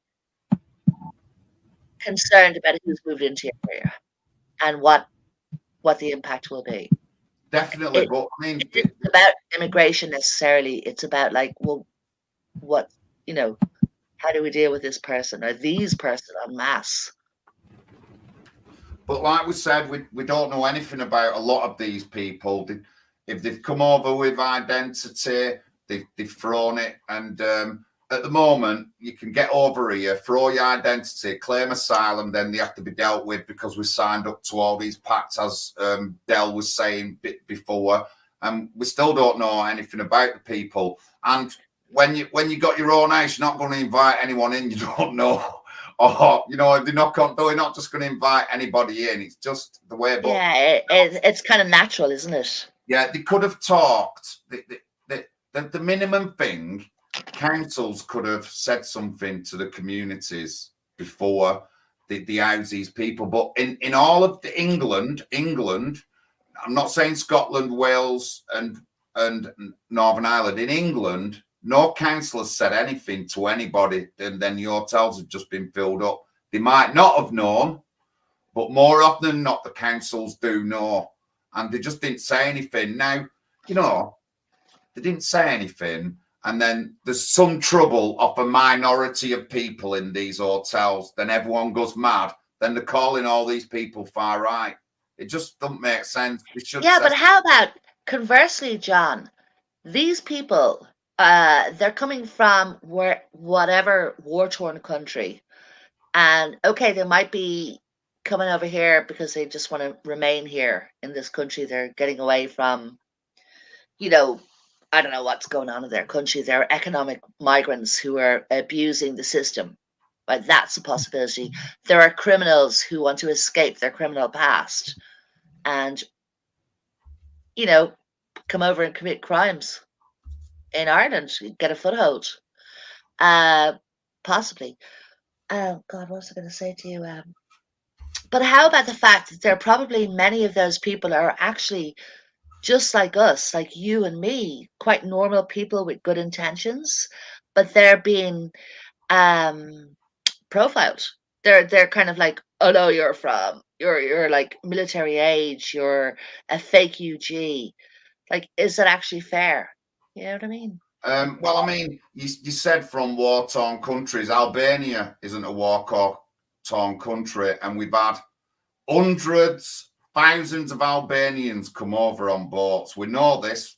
We've done the research that it's come out in mainstream media that last year, half the months of the year, it was majority Albanians. They're not in a war-torn Really? country.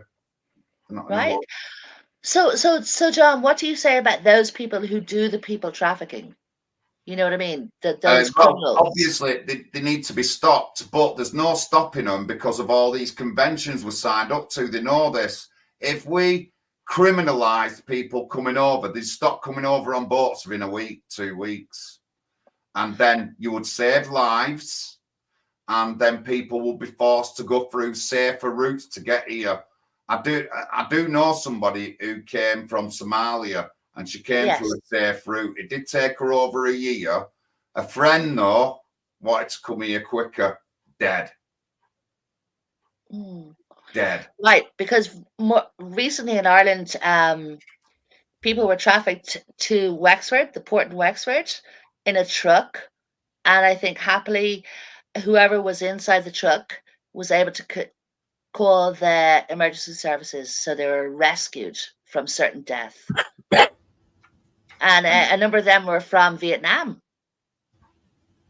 I don't know if Vietnam's war-torn or anything. I don't think it is on the They were list. trafficked into the country, though.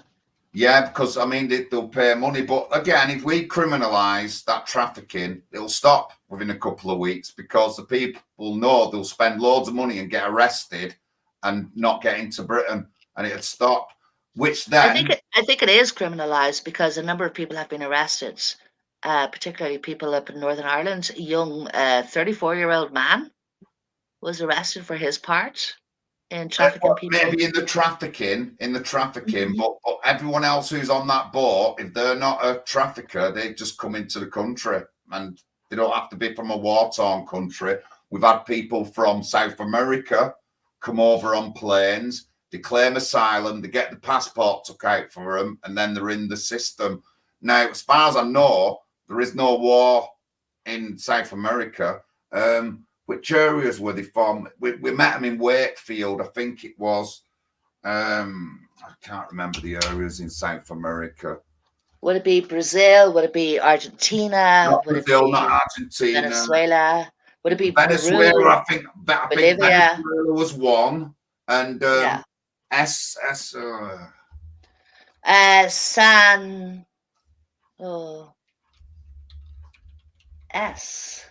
ES, no, not ES. Ecuador. Might be Ecuador, something like that. Yeah, I think it was Ecuador. Yeah, because they have other issues, don't they? They have drug turf wars. They That kind of do, like, they that do, sort of but thing. that's not our issue. We shouldn't have to take everyone in the world just because of an issue in their country that's not to do with El us. Salvador. I actually, El Salvador. yeah, I know.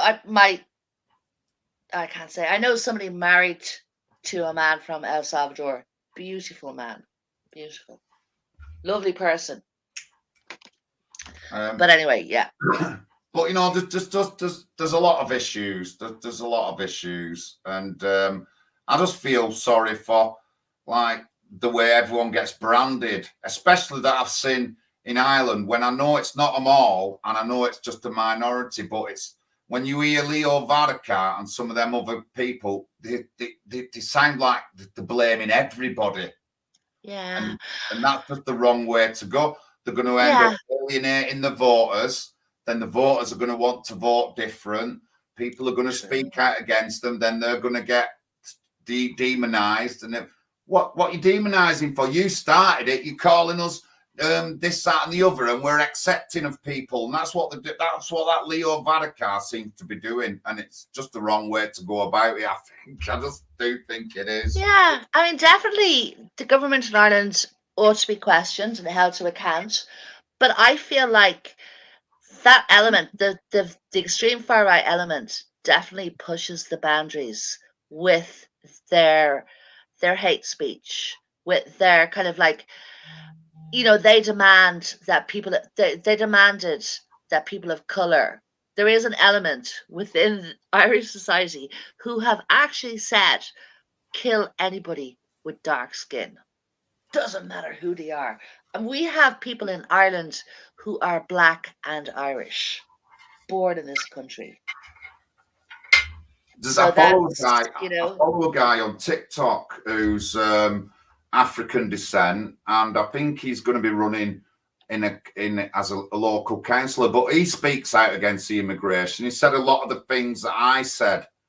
Oh, really? Is he Fergal Sharkey, by the way? No, not Fergal Sharkey. No, you know him. You know him, yeah. Yeah, the singer from the 80s.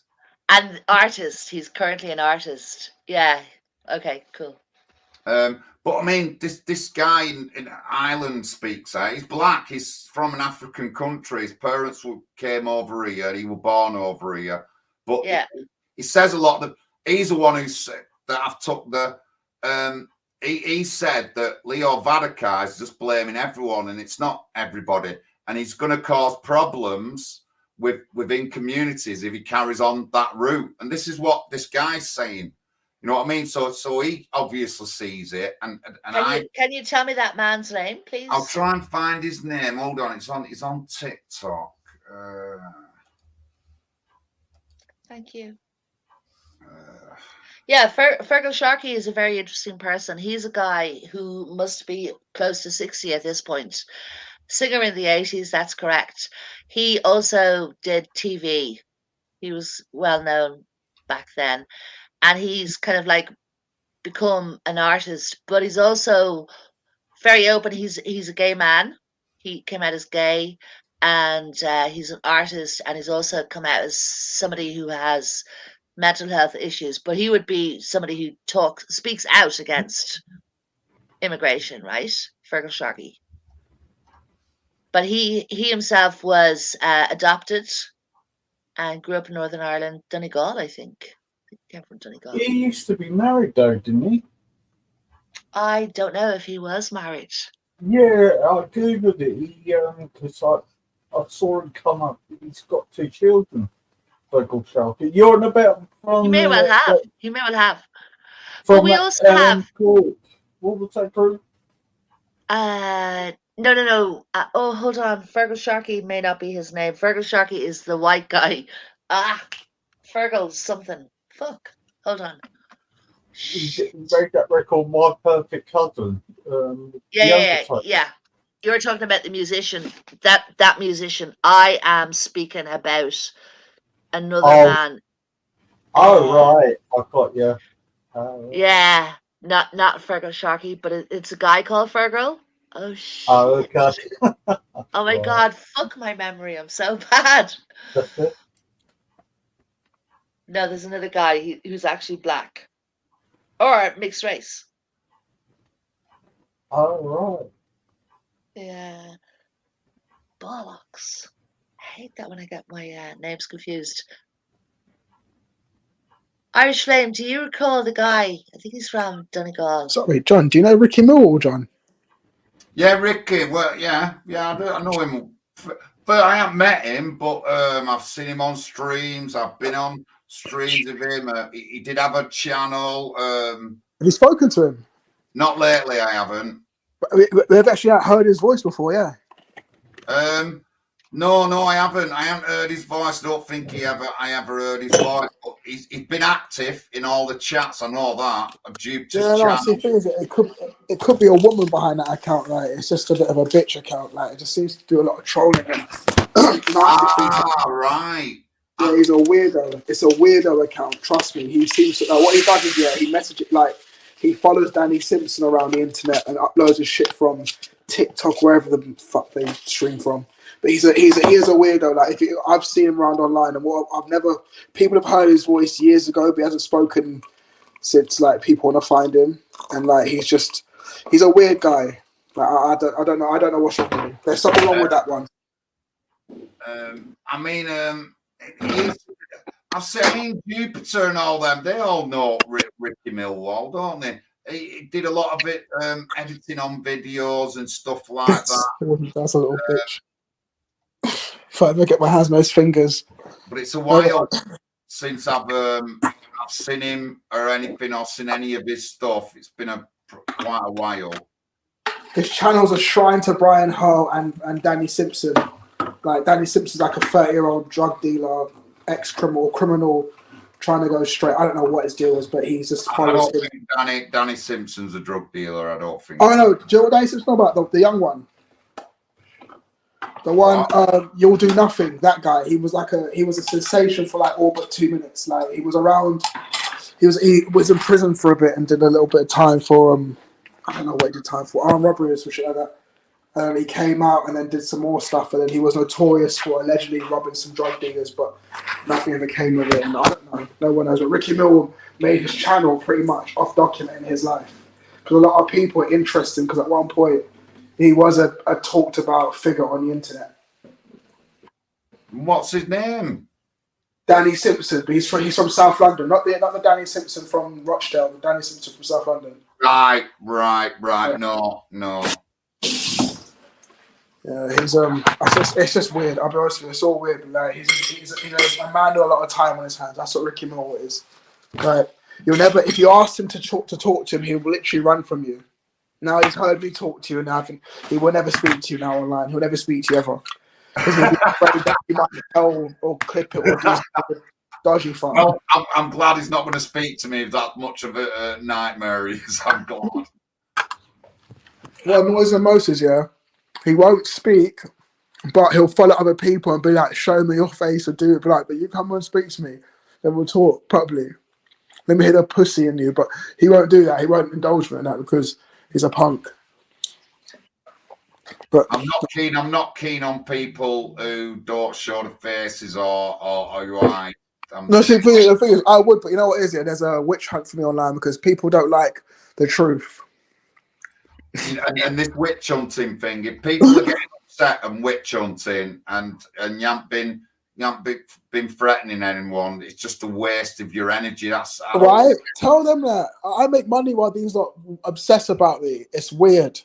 Like, and I have to look after a lot of people and I've got the same. I've got some guy. I've got a recorded a note and a message, and I'm after John Lawrance. And I'm like, what the fucking hell, honestly? Like, what planet are you from? This guy from? I know, I see it. I've seen it. I mean, people here on this channel you're talking to, like Rick, he gets a lot of shit for no reason. Literally for no reason, because people are just bored. That's it. a lot of people have a lot of time on their hands, and Ricky Mill was one of them. There's a lot of I wouldn't call them trolls because like if I'm around, I'm around. If I'm not around, I'm not around.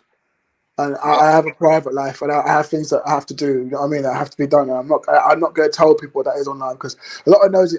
I know a lot of people on here that like want to try and ruin things for people. Like I don't know if you know Ginger Tony. Have you heard of her before? Yeah. Yeah. What happened to her? Oh God, something dropped to my screen. What happened to her? She had an issue with a woman who had done some real nasty things to her. And she went and confronted her. Mandy Mosley. And now she's getting like, well, the woman reckons she has a police case against her, even though she harassed her first. And all Mandy did was, so not all Mandy, all Ginger Tony did was go to a local boozer from Hackney to Birmingham, and was like, "Listen, you see you, yeah, blah blah blah." And now it's like, yeah, it's just insane. It's insanity. Well, I'll be blunt. I'll be blunt, guys. The reason why I don't watch like Jupiter streams or Wendy Woo's, all you do is talk about other people. I know. On all these There streams, is, honestly. I'm sorry. John. There is so much trolling. It's crazy. But these guys, Mandy's thing is Mandy funds people. I want to be. I mean, you've asked me on tonight. We've talked about issues and stuff, great and stuff like that. But you know, that's why I don't watch a lot of the streams. Yeah, just talk about people. I'm thinking, if you can talk that hard about people, why aren't you fucking running as a local councillor? Why aren't you speaking out at your local mayor's question time? Can go on about some random person on YouTube and just troll them to death. I just haven't got time for this. Well, why not be more productive? Yeah. Make money off it at least, but the correct way. Do you know what I mean? Or like, spread a message or do something. Yeah, there's a lot of people out there who deliberately smear in order to influence people's opinions of, like you, even John, because you have been smeared. And we know about you through, Betty, of course. No, I know about him. I know about him from being on Rowan's channel. I know about him. Reels. Yeah. Real life, right? Yeah. Cracking well, I mean, if people want to get down to that, they can do, but it just shows. No, we don't need to. We don't need to that. First and foremost, we don't used to that. That's just I don't care. Other people do, but I don't care. I don't mean about my personal thing, but if people want to get personal with other people, fair enough. But just think about like putting the energy into something else, doing something more constructive than trolling. There's people who troll all day and all night, fucking 24 hours a day, and because they are, John, they are justice warriors. Yes, and they troll in the name of like, we gotta expose this person. It's very unfair. Betty was a sweet woman, by the way. I liked her. It's a birthday actually. It would have been a birthday in 6 years, guys. Is that she was so nice. She wanted to come on my live at one point. She said to actually celebrate her birthday. That was a couple of years ago, like 2 years, I'd say. She was an amazing lady. She was always good to me, Betty. She was joyful. Yeah, I knew Betty before the YouTube days. Listen, nice. That's what I'm saying. Russell, I still can't bear. Damn, there's others as well. But that's what I'm trying to say. Like, people really want to chase people online. It's like life's too short to be chasing after people, especially because you have an obsession. You should get a hobby. That's what I say to people like Ricky Mill. Get a fucking hobby, man. Seriously. You want a video edit? Why don't you make some proper videos or something? Like make a movie. Go and use a camera and film something. Do you know what I mean? Or go to school and learn more if you want to film stuff and clip stuff and edit stuff. I don't get it. Mm-hmm. And one thing I've removed a couple of troll comments, but one thing that has occurred recently is that a guy called Dave Smith, who appears to want to become a name on YouTube, he is actually venturing outdoors. He's actually filming himself Dave at Smith is that? 42 channels, Dave. That Dave, yeah. Did he ever call himself Dave 101 or something? He called himself working class patriot. Yeah, he used to be on. I spoke to him quite a lot. He used to be good friends with Jubes, but they all fell out over all this nonsense over that. You know what? I'm not even going to get into it, but they're all not talking at the moment. Yeah, it's kind of went pear shaped. But yeah, he used to be on quite a lot. He was alcoholic when you were on Rowan's, so it might be. You know what I mean? He did come on and talk, but he was an alcoholic. Like he would chat shit when he was all over the place. Now he's just trying to be Tommy Robinson's bodyguard / filmmaker / documenter / YouTuber. He's just trying to do the most, and I don't. Because Tommy's got his own people who do that for him, but he really wants him to be. He wants to be noticed. I get that, but whatever. That's his thing. Not mine.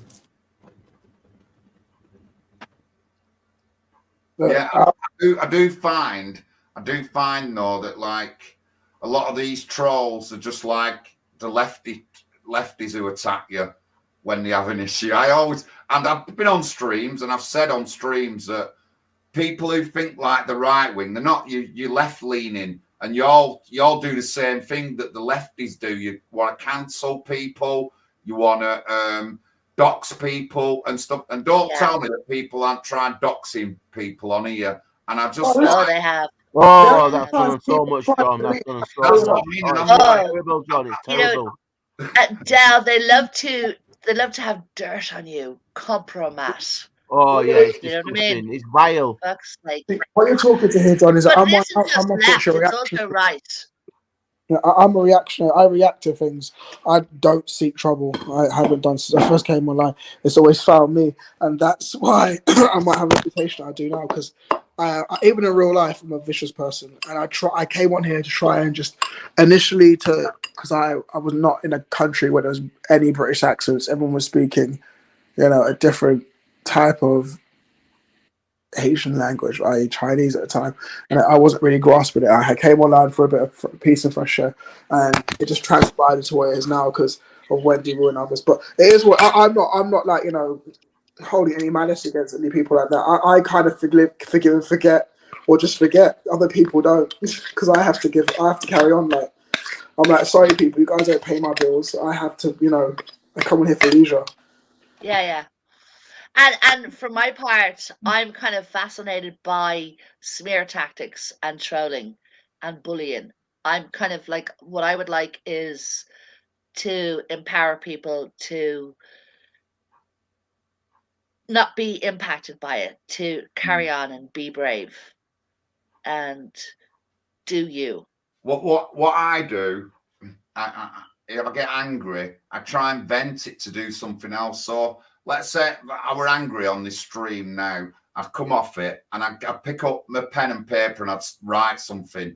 I'd write an article or I'd write about something that I've done.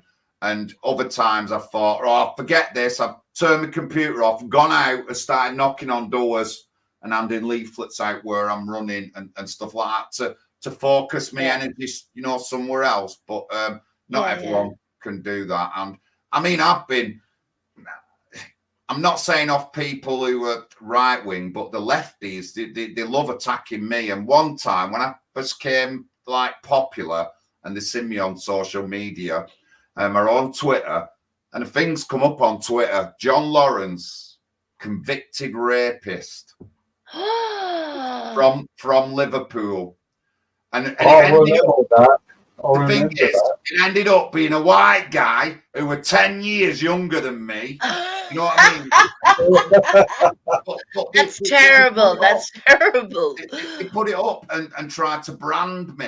And I'm like, no, you can't brand me. I'm mixed race, I'm Jamaican. That guy's a white dude. There's his picture, and stuff like that. But John, while you say that, I am being associated with, apparently my family members are all pedophiles, but I have no family member who is a pedophile. I have no cousins or uncles of that name, of my name. And it's that's coming from the far right. So the far right, this is Ricky Millwall, by the way. They use those tactics too. Oh yeah, definitely. I'll agree. I'll agree. They Yeah. do. They do use them tactics, but anybody would. We don't have communities like we used to. If we had communities like we used to in the old days, it just wouldn't be this bad. But we don't know anyone. We don't know the people behind us. We've got social media where we can slag people off about showing our face, Disinhibition.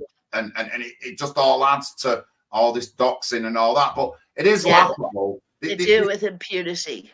Yeah, they stay on the bug and all that lot. And I've been accused of being a gangster, drug dealer, and all. Fucking none of that, me. If I was to show you what crimes I'd done, you'd all be laughing because of that petty. You know what I mean? there's You peed. Really petty In crimes. the street somewhere. And the other people will make out that you're a thug, you're a gangster, you're a drug dealer, and I'm like, fucking hell, but we just got to take these people. But when they did that about that John Lawrence, I did a video and I put it on Twitter, but it's down now. But it went on Twitter and my first Facebook, and I were like, you what? A white guy? You're putting me with a white guy who's only 5'6" and I'm 6'4", and he's got ginger hair. Honestly. I do remember that.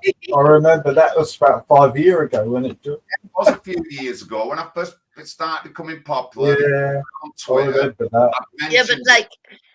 Yeah, but forget about color. How insulting is it to be accused of being short?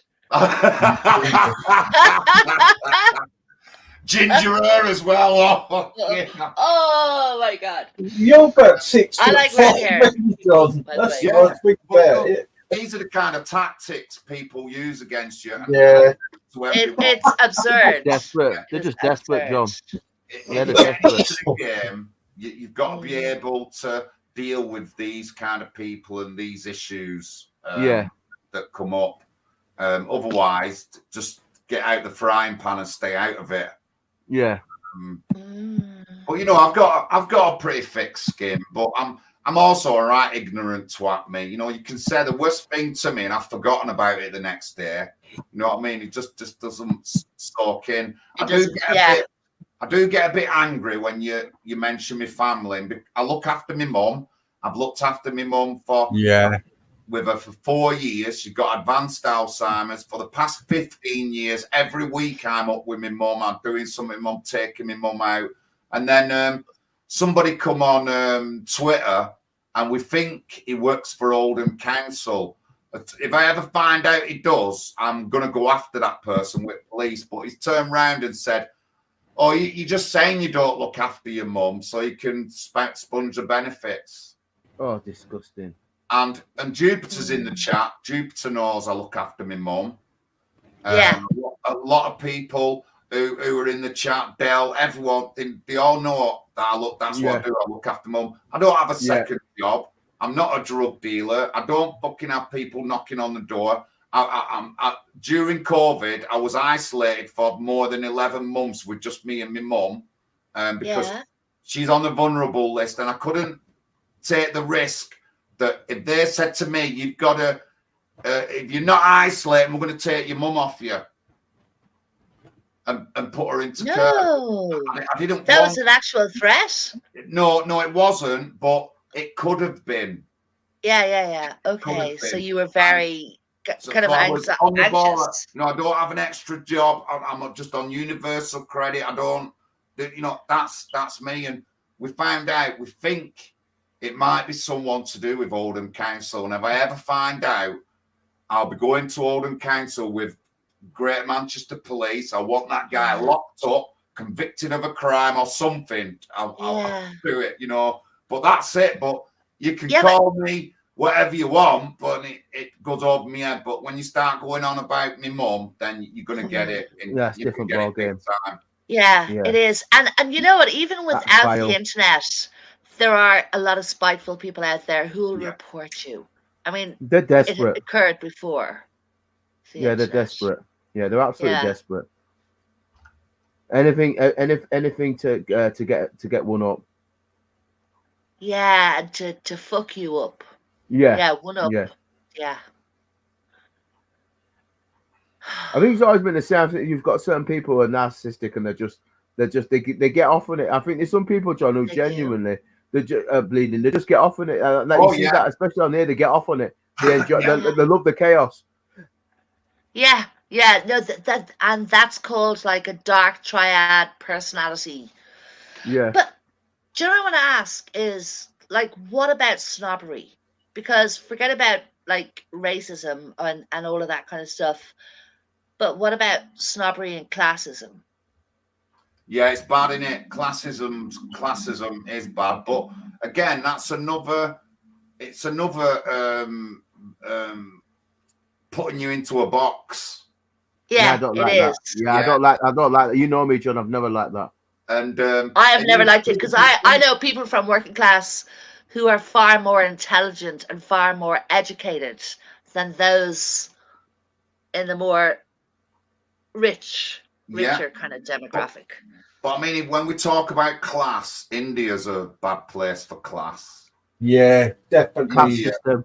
Is a system. really bad place for class and And some other racism, countries. I actually. wouldn't say it's like that over here, but some other countries in the world, it's Oh, India's terrible for that, and racism as well.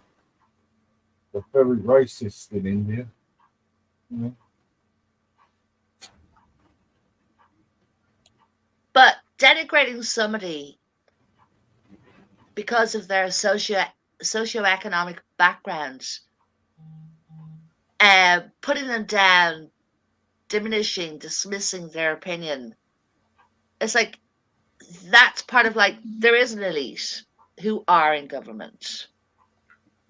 There will be wealthy people. There will be like people. It's like what do they call that?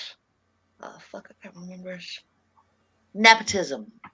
Yeah, I mentioned it earlier. Me and John won about earlier bleeding. Oh, where are you guys? Ah, Yeah, okay. we So I did missed a touch lot. on it. West. I referred to them in Westminster. Yeah, we did. We've kind of gone all over the place, but by all means, bleeding, keep going. But I'm going to get off Yeah, in a second. But yeah, no, you're absolutely right. You tend to get that upper crust sort of like turn your nose up, sort of like we're better than you. We think we're better than you. We've got it's to some degree it's a case of people with right connections and they've got a certain amount of power and they abuse that position because yeah. they can. It's not what you know, it's who you know. Yes. Yeah, Yeah. which is very unfair. But also, I mean, you should be networking regardless. Like, I spent some time in Canada. No snobbery over there. It was quite extraordinary. It was like I coming from Ireland to a country that doesn't have snobbery, but respects anybody who works hard. You know, that was a long time ago when I was very young. But I wish that was the way. And I hate it because I know so many people who are very well educated but are kind of like working class and have made a huge impact on Irish society. But yeah, snobbery is my big bugbear. I hate it. but I mean, the class system, though, especially in like India, is control. They've got a lot of control, haven't they? Yeah, You put definitely. into I mean, yeah, there's a lot you it's can do. one of the worst places in the world. Even laws, you can even make laws to go against them that are of a lower class. You know, they can't vote for this particular position and stuff like that. And you know, the world's not. It's not wholly right, but you know, it will end up getting there. It'll end up getting there eventually. But you know, there's a lot worse places in England for racism that aren't white. There's a lot worse places for homophobia than the UK. That you know, there's a lot worse places. Now, if everybody talked about all them other places, then I won't be talking here. But they don't. All they talk about is England, how England's this and England's that. You know, and you know, I sometimes think that people have been to other countries because some of you in here, and I've seen some chat earlier on saying they went to some country, it might have been Italy or something, and they seen racism. You know what I mean? And they seen proper the racism's terrible racism in other countries, not here. And I do think the UK is a lot less racist than what everyone else makes it out to be. Yeah, in Italy, some the games UK is accepting of people from all over the world more than other countries. Because remember, Pakistanis can't go. I'm sorry, Palestinians aren't allowed to go to Saudi Arabia. You know, they don't want them in Saudi Arabia. You know, but there's a lot of other countries that are worse than the UK. But the UK is always on a pedestal because of something or another, and we just look worse than everywhere else in the world. But it's just, you know what I mean? Everything's different. You know, there's racism everywhere in all countries against all. You know, in Italy, they sing racist songs at their football matches. Because they've really gone for the Mussolini thing, haven't they? Italian. I mean, the other week they were wearing Ku Klux Klan outfits at one game. Yeah. England got a bad reputation. That's terrible. Over football. Okay, hell, that was allowed. Wow. But I would say some of the European countries are worse than England for football fans, violent football fans. Yeah. Yeah, well, Italians for the first thing. Yeah. I was in college studying journalism, so we got this college students from Estonia came to our college, and they were so fucking racist. It was shocking. Where was that? Where that in Dublin? Obviously, I was studying in Dublin, and we got this group of people came from another college in Estonia, and they came to Ireland, and they were talking about the situation in Estonia, and I was the only person asking them questions about, like, well, why are you thinking like that? Aren't you aware that in Ireland we would consider your opinion to be racist?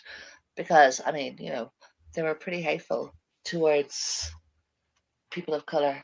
But do you know what? I'm actually quite surprised at Dublin. I would say Northern Ireland more, I would have thought. But Northern Ireland, Stormfront had a huge, big foothold in Northern Ireland. Yeah. Because Johnny Adair was very big. Like that, well, Johnny Adair, I'm not too sure about him. We I think he made a change. Labeling, and I don't like labels. I don't like far right. I don't like far left. I don't like these labels. As soon as you give us a label, you can put us in a certain area and you can say whatever you want to say about them. You know, and it's wrong, but these are all by design to break up our communities and our, you know, when I talk to people, they'll say, oh, we're being invaded, all these people are going to go into the EU army. You know, listen, it's going to be a lot easier if we're fighting between ourselves and calling each other names for them to take over. We need to be strong. We need to come together, even if the enemy of my enemy is my friend. You've heard that, haven't you? The enemy. Yeah, we're very familiar with that. Is my friend, but the enemy, the other enemy, the enemy of your enemy, you're brainwashed to hate them as much as the enemy. So you're never going to get that togetherness. You know, you're never going to come together. And I see this a lot in the UK. That's what I see it in a lot in the UK, and it's disturbing to say the least. As a party, we don't believe in words like Islamophobia, anti-Semitism, homophobia. They're all buzzwords, box words to brand you and put you down. You know, when you go to a lot of other countries that are outside the West, none of them say it. None of them say it. You know, they just don't, because it's not in their thing to say these things.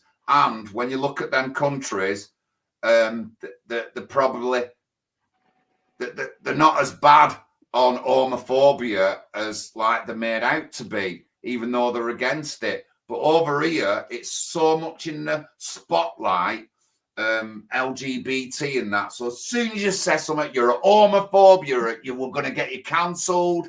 It's just easy. It's all wrong. But we just don't believe in any of them buzzwords. We don't. I'm sorry. I know it's going to upset someone from Israel. It's going to upset someone from an Islamic country. But I don't believe in them. And I don't want them used in any kind of serious context in life. But what we should say is we're bullying people and stuff like that. But as soon as you start bringing in these boxes, you can put people in boxes. They can be easily cancelled. You can easily lose your job. You can easily this, that, and the other. You've got big lobby groups that will go after you, like they're trying to go after J.K. Rowling, and anyone who sticks up for women. They want to cancel them, no matter who they are. And yeah, it's kind of shocking. It's a shocking aspect of the 2020s. It is. It's scary as well. Era. Very scary. And and there's many of you in the chat who would have like been on the thing of losing their jobs because of stuff you've said, comments you've made online, demos you've turned up at, and stuff like that. And there was when we had hate is another thing altogether. I think being a hateful person and being a bully should be something that, I know somebody who's working with elderly people, and that person is a very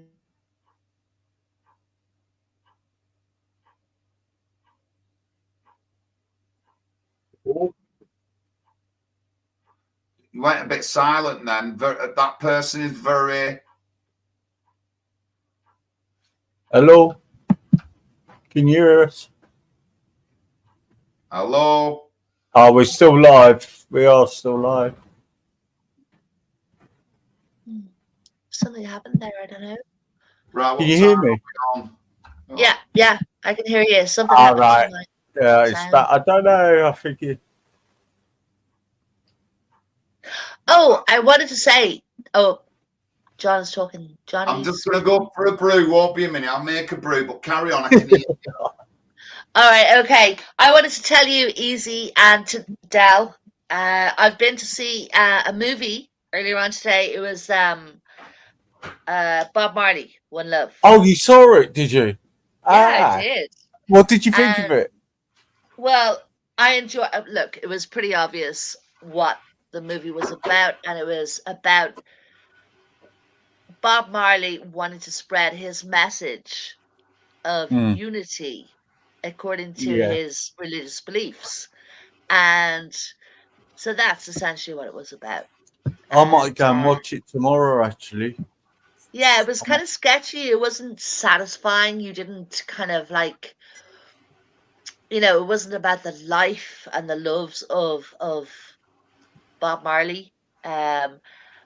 It was about him.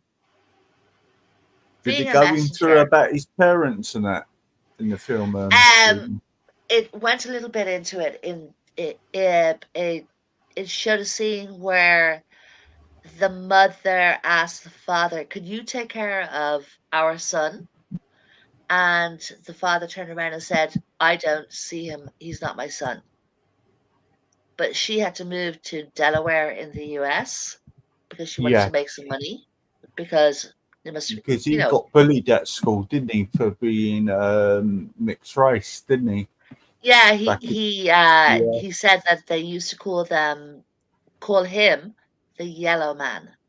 Yeah. But he became a Rastafarian thanks to his relationship with Rita, his wife, who he married in 1966.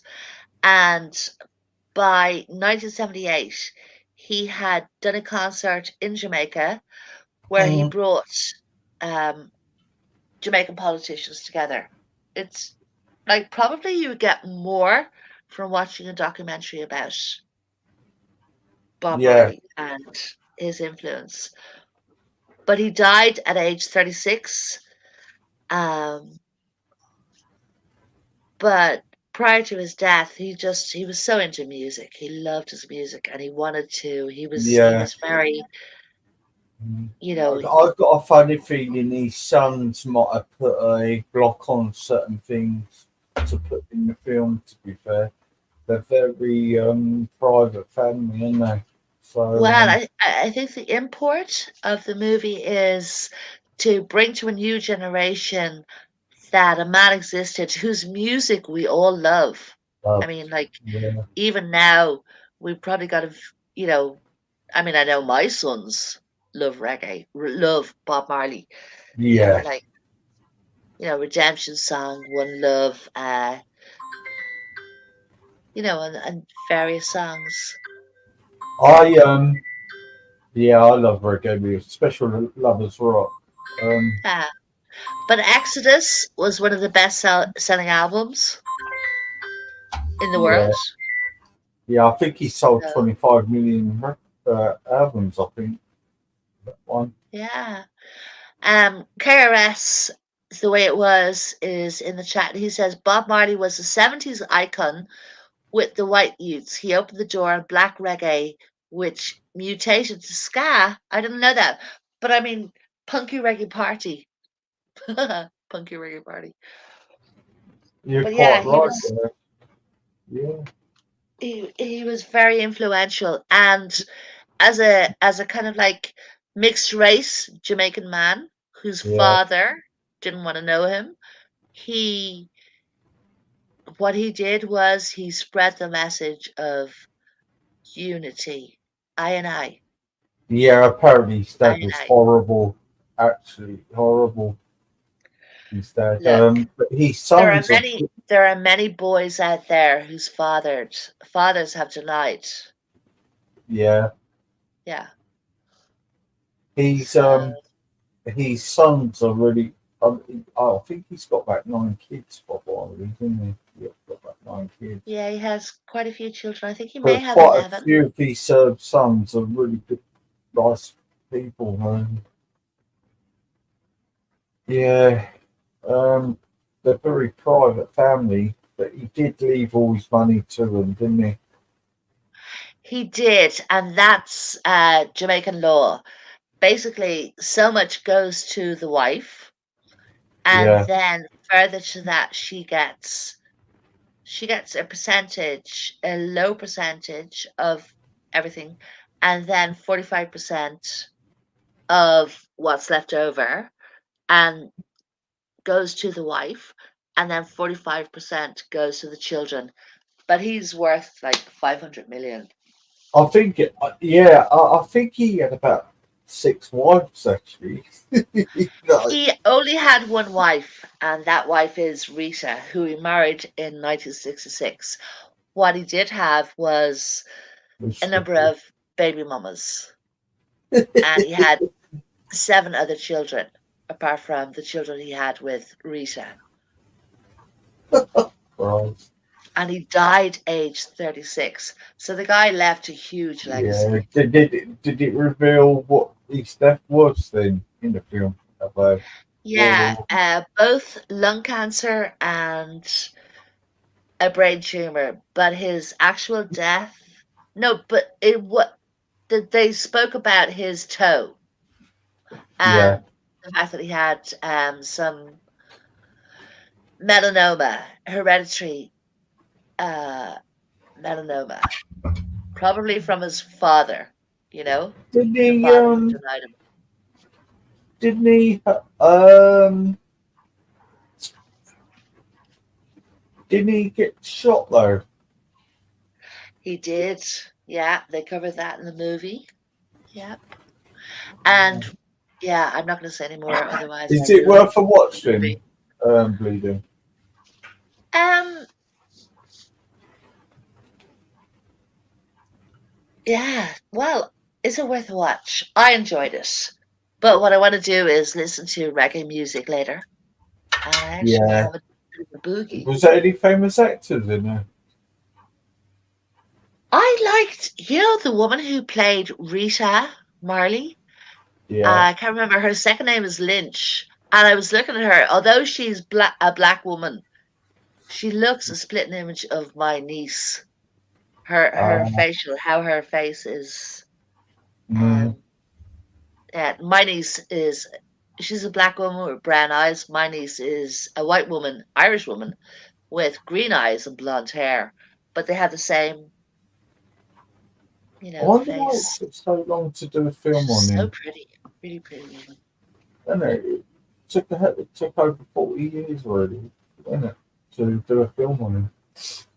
I think this film might inspire greater films or documentaries, or I hope that younger people go, yeah, let's listen to Bob Marley again. It would have been Let's good if some of delve these into his kids music. were in it, actually, wouldn't it? To be fair, Sorry? it would have been good if they actually had his kids in the film. To be fair, I have no idea. If yeah. I'm looking at the chat and KRS saying about ska music. My mum's a big fan of ska music, and it was something that I got into when I was younger, in like the 70s. And I liked ska music. I like Madness, The Beat, stuff like that. Obviously, you can't go wrong with Bob Marley. You can't go wrong. And I've heard you talking. I haven't seen the documentary, but I mean, it came out today. Apparently, you could get it on Sky or something. You could buy it on Sky or something. The film. well, all my I'm cousins, gonna go and watch it in the cinema. all my cousins are still in Jamaica. Are big Bob Marley fans, and have been. So Are they? So, yeah. So, John, what is the origin of reggae? I don't know. Well, I tell you what, I feel it was mostly the reggae music coming from the 70s onwards. It was London based. I'll tell you why I say this. There was a white DJ called David Rodigan. He's a legend in Jamaica. He's from Oxford, and he produced most of the reggae songs in this country. And he still tours now. He lives in Jamaica now. He's married to a Jamaican woman. He devoted his life to reggae. And I mean, look him up. But easy. How can you say it originated in London? Surely. Well, what I'm saying is that most of Jamaican artists actually came over to record over here in the end. Where was this guy was a producer rather than the originator? Because I mean, we had Calypso. I'm not saying they were originator, but to the progress of it was because of the remush as well. We had record labels in London like Greensleeve. So what you're saying is they popularized reggae. I love reggae. I love Jupiter. Thank you so much for your beautiful song choices. We actually had a really good session playing reggae music from various artists. And love songs. What I'm trying to say is there was a lot of artists because of the remush out there, and there was a lot of record labels like mini ones. So just down the road where I was brought up, there was Greensleeves. So you had groups like Aswad, were very dub reggae, Smiley Culture, the sound systems. But there was a lot of artists who came over from Jamaica to record. And there was a guy called David Rodigan. He was a DJ on Radio 1, and he's just a reggae fanatic, and he still does. He's in his 60s now, and he still does his sound systems and that. he's very quite respected.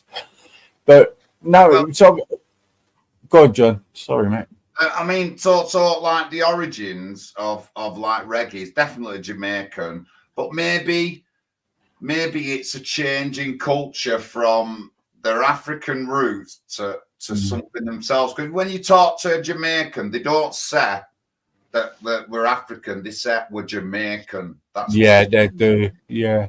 Right. And, So it's a I'll very tell you definitely one Jamaican. guy who was a founder of like reggae in Jamaica. He's called General Echo, but it was never put on a pedestal like some of the others. But he was one of the first like bang into artists. General Echo. Yeah, I mean, Right. I think. John, can I? Sorry, easy. John, I want to ask you a question because you have Jamaican cousins, and family. Is it like is reggae based on or primarily like for Bob Marley? It was about reggae was his way of bringing the message of Rastafari. So is that typical in Jamaica? That's how it started, but it's not typical. It's not typical. It's all gangster kind of stuff. Yeah, because it was dub reggae, and that's what I love. It was dub reggae. If you watch a film, it's a British film back in the early 80s. It's called Babylon. You can watch it free on YouTube. Yeah, brilliant. Okay, and that will tell you more about the music back in the day, and it's dub reggae. Yeah, Aswad, the members of Aswad are in it. One of them, Kingsley, he's in there. There's quite a few actors in there, actually. Because Aswad used to come to Dublin quite a lot. And I was going to myself, I wish to God I was going to a gig. You know, I'd love to, because dancing to reggae was brilliant. You know, the way you just kind of like... I remember. So their best music came in the 70s for me, 70s and 80s with the dub reggae. Then they were a little bit commercial, weren't they? But one of them died not long ago, actually. But they were brilliant as well. But he's in that film. Kingsley's in that film. Watch it. It's a free film. You can watch it. It's called Babylon. It was based in 79. Racism was very bad. It was based in West London, and but it's the music that you'll find that's the original, the dub bass and the Lovers Rock and that. The Lovers Rock video. What's that? That is brilliant. I can't play it because it's got one of those. Yeah. You know, you can't play it, copyright strike. So you had like Janet Kay. Janet Kay was one of the Lovers Rock artists. She was big on Top of the Pops. Look, it got caught. It was brilliant. I mean, every Sunday afternoon you could listen to it on Radio 1 every Sunday afternoon, and part of the message for this Bob Marley film is just the whole kind of unification, and it's not about black against white by any means. It's about there was a civil war in Jamaica when he when he was growing up, wasn't there? So there was a big sort of war, when a lot of killings back in the 70s. But watch Babylon because of the music, of the dub reggae music, and that's what I love listening to. If you go on YouTube, there's 24-hour stations dedicated to reggae dub music. You know that? You know who plays excellent music is A1000. She loves reggae. Yeah. She's got a big connection with reggae. But if you want to listen to 24-hour reggae, just type it in. There's 24-hour stations just playing it on YouTube. Really good. I mean, the sound systems back in the day were just amazing at Neil Carnival. I mean, I remember getting taken by a Rastafarian he lived down the road from us, and he said to me, he'd take me to the carnival one. I think that was about 1982, and it was just amazing. Carnival. Yeah. Can I ask a question? Do you think if you enjoy and love reggae music, are you guilty as a white person of cultural appropriation? No, because the sound systems. If you look at this, if you look at some of the videos, they're called System One at the carnival. There's loads of white people going to their stuff, and they like them. I think they it's a different culture because they're Rastafarian, and Rastafarian people are very, very friendly people, and I Right. think they like it. People coming into it. As a result of their beliefs, their kind of like Rastafari Yeah, religion. Right. Okay. I think so. Yeah, they just look. It brings reggae music brings people together, and I think they really accepted it. Do you know what I mean? Yeah. Bob I, Marley was amazing at spreading mm, mm. reggae music. But I think the original roots was Ethiopian, wasn't it? Because Rastafarian is Haile Ethiopian. Selassie. Yeah. Yeah, because he's Ethiopian. So, like, I think that came, but I don't know the regions. But as me growing up as a kid, Yeah. I always thought reggae music, if it was from England, set from Jamaica, but if you've got American doing it, it doesn't sound the same to me. It's changing Yeah. all these days now. Yeah. Whereas you said, is it cultural appropriation if you listen to reggae music? Now, people got to open their eyes, but people now are saying it is cultural appropriation, especially like proper white liberals. They have a go at you and stuff like that. So Yeah, and a lot of it comes from America, all of that crap. yeah, they don't want us to be together. They don't want us to like this, that, and the other. They don't want that. They want to keep us all separated. We're easier to control. But if you go to a sound system party and the people doing the sound system, they wouldn't say that to you. They will embrace you being there because they love that other people recognizing reggae music, especially the sound system crews. Color doesn't come into it. And that's when I think the skinheads and the Rastafarians got together back in the 70s, wasn't it? Before the 60s, the skinheads weren't, till it got hijacked with skinheads. The skinheads were pro like reggae and everything, you know what I mean? Dub reggae, and they'd be with the Rastafarians and punk rockers and that. Guys, I'm going, mate. It's late and I've got to be up early tomorrow. Thanks for coming on, John. No worries. Thanks for your time. It's been great. Honestly, it's been great. Oh, good. Brilliant. And I've subscribed to your channel now, so I'll make sure you get notifications come on, and I'll make sure some good shows on. Thanks to the chat as well. I mean, yeah, not been exactly positive, but there's lots of people in the chat who I already know anyway and stuff like that. But thank you very much, guys. Thank you for giving me a bit of time. And you're welcome, mate. And I'll catch up with you all soon. Radio. All right. See you later, mate. See you. Bye. Good luck, Bye, mate. guys. Thank you. See you later. That went well.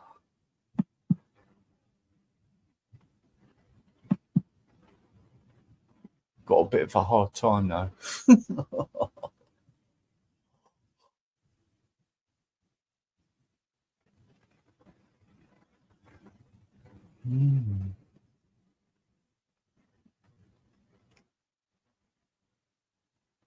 Thank you, Curtis. It was good actually to have a thing, and thanks for the input for Esau and Lead It and Dale as well. It was good. I wish I could play some music on this one. I'll take it down.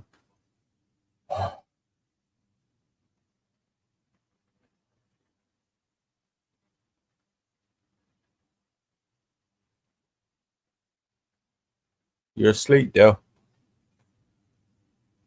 Yeah, curious it is. That's why I approached John. Actually, I was I hadn't heard from John for quite a few years, and I was just interested, intrigued what he was doing towards the local council.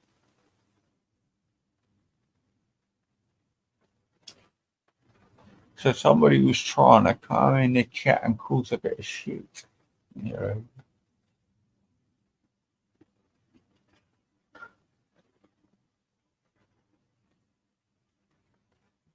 But he gone to sleep.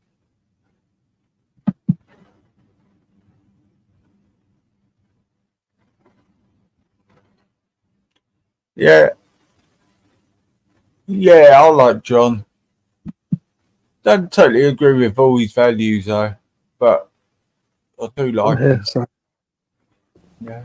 yeah, that was a It good was a chat good still. chat with him actually. You know. If Morris wants to jump on now you can jump on, you prick. You want to have a little insult slagging match, you flipping cocksucker. There's no need for Ricky that. Moore was in the chat earlier tonight. Your chat. I think it was a clone. No, I think it was Omar done it. Yeah. Yeah. I wish I could play some music on him. Well, I did find a station actually that plays like 24 hours. What, the Actually, reggae stuff? No, everything is just all Yeah, I genres. know. You just go in there, just type it in, and press live, and it will come up. Did you hear about that thing in Kansas though? 29 people shot.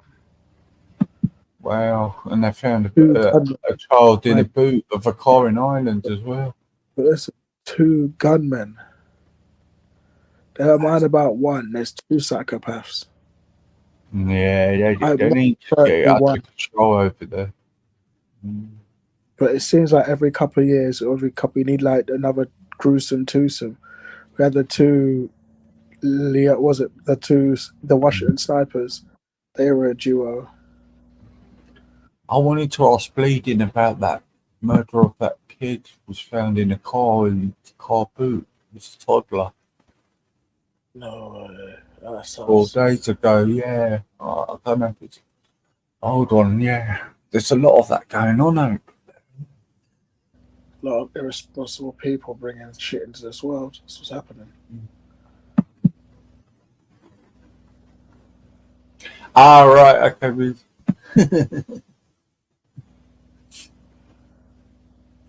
I saw a young mother. Apparently, you kicked off a lot over bellies tonight, someone said. Yeah, apparently Batty Boy was getting roasted by James Jones and some Zara chick.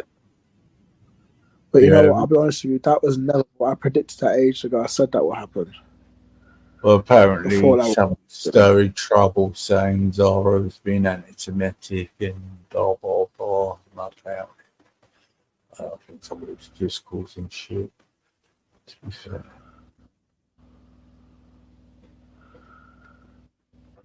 But you know what? Yeah, like, just think Went about to the it. cinema, Phil. They can always try to figure solutions to problems. You want our brain not shit be thinking about shit. I'm like, how to stop video game violence? I mean, you could talk to the software guys, or you could just try. I mean, it's all about stuff that makes people follow. Make it like a non-violent game that everyone will be addicted to. Change up their thought process, doesn't it? Oh, so it was Zara having a go at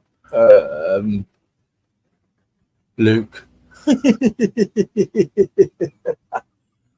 Will you watch it?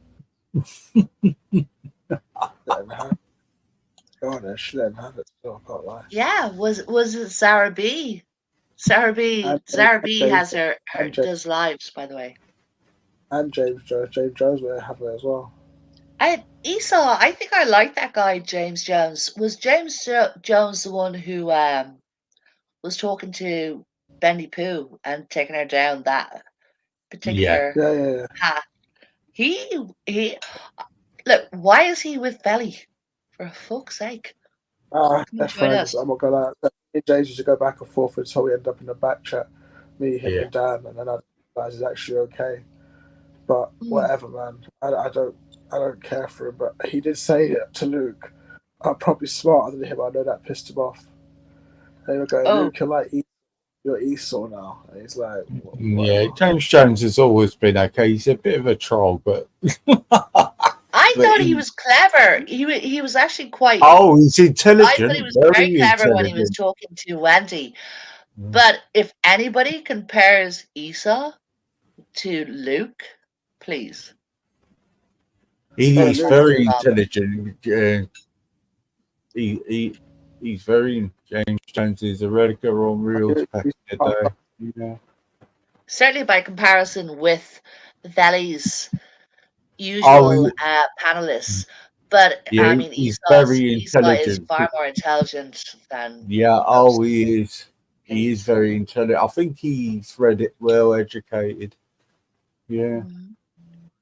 yeah, school selling rocks.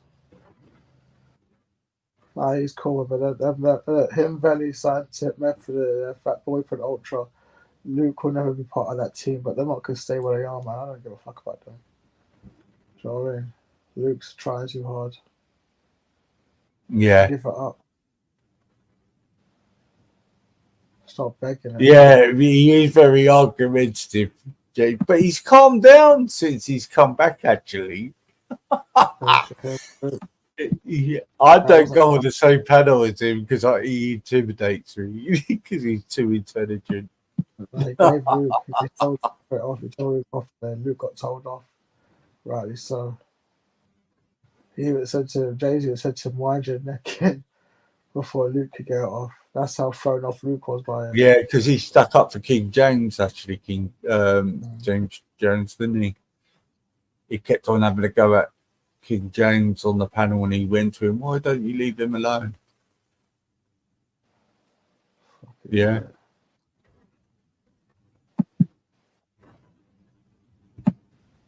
He's one of them. He will surprise you what he will say, and it's. Do you know what I mean? When you think he will come out as something you might disagree with, but nah, he's.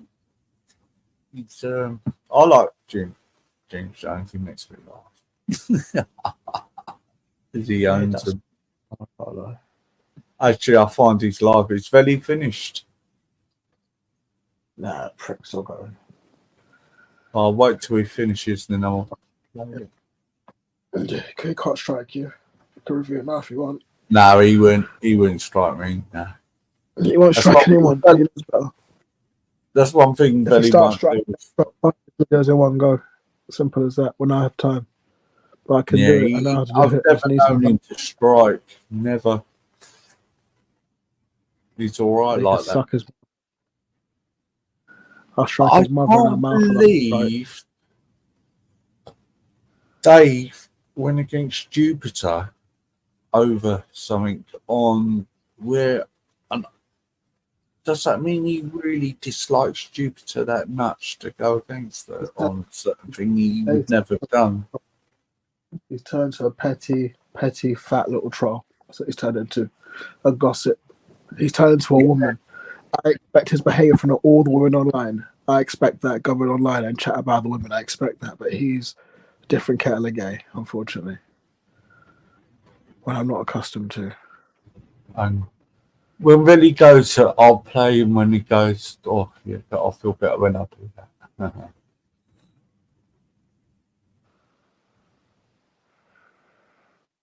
Ridiculous, man.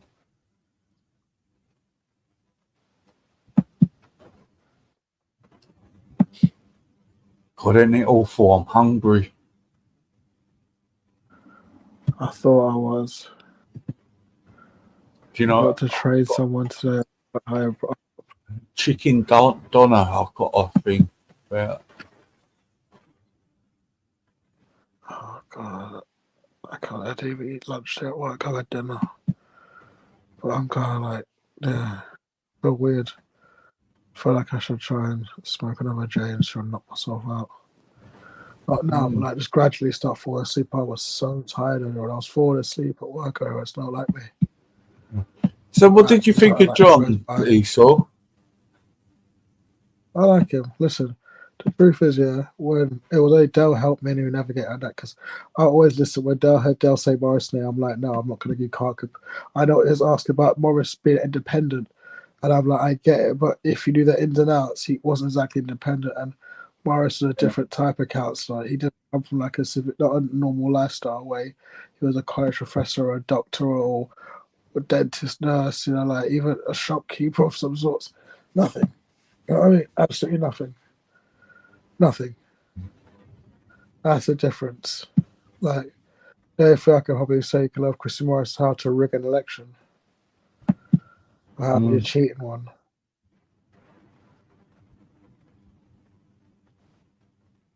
It is what it is, man. People just, yeah, I'm not even. He's not getting a hard time from the chat. Boy, Stevie. A lot of people I've had a good, nice long day off it. I've had 9 starter shit. She's getting roasted soon. You off this weekend? What? You off this weekend? Only Saturday. Working Sunday, unfortunately. No, I might be in West London on Saturday. No. It's going to be raining or cold on Saturday for a lot of people. Yeah, I might be in West London. I might go football and stay in West London the rest of the night. To QPR. Brentford against Liverpool. Drive past, you know. Huh? Drive down the Duquesne Road. Yeah, Brentford at 12:30 kickoff. KRS. I might go. And then pop down the Westway afterwards. Only joking, Omar.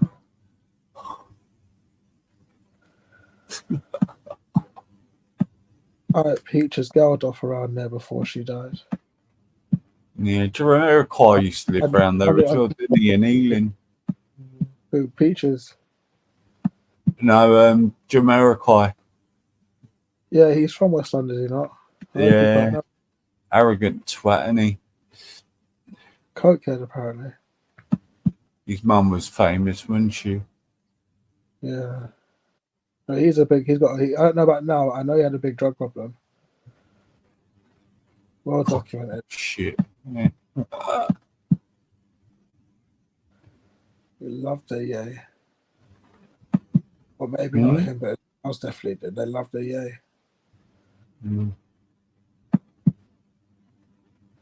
Those guys loved it. Loved cocaine, marijuana. That's their thing. And for the hardcore person, you know, they have the other shit. But yeah, JK's music is trippy though. Got a nice voice. What I like about it, he's got a nice voice and trippy little vibe to it, like the beats that he plays. It's fun. As me and Torok would say, he's definitely black. Israelite soul, that, trust me. He sings like a black man.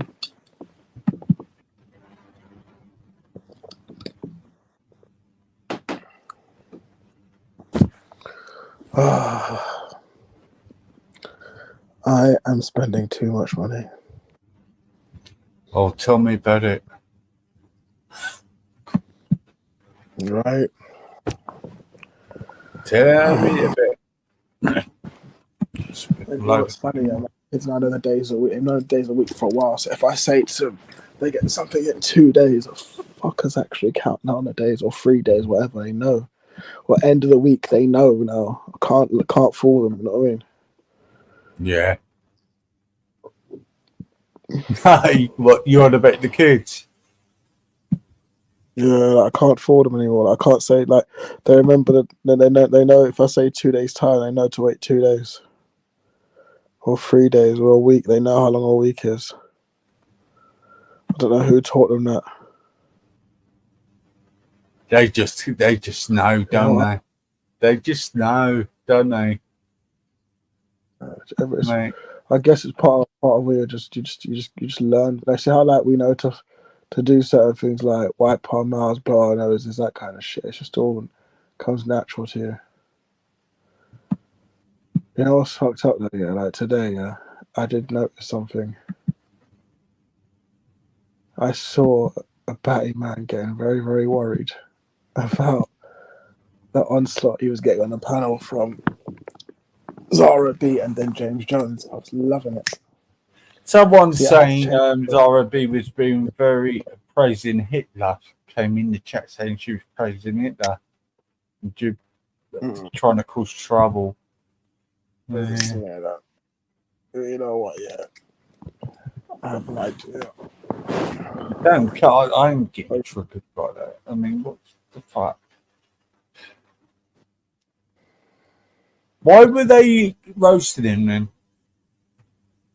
Because Luke's just doing his what, doesn't know when to shut up and try and interject. He forgets that he's just a guest on there. Is he getting angry? Velly has mods and he'll never.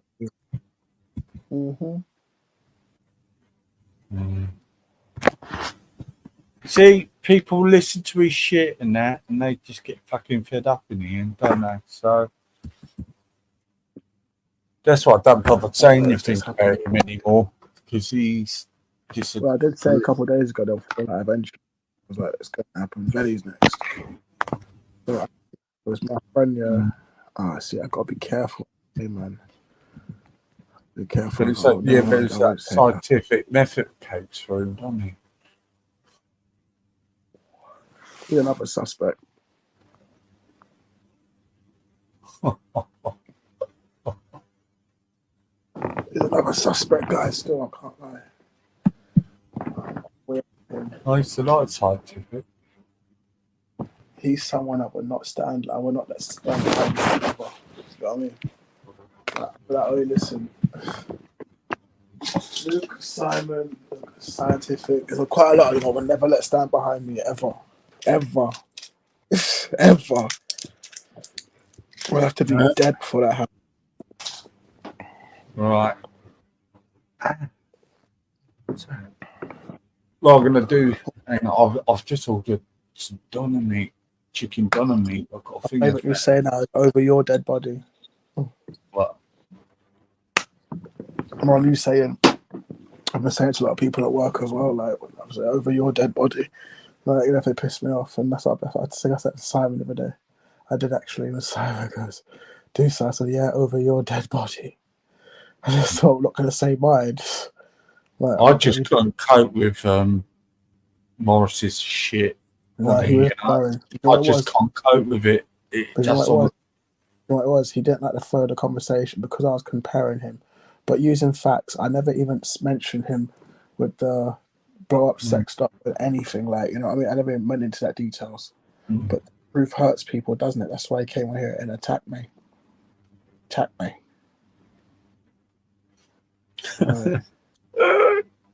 You knew what he was doing, didn't you? Yeah.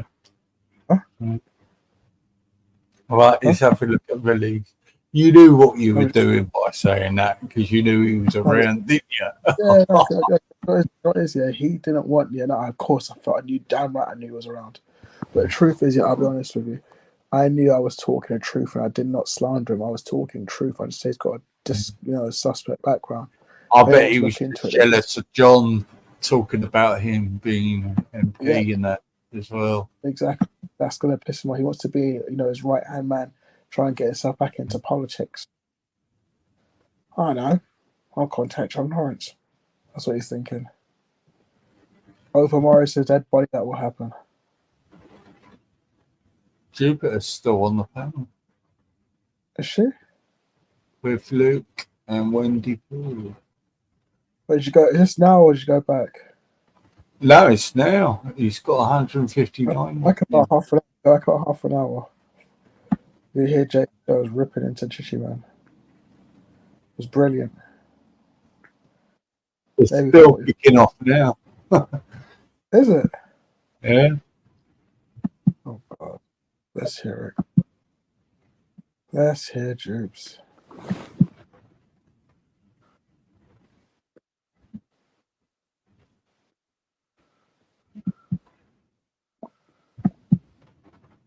I know people. I don't care about your like, sack. Why don't you neck it in? Put some bacon on. Put some bacon Why- on. Why? Why don't you hungry. shout it a bit loud? Shout it a bit I'm not louder, Luke. shouting. You're not allowed to shout. Shout. I'm not Prove it. shouting. Prove it. Shout Right, it. Prove did you you go- can shout. Actually, What's Prove the you. timeline of it, Esau? Esau, Yeah, I'll play it. 1 sec. you getting it? Yeah, All right, I'll let you do it. I'll play it now. 1 sec. 1 sec. How come he's got so many viewers? Because it's a war. Maybe I should stop doing it. No, if you do that, I'll still just tell you, you can't have that person on there can do X, Y, and Z. You know what they're like. Oh God, yeah, no, I'm not doing that anymore. Not you and bleeding should do what you want to do. Listen, that's why you were cursed with monkeypox. Yeah, This is Simon Lord gang, you know.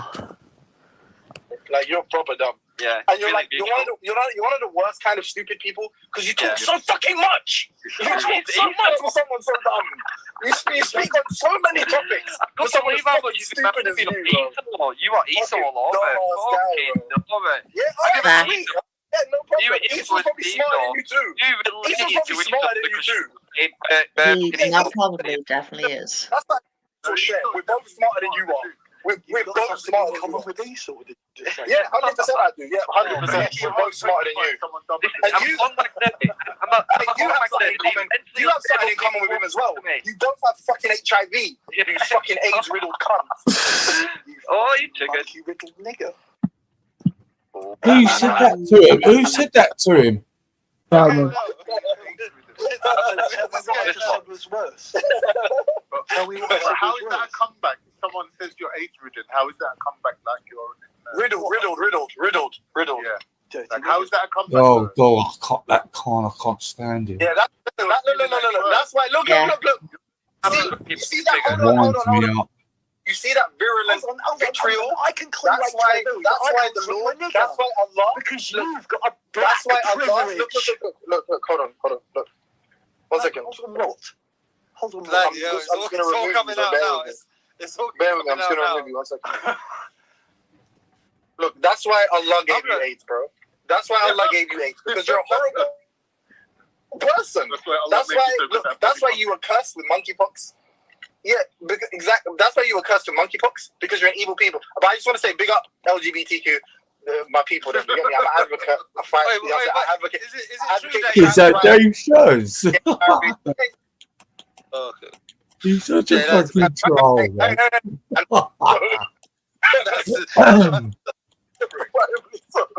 Nah, that is a bit strong. So. Hey, it couldn't have. Why? What do you mean? Should get banned. Do you think I give a shit about the N-word stuff? The thing that I think is more egregious is what he said about the Palestinians. That's way worse what he said about the Palestinians. I don't give a shit about him calling me the N-word. No, obviously. Well, we want to hear what he said about the Palestinians. But we're still not heard. Yeah, but what do you think I'm lying? Listen, do you like? Yes. More bullshit. Do you think I'm lying? No, I don't actually believe you're lying. Why would I just don't. Why would I want just listen to you and not want to listen to the other side of the story? But no, you just want to listen to your side of the story. He tried to style it out. He tried to say, God, let me give some legit advice, yeah? Look, let me give some legit advice. I swear, hand on my heart. No. Hand on my heart. I will let him speak. My heart. I will let him speak. I'm personally not interested in talking to him, yeah? But I wouldn't have an issue if he... Listen to the Simon guy. I'm just telling you, look, I'm a very stubborn person. Look, I'm a very stubborn person. If someone cuts me off in the middle of my sentence, especially someone that I'm not interested in talking to, I'm obviously not going to accommodate the interruption. Had you have left it for me to just finish what I'm saying, I wouldn't let him speak. But he got a bit too sassy. Obviously, I get it. Whatever. That's the consequence. I know what James is like, yeah. And literally, if he'd have just let James finish what he was saying, He's bleeding there. 10 seconds, 15 seconds. Yeah, I'm here. Bleeding. Look in your message box on the other side. What is that? I know what James is. All right. That is true. I tried sending it to you over an hour ago. Okay, don't disrupt. James going to let Simon has to say about what we said about it. I'm not interested in none of that. I'm just interested in what can we manipulate James into doing now he has these powers. Because he's got rid of one faggot, Look, I don't agree. I just want to. I didn't use any kind of slur to refer to this geezer. No, I did. I don't even know if I can call him a geezer, but all I said was it's public record that he has HIV. You can't. You can't refer to me as a geezer. You don't know what one is. Well, Khan was questioning how to become gay. Biggest meltdown I've ever seen in my life, James. I think Khan asked him a question along the lines of, so if I were to be suddenly change my lifestyle to being a gay man, what would I first have to do? Something like that. Yeah, I don't believe Simon does have AIDS. I'm not the one to do. No, but I'm not gonna lie. Yeah? I'm not the one to do that. I don't think there's anything wrong. He's got AIDS. I feel like I'm in touch with my. I feel like I'm in touch with my feminine side. But I don't feel insulted when someone says that. Give it a 12. No, I don't. I'm not. No, when I say feminine, no, you're saying that. See that, bro? You're saying no. But you're saying. You're saying that behavior. I'm guilty of that behavior. No, but I'm saying I'm in touch with my feminine side. You know what I'm saying? So my bastard necking, yeah. Right, but yeah, no, he did. Yeah, so what? You do have AIDS, though, bro. Like, that's what you told people. Is it me? Or I swear that's the story. No. That's what Esau says. That's why you're coming across very Esau. No. I don't, bro. I'm talking about from before Esau, when this guy was like part of the speech. Ouch! Like with all. Ouch! Like, you know, Did you hear that? Before Esau, that must have pissed him off. Doesn't hurt me. I don't care. I've always said it. There's Esau. I'm a bit confused. Who's he talking about? Simon or Luke? Both of them. Simon being AIDS riddled. You know, he said they said both of them. They actually said both at one point. Both men HIV. Oh, he did he? Yeah. I can say hand on heart. I wasn't around to never hit that fact. Don't fuck with James Jones, mate. He will fucking rip you apart, mate. But why is Luke begging it? I've never proclaimed to be right since the beginning. Things happened before I got here, like the Doctor, the Drooper, and the family. Way before you came. Exactly. Yeah. I'm not ashamed to admit that I wasn't around for that. You know I think it's good because I was on rules before you, and I think you came on about 5 months after me. I think. Yeah. You see. Yeah. Yeah, I wasn't around then, but it makes sense though. You used to only come on at midnight. It's getting interesting. Up in a new partnership. Yeah, always after dark. It's always come around at this time. You told me you was a policeman. If you believe it, like the shifts I do, it does look possible. I can't lie. But how can you do that? I'll go easy because what they call public, what's it called? A private capacity.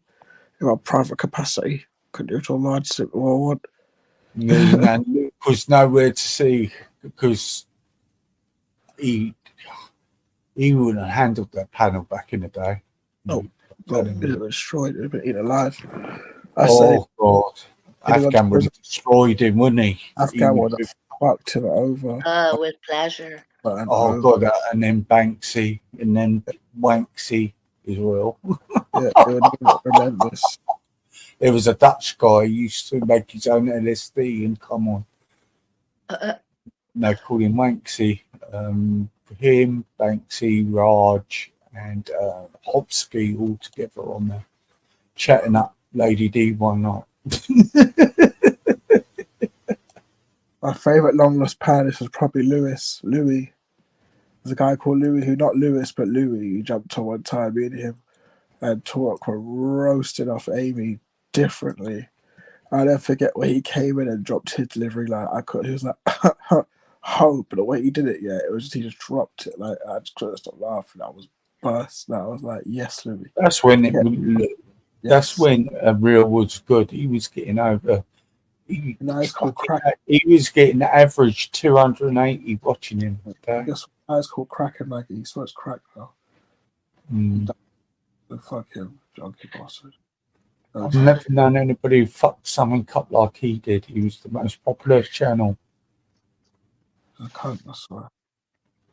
Even about 4 o'clock in the morning, bleeding, he would have about 150 watching him. Really? Yeah. He That's was killing it. crazy. Mm. Yeah, he used to cater for the Australians as well, didn't he? Mm. They're 10 hours ahead. Try Right? it. Yeah, cater for the Australian viewers, Rowan would. Yeah, you had Barry Black, and then you had Australian. you would have Vinny on sometimes. Who is Vinny? You know, Vinny Sullivan. No way. Yeah, you know, all Who's used taken over from Vinny Sullivan has taken over from Charlie Big Potatoes. he never used to be that extreme then. Right. There was quite a few. There was you had all kinds coming on, to be fair. Who else he had on? Raj used to be on regularly, and then there'd be Wendy Jupiter. And it used to be packed. One time he had about 60 people on one panel, you know.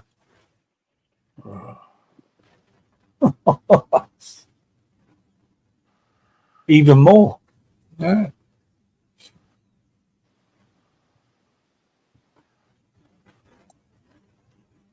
You're going to play it, Issa? Yeah. You've fallen asleep, haven't you? No, I was doing something else. I was actually doing something else. I was getting distracted. I've a beer in the fridge, I'll just save it for tomorrow. Did you enjoy your dinner, Bleeding?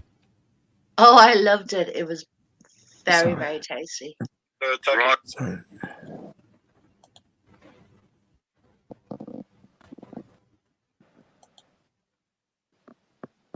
Shall I play it? Yes. Yeah. Please.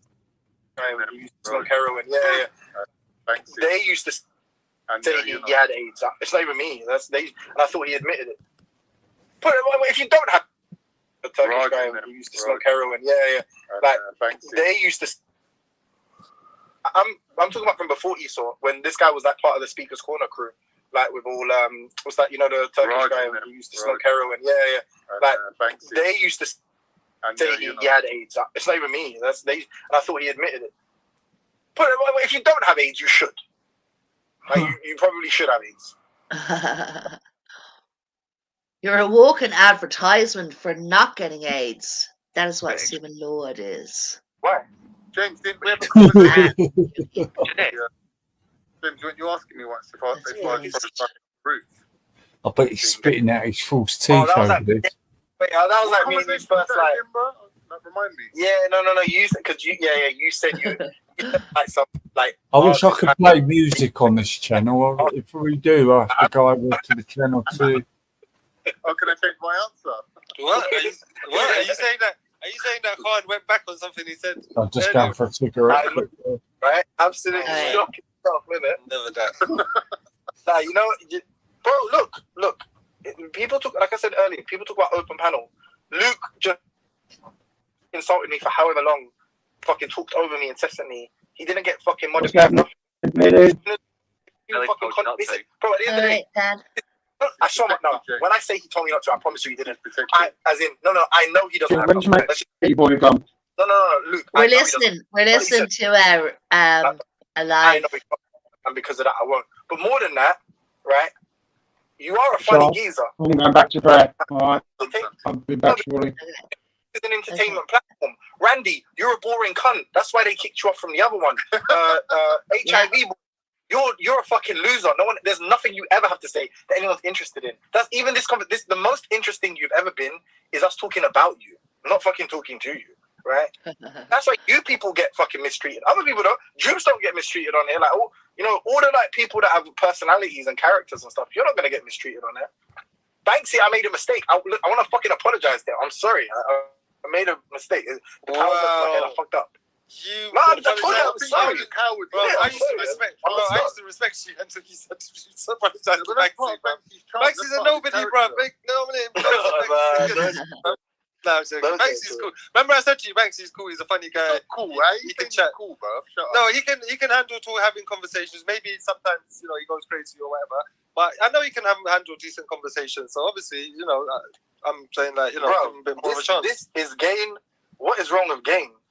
Has Gain Gain's like the Bengali. is Gain suffering from CTE Bengali or something? Man said entertainment channel. I remember this. So not intellectual. What? Wait, who told you this was an intellectual forum? You said it that. It's a bit of both. Listen, it's a bit of both though. It's a bit of both because true. You was talking about that side of it, James. But if people bring some intellectual kind of validity to any point or to a conversation, you accept that as valid as well, meaning that makes them it's the equivalent of having a personality. No, of course. Yeah. It's another trait that you would accept as validity. Yeah. But I think that for me and for most people, that's probably going to be somewhat entertaining. Right. That's why Mohammed. That's the tiniest little straw that I've got to be here, mate. Because I've got no personality, no jokes. And just the fact that I went to school and I read a couple of books, that's all I got. So you better include that. Bro, you're funny in a self-deprecating kind of way. Oh, thanks a lot, mate. Coming from you, that is the biggest disrespect. No, I'm not self-deprecating. I'll rate myself. No, I do as well. Someone has to. No, but I'm saying my humour is never self-deprecating. Like, that is a savage. That is a savage comment, though. Jesus Christ, that major pause. That is just a wild one. Yeah, no, I mean, he did. Listen, if I cared that much, but his word means absolutely nothing. Luke, I could play you the video, but he's like, literally, he was like, he was like, oh, I mean, I'm not gonna be able to timestamp it, but I can tell you where the actual recording is because it'll be one of the videos I watched.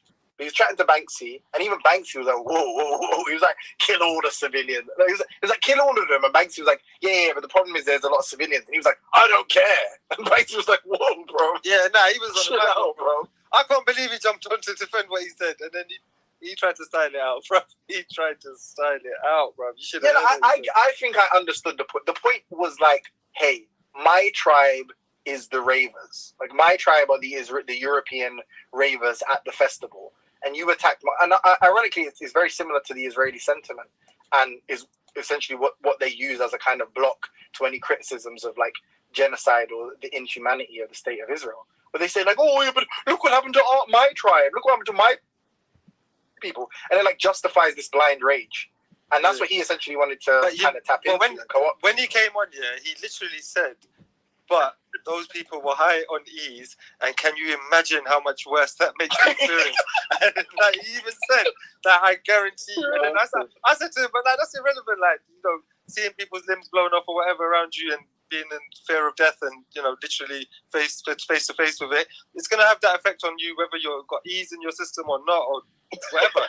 And he was like, yeah, but I don't know, he said something like, you don't know what you're talking about, as if him being a fucking E-head or a crackhead in his life means that he knows what he's talking about here. And I don't. I ain't gonna lie. That was like what I heard was like that. Like, listen. That's why I wanted him to say more, because he was going further with it. He was more than going into acid and that.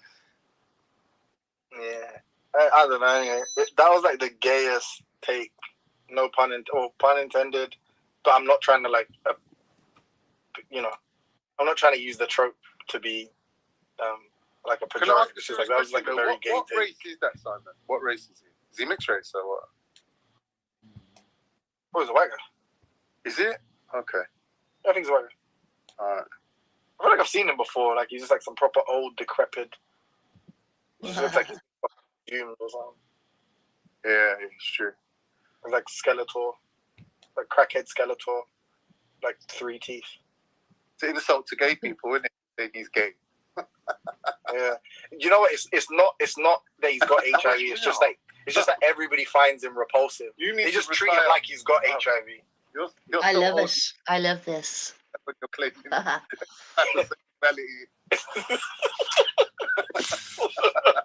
you're so old, bro. He can't be gay. He's like you have to find people sexually attractive and be capable. Yeah. Oh, he's ruined it, man. He's a proper wrong un, though. No, sorry, nothing to do with sexuality, but he's like a proper wrong un. And the thing is, he could.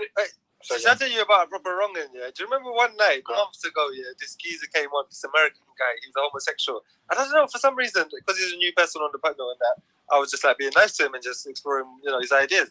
Bro, do you know where it turns out his ideas were? I can't believe this. Yeah, someone must remember. Someone in the chat will remember. Yeah, he said that as a homosexual, he thinks that the society of the world, is oppressive to homosexuals, and in fact, they are the best group of human beings. And he envisions a future where where the homosexuals take over the planet. They breed a small percentage of men and women to create more homosexuals. Who's he on about?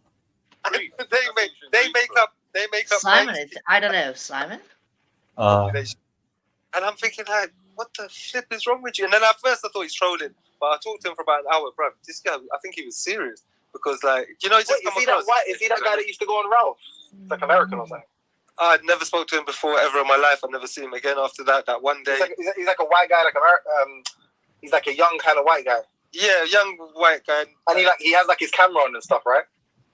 No, I don't think he had his camera on. Actually, I can't remember. That. Is he like kind of relatively articulate? You know?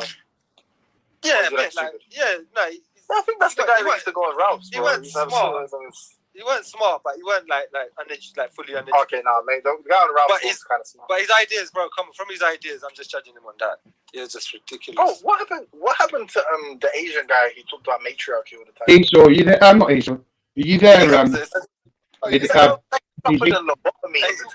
Esau's playing the recording. Just to let you know, it's on Sky Cinema. Look, let me let on this fucking weirdo. One Love, and if you want to see his biography, it's out there. He's got a biography out there. So, anyways, I'm off because them make me cringe. So I'm off. So peace out, guys. Right. Peace. Back to the question about being gay. Yeah. Based on what Scientific and James just said, right? Based on this other guy's theory. Would you say that in your experience, homosexuals are better people than normal people? I'd say they're mainly different.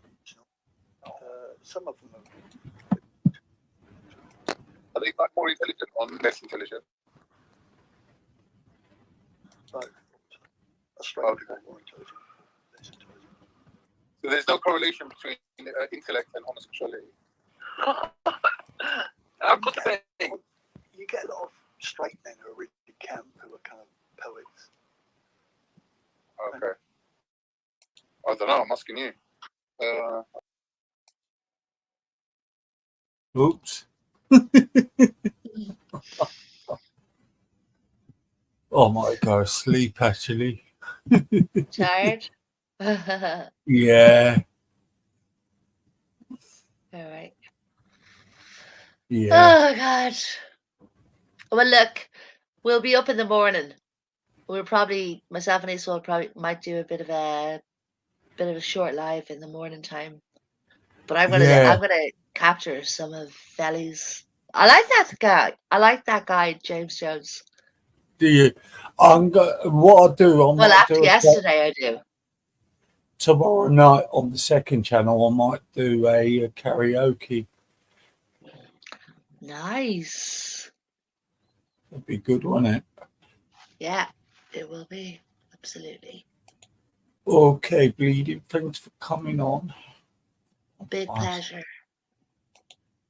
And yeah, you reckon you might do a live early hours in the morning, about 4ish? Yeah, probably. Yeah. Oh, brilliant. I'll most probably wake up by then. We'll do like maybe a short one to recap. Yeah, I'll come on then. Actually. All right, okay. All right, mate. Later. See you later. Bye.